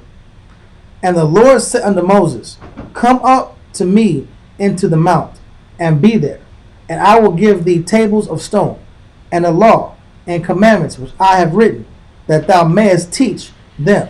So the Most High sit back and said, Moses, to go up to the mountain, and he's going to give you tables and a law and the commandments. He's going to sit back here and put it on tables now. Moses wrote it on parchment. He says, I want you to sit there and have it on tablets so there's no confusion. This is Moses saying, I want to make sure there's no confusion moving forward. Read on. It says, And Moses rose up, and his minister Joshua. At this time, Joshua had earned that number 2 rank under Moses as his minister. Read on. And Moses went up into the mount of the Most High. Mm-hmm. And he said unto the elders, Tarry ye here for us, until we come again unto you. And behold, Aaron and Hur are with you. If any man have any matters to do, let him come unto them. And Moses went up into the mountain. He went high into the mountain. Read on.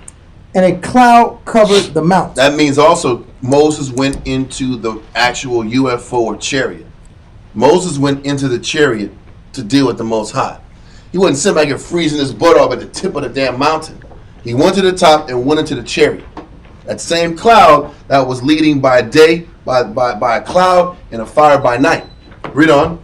And the glory of the Lord abode upon Mount Sinai. Exactly. That damn cloud was on top of the mountain. Read on. And the cloud covered it 6 days. That's what I'm trying to say. The cloud was on top of Sinai for 6 days. Read on. And the 7th day he called unto Moses out of the midst of the cloud. Mm-hmm. And the sight of the glory of the Lord was like the devouring fire on the top of the mount in the eyes of the children of Israel. So that chariot looked like fire on top of Sinai, and Moses was inside of that chariot on top of the mountain. And when you go for 7 days. And when you go into Daniel, about the description of the Most High, Mm-hmm. about the wheels, Mm-hmm. upon the wheels. The Most High and Christ came to each other in those wheels. Yes. I was going to do chariot zone, but that's cool. We're already good on this point. But it's All just right. show you that the chariot was on top of Mount Sinai, and Moses was inside getting the instructions he was supposed to get from the Most High in setting up the law and the commandments on the tablet. 3 tablets. It said 3 tables of stone and a law and the commandments which I have written. Okay? Read verse 17. Verse 18. And Moses went into the midst of the cloud and got him up into the mount. And Moses was in the mount 40 days and 40 nights. So to be specific, wow. So to be specific, I want to make sure I'm clear with this. The chariot was on top of the mountain for 6 days. On the 7th day, the Moses said, "Come up in here and deal." And he stayed in that chariot for 40 days and 40 nights in the chariot of the Heavenly Father. Wow. But that chariot was up on top of the mountain for 6 days before he even called Moses up on the 7th. And what ended up happening is, as he was up in the mountain, what the Most High was trying to teach Moses, what we're about to read the next day or so, was he was giving him all the dimensions and how to put the tabernacles together so the Most High can actually come down in the tabernacle and inhabit the tabernacle versus having to go back up to the damn Mount Sinai every 5 minutes when he has orders and instructions from Moses. It was what the Most High was trying to say, I'm about to move these forces up and out, so I need to make sure we set something up to where you can set up this tabernacle, break it down, set it up, break it down, whenever it's necessary on our way to take out these Canaanites. Okay? We're going to let this go and go to Exodus chapter 30, verse 11 through 16.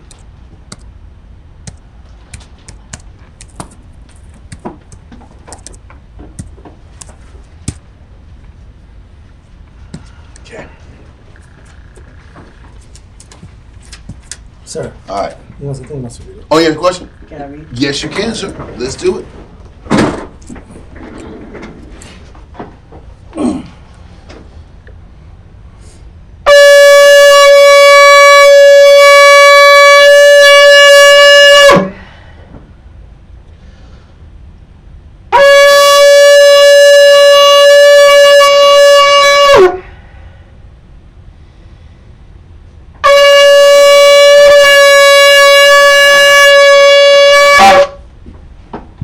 Adaya Allah, Shasha Bata, Banya Hawda, Banya Sha'ala. Adar Yahweh, show us up a top. Ban Yahweh, Ban Yashala. I imagine. Right? Yahweh Hashem Yashab Akata. Yahaba Shim Yashabak Tum. Ready? Let's do it.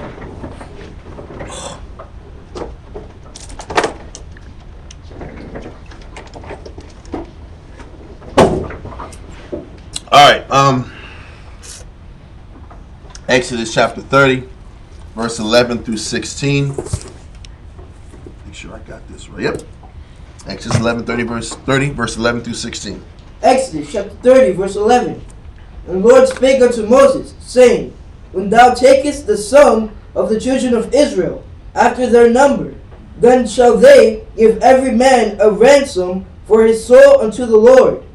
When thou numberest them. Remember, they numbered them in the book of Numbers. It was the numbering and the assembling of the armies. When they did that numbering in Numbers, they were supposed to sit back, or each person that's numbered had to give the Most High something. Read on. That there be no plague among them, when thou numberest them. This they shall give, every one that passeth among them that are numbered, half a shekel after the shekel of the sanctuary, and half shekel shall be the offering of the Lord. So this offering was supposed to be given in the maintenance of the actual temple. Because in the process of sitting back here and establishing this traveling tabernacle, you had to keep up with maintenance and repairs of this tabernacle. So each person was obligated to give to make sure the upkeep of the tabernacle was set up. Read on. Every one that passeth among them that are numbered from 20 years old and above, shall give an offering unto the Lord. Mm-hmm. The rich shall not give more, and the poor shall not give less than half a shekel, when they give an offering unto the Lord, to make an ointment, atonement for your soul. Yes, sir. Y'all, is Matthew 17 in the reading? Nah. No. I think it is. Yes, it is. 17, 1 through 11. Yeah. Mm-hmm. 1 through 11. Yep. That's it? Chapter 17, verse 1 through 11. Uh-huh. You gotta read down. Yeah, we'll hit that up. So read verse 16. We'll do that. Verse 16. And thou shalt take the atonement money of the children of Israel, and shalt appoint it for the service of the tabernacle of the congregation, Mm-hmm. that it may be a memorial unto the children of Israel before the Lord, to make an atonement for your souls. We were supposed to sit back here, and it was a memorial. We were supposed to consistently make that pledge or that offering for your souls to the Most High, to the Most High's tabernacle, to be specific. Let's do the Matthew chapter 17, verse 1. We'll start from there and see where it takes us. Let's see.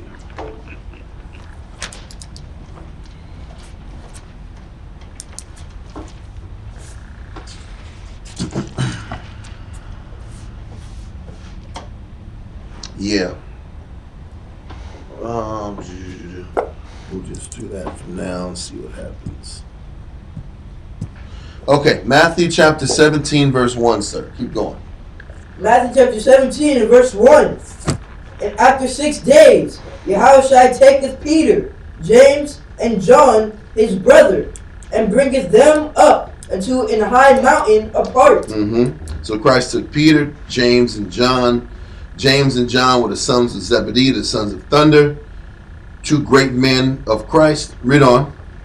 And was transfigured before them. When Christ was transfigured before them, meaning he was illuminating in the midst of them. In this hot mountain, he was illuminating. He was shining brighter and brighter in front of Peter, James, and John. Read on. And his face did shine as the sun, and his raiment was white as the light. And behold, there appeared unto them Moses and Elias. Elias, or Elijah. Read on. talking with him. Then answered Peter, and said unto Yahushua, Lord, it is good for us to be here.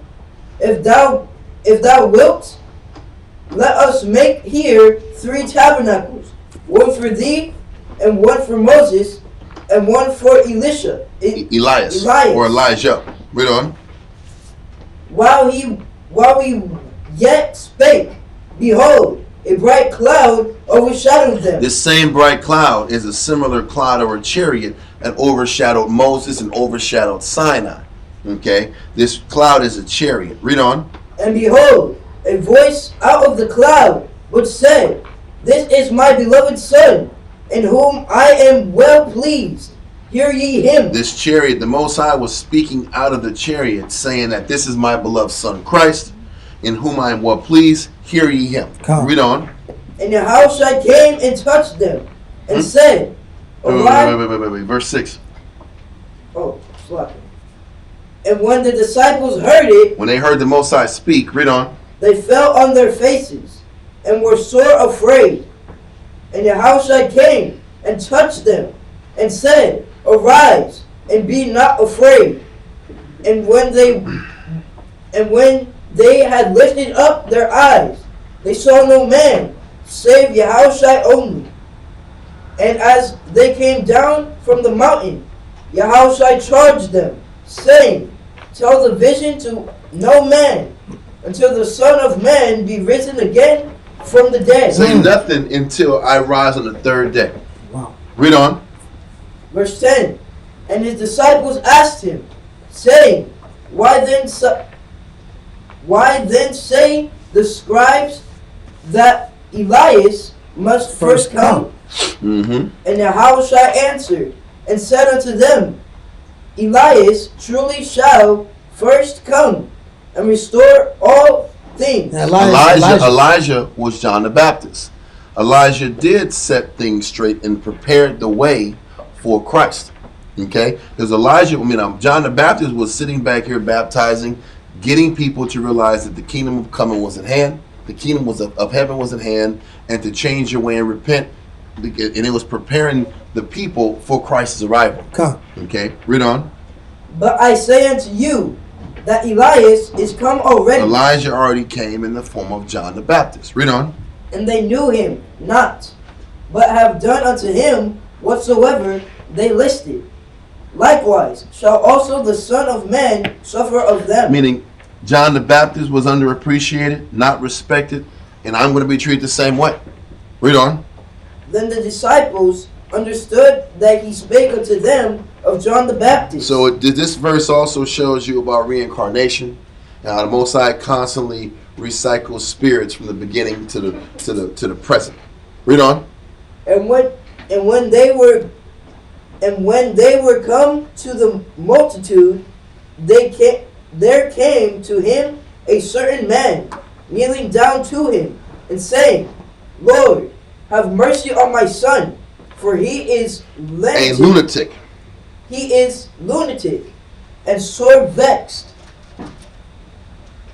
For oft times he fell into the fire. Dude, just jump in the fire, bro. Read on. and off into the water. He's hurting himself out. Yes, and that's lunatic moves right there. But keep going. Verse 16. And I brought him to thy disciples, and they could not cure him. Mm-hmm. Then Yahushua answered and said, O faithless and perverse generation, how long shall I be with you? How long shall I suffer with you? Bring him hither to me. Give me verse 18, and we're gonna let this verse go. Read on. Verse 18. And Yahushua rebuked the devil. And We gotta go to verse 20. I'm sorry. Read on. And he departed out of him, and the children And the child was cured from that very hour. So when a person is tripping out and they're having self-destructive behavior, it's showing what? That that's a spirit on them. It's a spirit. It's a spirit in the person. Yep. And it shows you what it's going to take to actually get that spirit off that person. As we read on. Read verse 19. Verse 19. Then came the disciples to Yahushua apart, Like they set him to the side and kind of pulled him to the side to ask him this question. Read on. and said, Why could not we cast him out? We couldn't get this demon out, this fire boy out. He's strong. We couldn't get this fireman out of that. Read on. And Yahushua said unto them, Because of your unbelief. For verily I say unto you, if ye have faith as a grain of mustard seed. If you have faith as a grain of mustard seed, meaning a little faith. Read on. Ye shall say unto this mountain, Remove hence to yonder place, and it shall remove, and Read on. and nothing shall be impossible unto you. So with faith, you could do all things. But read verse 21. Verse 21. Howbeit, that kind goeth not out, but by prayer and fasting. So not only do you have to have faith, you have to sit back and get this spirit out by prayer and fasting. It takes a lot more work to get this magnitude of spirit off a person. This is even dealing with sicknesses of our people. Depending on how deep or how deep the sickness goes, it takes more work to invest into a person to help fix and uproot a spirit out of a person. But reading in Matthew 17 kind of parallels with Exodus 28, because it was dealing with the fact that every time they went to the mountain, that chariot of clouds came down and communicated with them, whether it was Moses, whether it was Christ, the same form, that same machine of the Most High was coming down and communicating with the people. Okay. What I was actually talking about was verse 24 Okay. through 27. Okay. Because this goes hand in hand. The tribute part. Yeah, the tribute In the part. chapter 30 part, right? Yeah, that goes back to what we read in Exodus. 30, right? Yeah. See, I'm telling you, I'm not a big fan of all these additional verses they throw in because they don't really deal with what the damn real issue is. But let's read that. Let's do Matthew 17 and verse 24 down to 27. You said? Oh, this is the end of it. Yeah. Read that. Matthew 17 and 24. Matthew chapter 17, verse 24. And when they were come to Capernaum, they that received tribute money came to Peter and said, Doeth not your master pay tribute? Mm-hmm. He saith, Yes. And when he was come into the house, Yahushua prevented him, saying, What thinkest thou, Simon? Of whom do the kings of the earth take custom or tribute? Of their own children, or of strangers. Verse 26. Peter saith unto him, Of strangers. Yahushua saith unto him, Then are the children free. Verse 27. Notwithstanding, lest we should offend them. Just don't forget the children under 20 were free and didn't have to pay the tribute. That was established in Exodus chapter 30. Read on. Go thou to the sea, and cast an hook, and take up the fish that first cometh up. Mm-hmm. And when thou hast opened his mouth, thou shalt find a piece of money. That take and give unto them for me and thee. Exactly. So listen, Christ sat back here and gave unto Caesar what was Caesar's, and gave them what they want, or to the people. I'm talking to the people, to the Jews. This was talking about the Jews required monies. The upkeep of the temple. Exactly. Remember? Yes. Which showed that Christ kept the law. God, He kept the law. Yes. God, you're right. You 1,000% right. I want to read that part real quick. Read verse 24 down again. This is for me. This is for me. Read that. Matthew chapter 17, verse 24. When they were come to Capernaum. They that received tribute, money came to Peter. Yeah, so it was the people that were collecting all the money for the temple. I was typing the verse and I missed that part. Read on. And said, doth not your master pay tribute? Yes. Read on. Verse 25. He said, yes.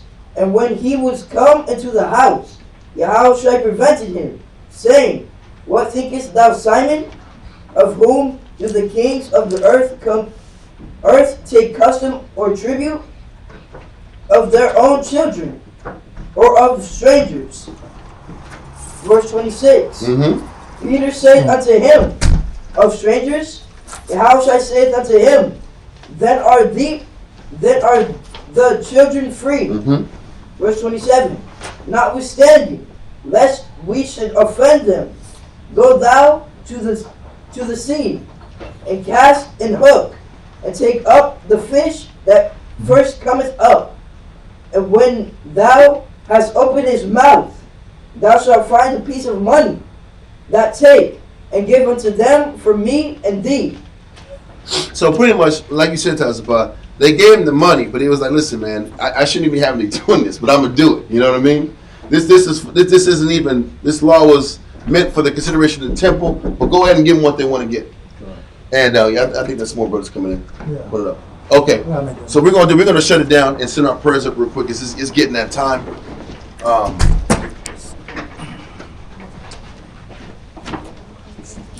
Let's do this real quick. Amaja Mupanya Yerushalayim.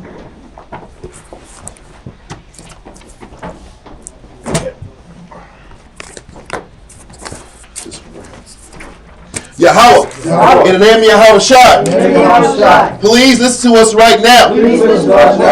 Send Michael and the righteous angels to watch over, bless, heal, protect, and make strong the people of Yahshua. Also send unto us much wisdom, much knowledge, much understanding, much patience, much faith, much brotherhood, and much love, spiritual power, and forgive all of our sins. Yahushua, come quickly, for in thee is our hope, always and forever. Amen.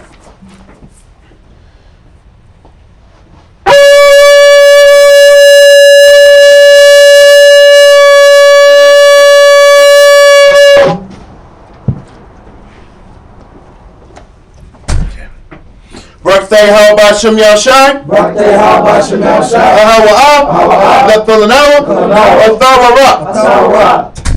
It says, blessed are you, Yahweh, in the name of Yahushua, that gives us the law. Okay. Birthday, how about Shem Yahshai? Birthday, how about Shem Yahshai? Bless you, Yahweh, in the name of Yahushua, that gives us the light to see. Number 3. Birthday, how about Shem Yahshai? Birthday, how about Shem Yahshai?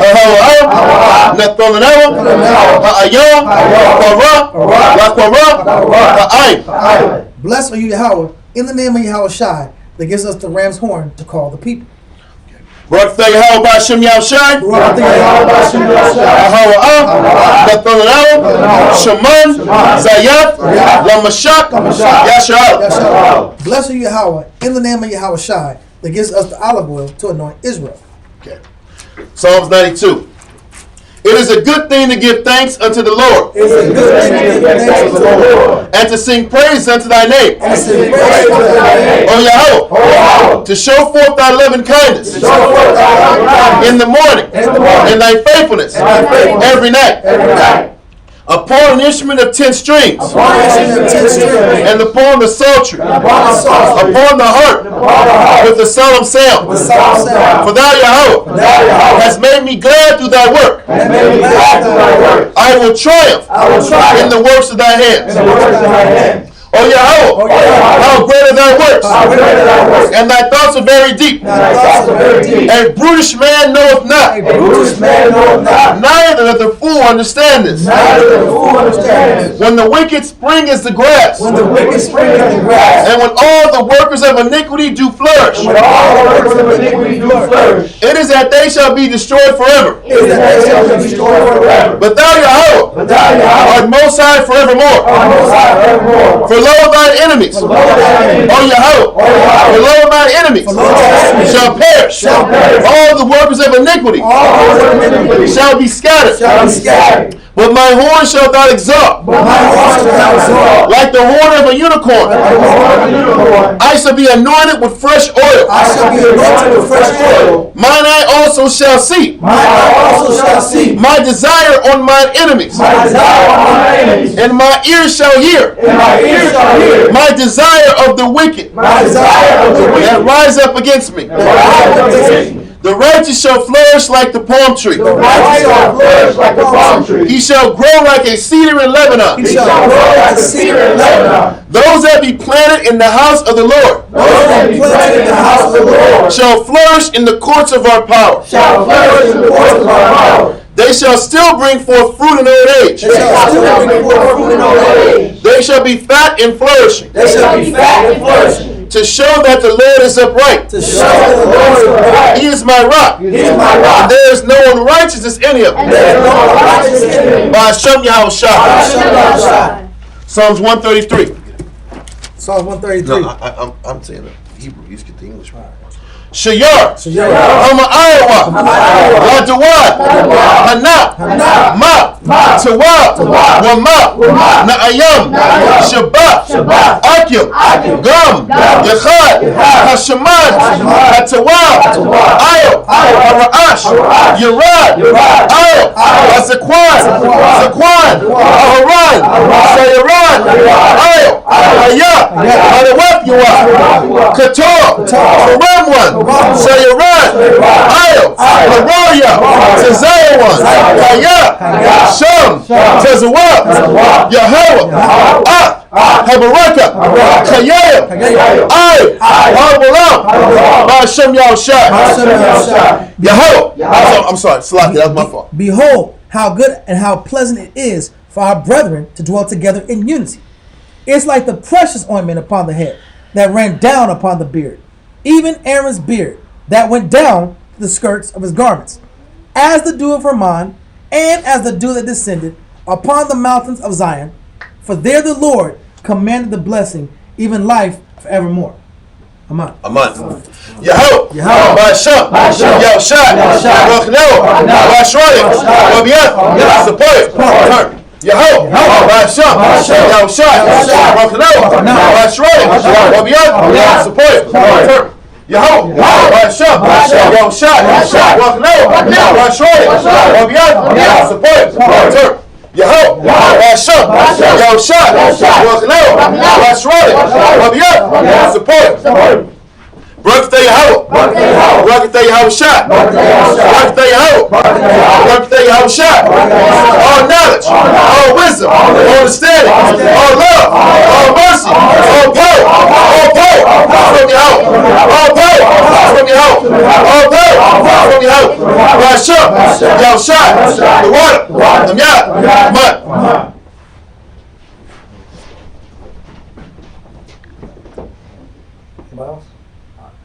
You got something? Suiting out the heavenly order. Yahweh, why Yahushua, what call Yahshua, one of Israel, a Muslim. What? Yahweh, Hashem, Yahushua, Kum Yahshua, Kum Yahshua, Kum Yahshua, Kum Yahshua.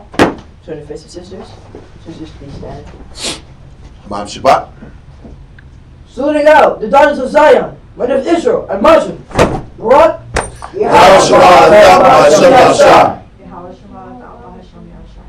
Yashmata, dismissed, fall out. Shalom, everybody online. Talk to y'all on Monday, and see you soon. Stay warm. Shalom.